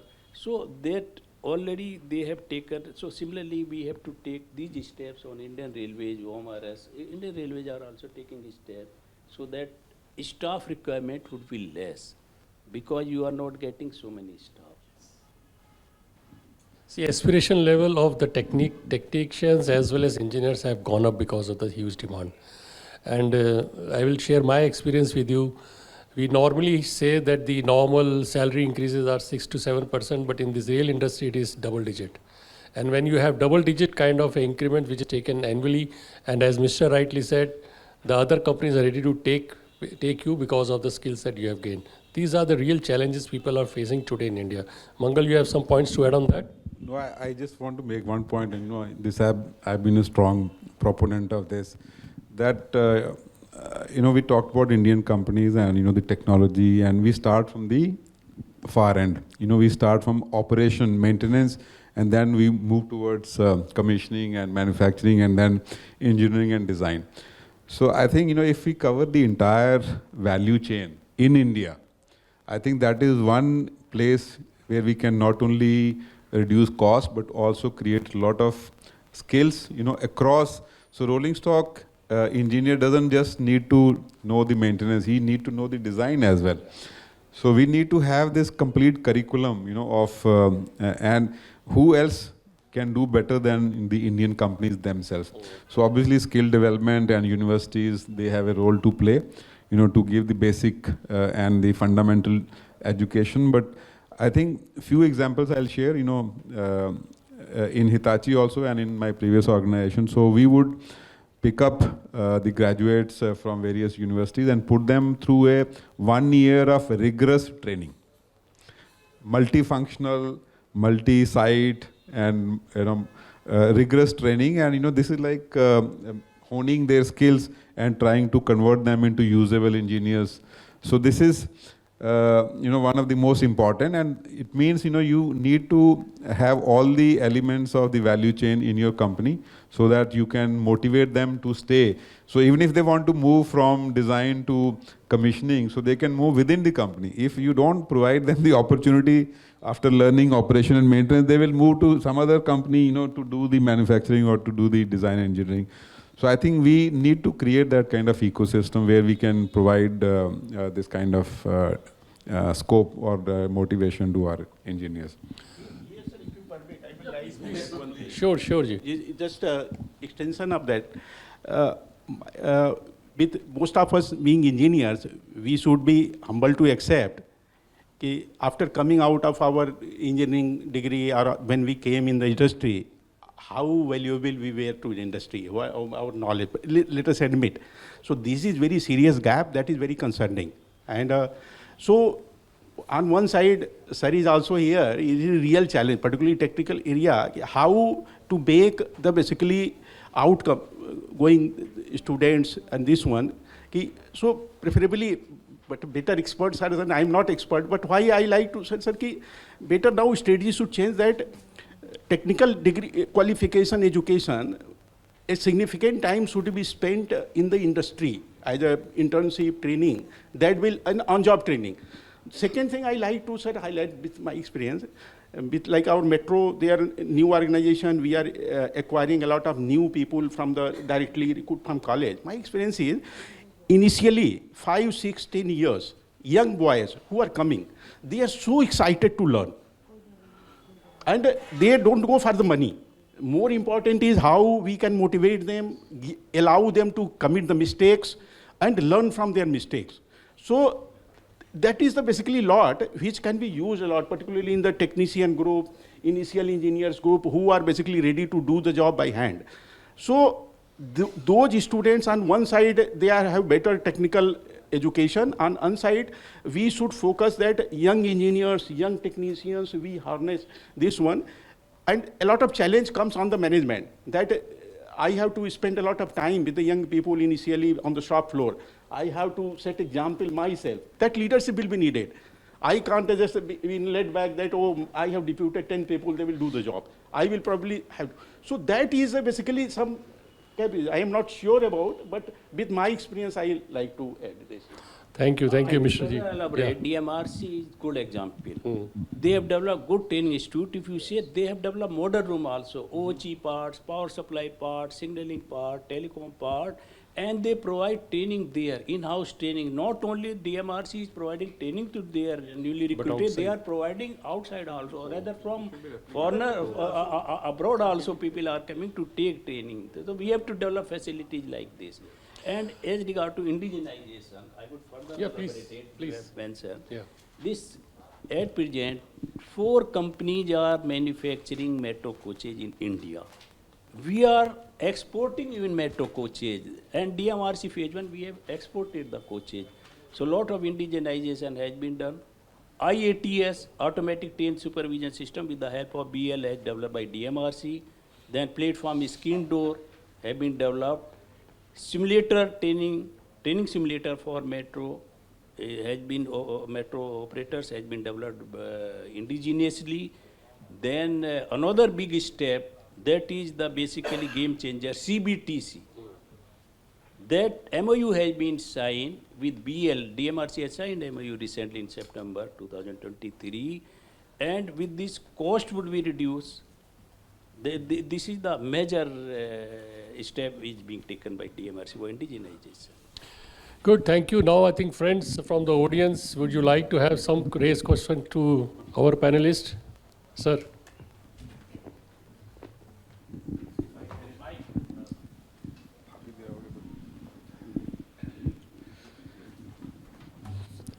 Not really a question, but something very important that I must say that we have to add.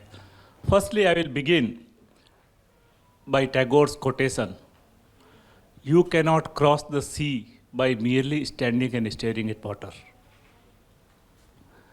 After the Gati Shakti Vishwavidyalaya set up, I know there were many questions that you raised, and it prompted me to stand up and answer. All our BTech programs have mandatory internship after first year, after second year, after third year, totaling 13 weeks. The 8th semester of complete 26 weeks is at industry. Therefore, out of a 4-year BTech program, 39 weeks are spent at the industry. Therefore, to say that people do not have exposure, I just want to say, because we have to cross the bridge from both sides, right? First. Second, I request you to please visit us and see the university, talk to the graduates. Nowhere else you will find the graduates who already have done significantly large number of courses related to rail engineering. Precisely the point that you mentioned, graduates are not employment ready. What did we do is, we set up this university because it is government's initiative. We set up this university to be industry driven. Our curriculum is defined by the industry, Ministry of Railways, production units, companies like Siemens, Alstom, L&T, Deutsche Bahn, whoever participated, we defined curriculum based on that, so that graduates can be produced for the railway industry. Therefore, I invite you to do that. From our side, we are actually covering a lot of gap. And to anybody present here, I can assert very openly and say that graduates that we have are the best in the sector. They also need, for example, 8th semester and orientation to be done at your pace. And therefore, please offer them the possibilities to whichever industry. Hitachi, we are already in touch. You mentioned a very important point of metro rail. Metro has around 50,000 employees working, Delhi Metro and various cities. Right? We are in the process to sign an MOU with them. Delhi Metro Rail Academy and Gati Shakti Vishwavidyalaya will together offer a specialization at BTech level in metro rail technology, and also start a new program, MBA, next year in metro rail management, so that working professionals in the sector, 50,000 of them, can upskill themselves. Just wanted to give this information to you. You will see in the news very soon. Thank you. Let's compliment our efforts, which is made by the university. Thank you, sir. Any more questions from the audience? I think time for us to conclude, ma'am. Yes, sir, because you have please. to go to the next session now. Thank you. We have to Thank you, my move forward panelists. for the awards. Thank you very much. Thank you so much, panelists. I request Mamta ma'am to please kindly come on the dais and give the memento to our honorable dignitaries on the dais. Mr. MC Chauhan, sir, ex-GM Indian Railways.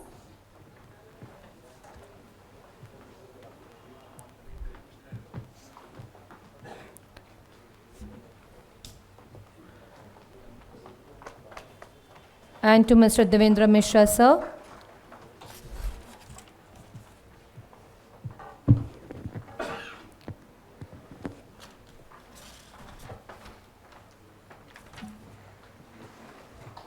Mr. Mangal Dev, sir.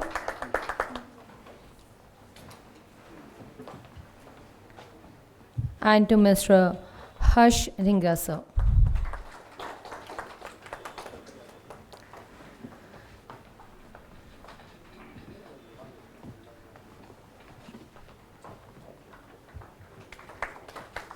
Thank you so much, honorable dignitaries on the dais.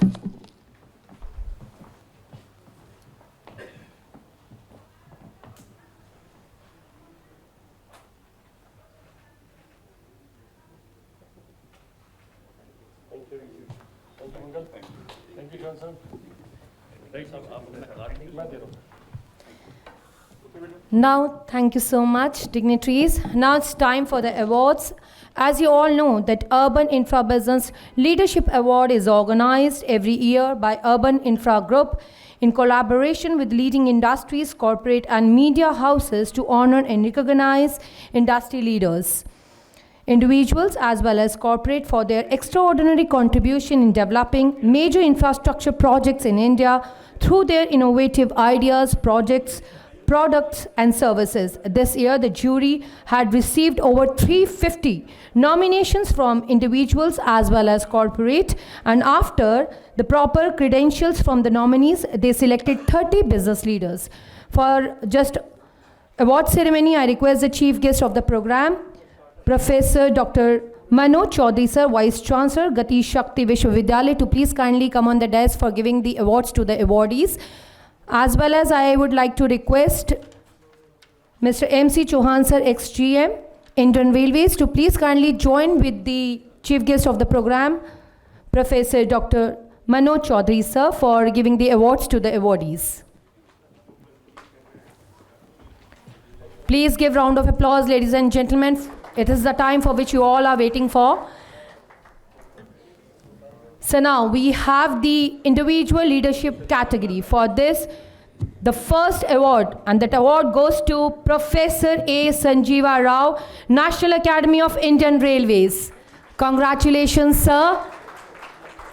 Professor Rao, currently a professor at National Academy of Indian Railways, possesses a diverse academic background with programming artificial intelligence from the University of Texas, Austin and Great Lakes, holding degree in public policies and management from IIM Bangalore.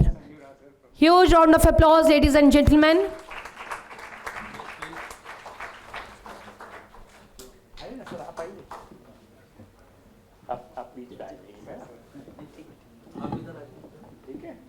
Congratulations, sir. I request Mamta ma'am also, MD and CEO of Urban Infra Group, to please kindly join with the dignitaries on the dais for giving the awards to the awardees. Let's move on to another awardee. Ms. Neha Gujjar, Director, CEM Engineers.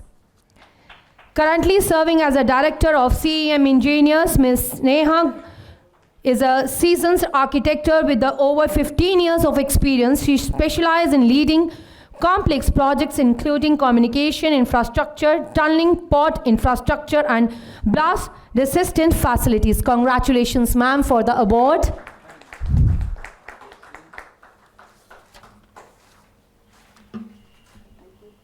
We have the another awardee, Ms. Rinaj Pathan, Chief Engineer, Pune Metro Line 3, PMRDA.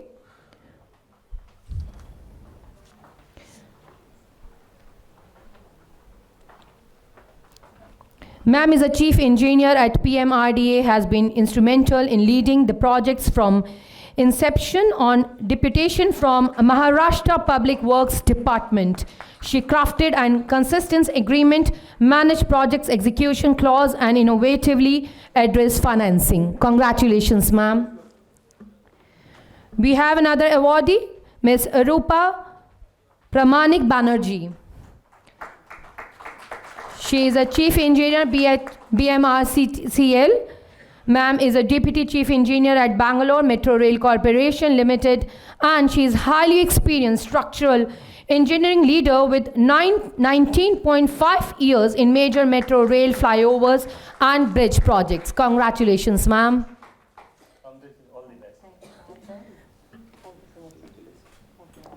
We have the another awardee, Mukta Mitra, Senior General Manager, Rights. Ma'am is a Senior Deputy General Manager at Rights Limited, over 17 years of expertise in track alignmentation designs for metro rail projects with the degree in civil engineering. She excels in design review, track layout planning, and depot layout planning. Congratulations, ma'am. Congratulations, ladies. You already have won 3 prizes. We have the another awardee, Mr. Anupam Vijay. Congratulations, sir. Sir is a Senior Depot Resident Engineer. Sir is highly qualified civil engineer with a BE in civil engineering from MIT Manipal. His career journey includes significant roles such as construction manager, station manager for DMRC Phase 2 and Phase 3 projects. Congratulations, sir. Now move on to last individual award, and that award goes to Ms. Sarika Bhatt. Congratulations, ma'am. She is a director of Founder Trust at Ragiri Foundation. She leads the Ragiri Day movement in Haryana and support its replication across India with 20 years of experience in urban development, transport, architecture. She focuses on sustainable mobility, road safety, and women-centric public space. Congratulations, ma'am.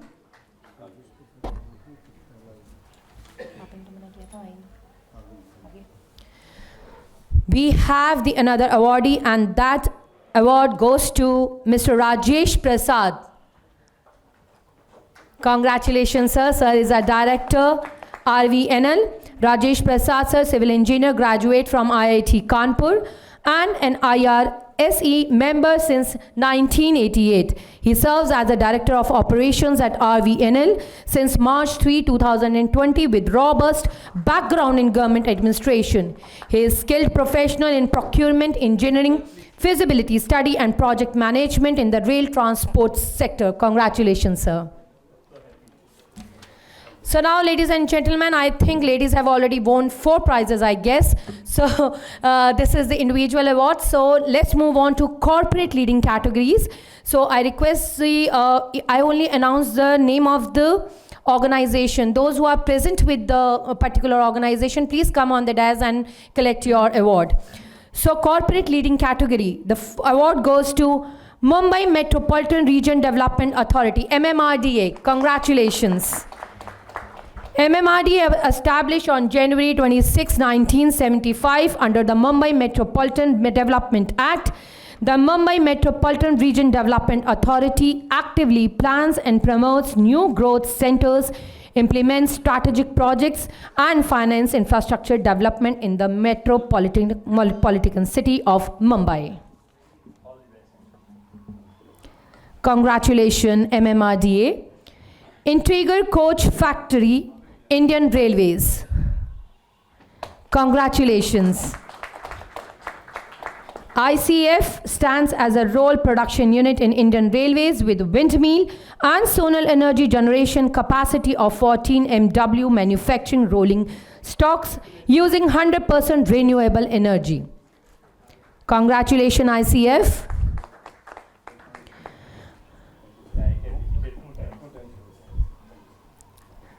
Now next corporate leadership category, RVNL, Rail Vikas Nigam Limited. Any representative from RVNL? RVNL has transformed into a global infrastructure entity, securing significant contracts, venturing into international projects and forming strategic alliance.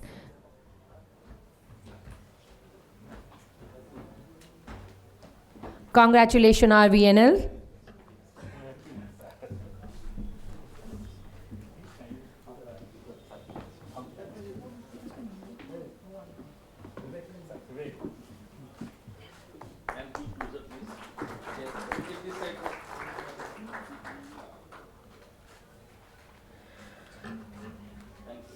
Next, we have with us Corporate Leadership Category Award, and that award goes to Bharat Heavy Electrical Limited.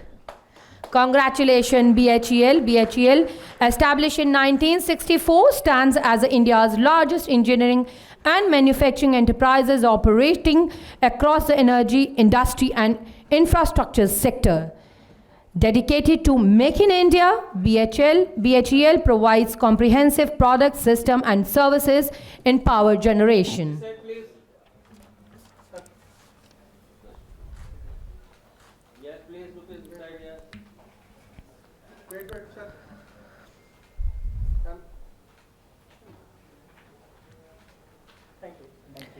We have the another category, PMRDA. The Pune Metro Line 3 project at Rajiv Gandhi IT Park in Hijwadi in elevating traffic congestion and revitalizing the IT hub, implementing through a unique public-private partnership. PMRDA shares the responsibility of key aspect, reducing the state capacity and capital expenditure. Congratulations, PMRDA.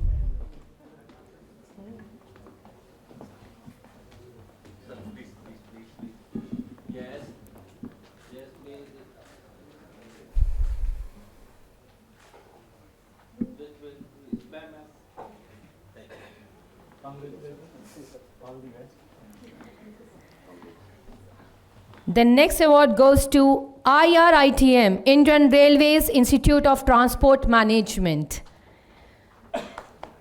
IRITM, established in 2003, the Indian Railways Institute of Transport Management in Lucknow. Transit prohibitory officers joining the Indian Railway Traffic Service. Over its 2-decade existence, IRITM has become a recognized centralized training institute that offering specialized courses in the area like supply chain management, logistics, and information technology. Next award goes to Kochi Metro Rail Limited. Congratulations, sir. KMRBRL, established in 2017, Kochi Metro Rail Limited plays a vital role in enhancing connectivity across Kochi through its 27-kilometer metro network spanning 24 stations. With a focus on innovative operations and maintenance of practice, KMRL congratulations, sir. Now we have the another category. It's AJL, Ahmedabad Janmarg Limited. Ahmedabad Municipal Corporation established Ahmedabad Janmarg Limited, a special purpose vehicle to operate BRTS buses. AJL, a 100% subsidiary of Ahmedabad Municipal Corporation, is committed to providing a fast, reliable, eco-friendly system. Congratulations, sir. Next award goes to Capital Region Urban Transport. Congratulations, sir. Please give huge round of applause, ladies and gentlemen. Awards तो जो मिलते हैं वो मिलते ही हैं, but the main thing is that you're clapping and that you have make a huge round of applause is very much important for the awardees. Thank you so much. CIUT initially mobile operations in Odisha capital region in 2018, and it's providing sustainable mobility operations. Next we have with us Kochi Water Metro Limited. Congratulations, sir. The Kochi Water Metro projects aims to alleviate pollution and traffic congestion in Kochi. Kerala convincing 78 kilometers with 15 routes and 38 jetties. It involves a fleet of 78 fast electric hybrid ferries, benefits over 33,000 island. Congratulations, Kochi Water Metro Limited. Next award is for this category, and that award goes to National Highways for EV. The National Highways for EV electrical vehicle by 2020 initiatives is a pioneering intercity e-mobility program, supports by the Ministry of Commerce and the Ministry of Power. Its focus on ease of doing business through single window clearance for setting up charging station on national highways.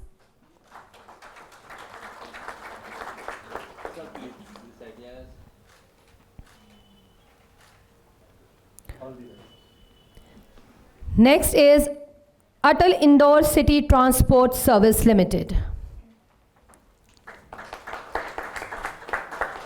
The specific purpose vehicle presently operates over 600 intercity and intercity buses, which includes 40 electric buses and 16 electric cars for government use.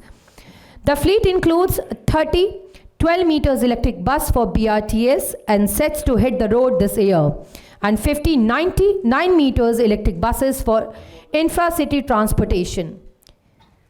Congratulations, AICTLS. Next we have with us Uttar Pradesh Metro Rail Corporation.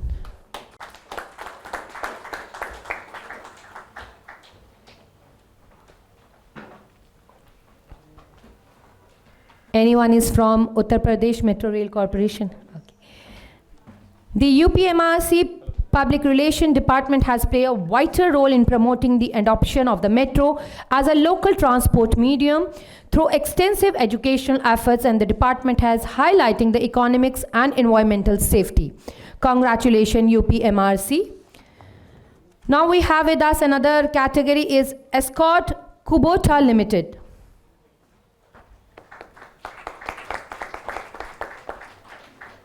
They have prominent Indian engineering company, has been a key partner in farming, construction and railway equipment for over 7 decades, with a focus on agri machinery, construction, material handling and railway equipment. Congratulations, sir.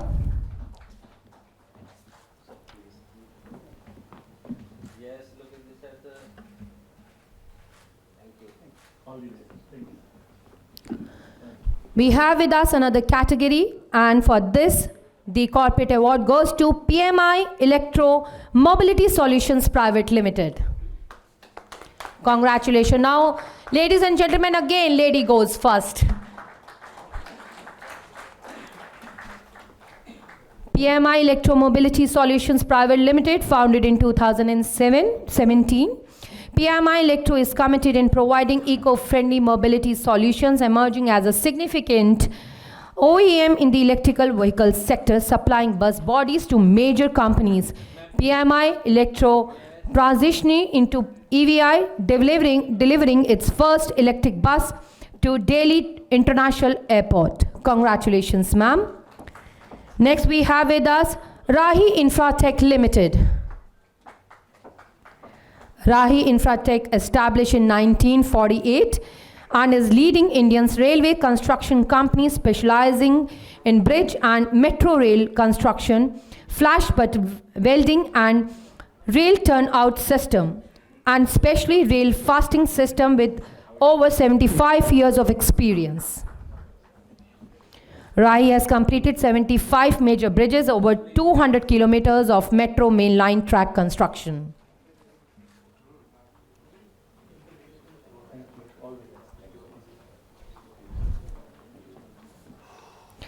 Next we have with us Kinotech Engineering Consultancy Private Limited.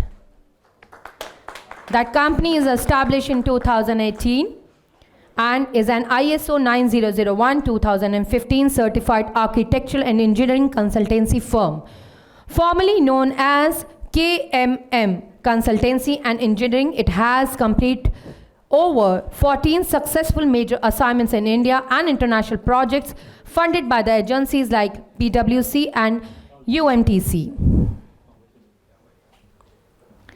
Next we have with us Leap Infrasys Private Limited. That company is basically including traction systems, signaling, tunnel ventilation, and more, and basically specialize in study like traction, simulation, and reliability study.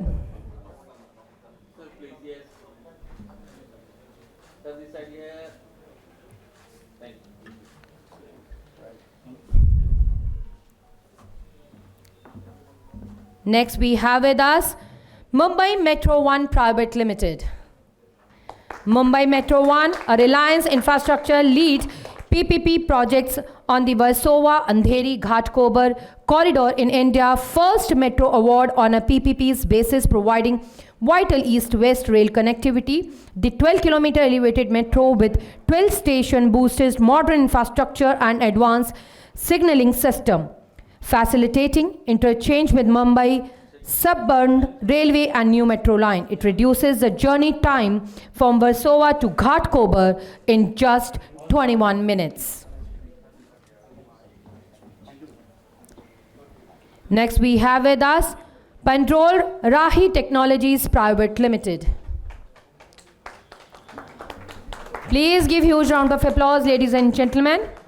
It's a joint venture, Pandrol Limited and Rahi Infratech Limited.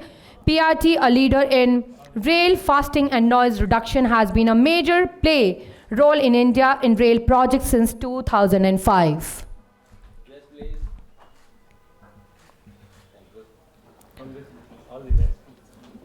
Now, ladies and gentlemen, we have the last corporate leadership category, and for this, that award goes to Salis.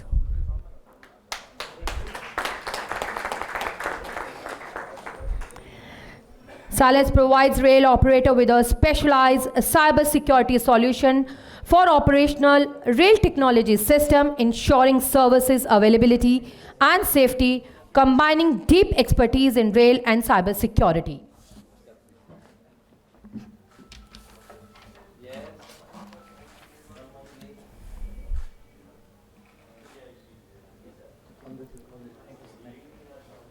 That's it for the awards. Congratulations all the awardees and the individual awardees as well for getting the very huge, you have done a huge work and you did a lot of hard work, and that's why you have getting the award.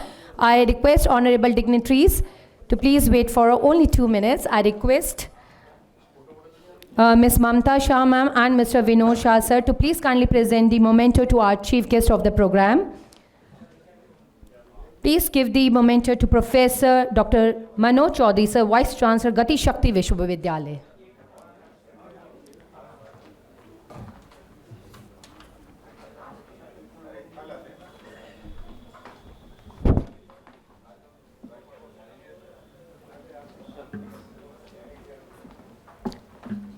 Sir, please join with the dignitaries. I request you, Sir, Chauhan sir, to please join.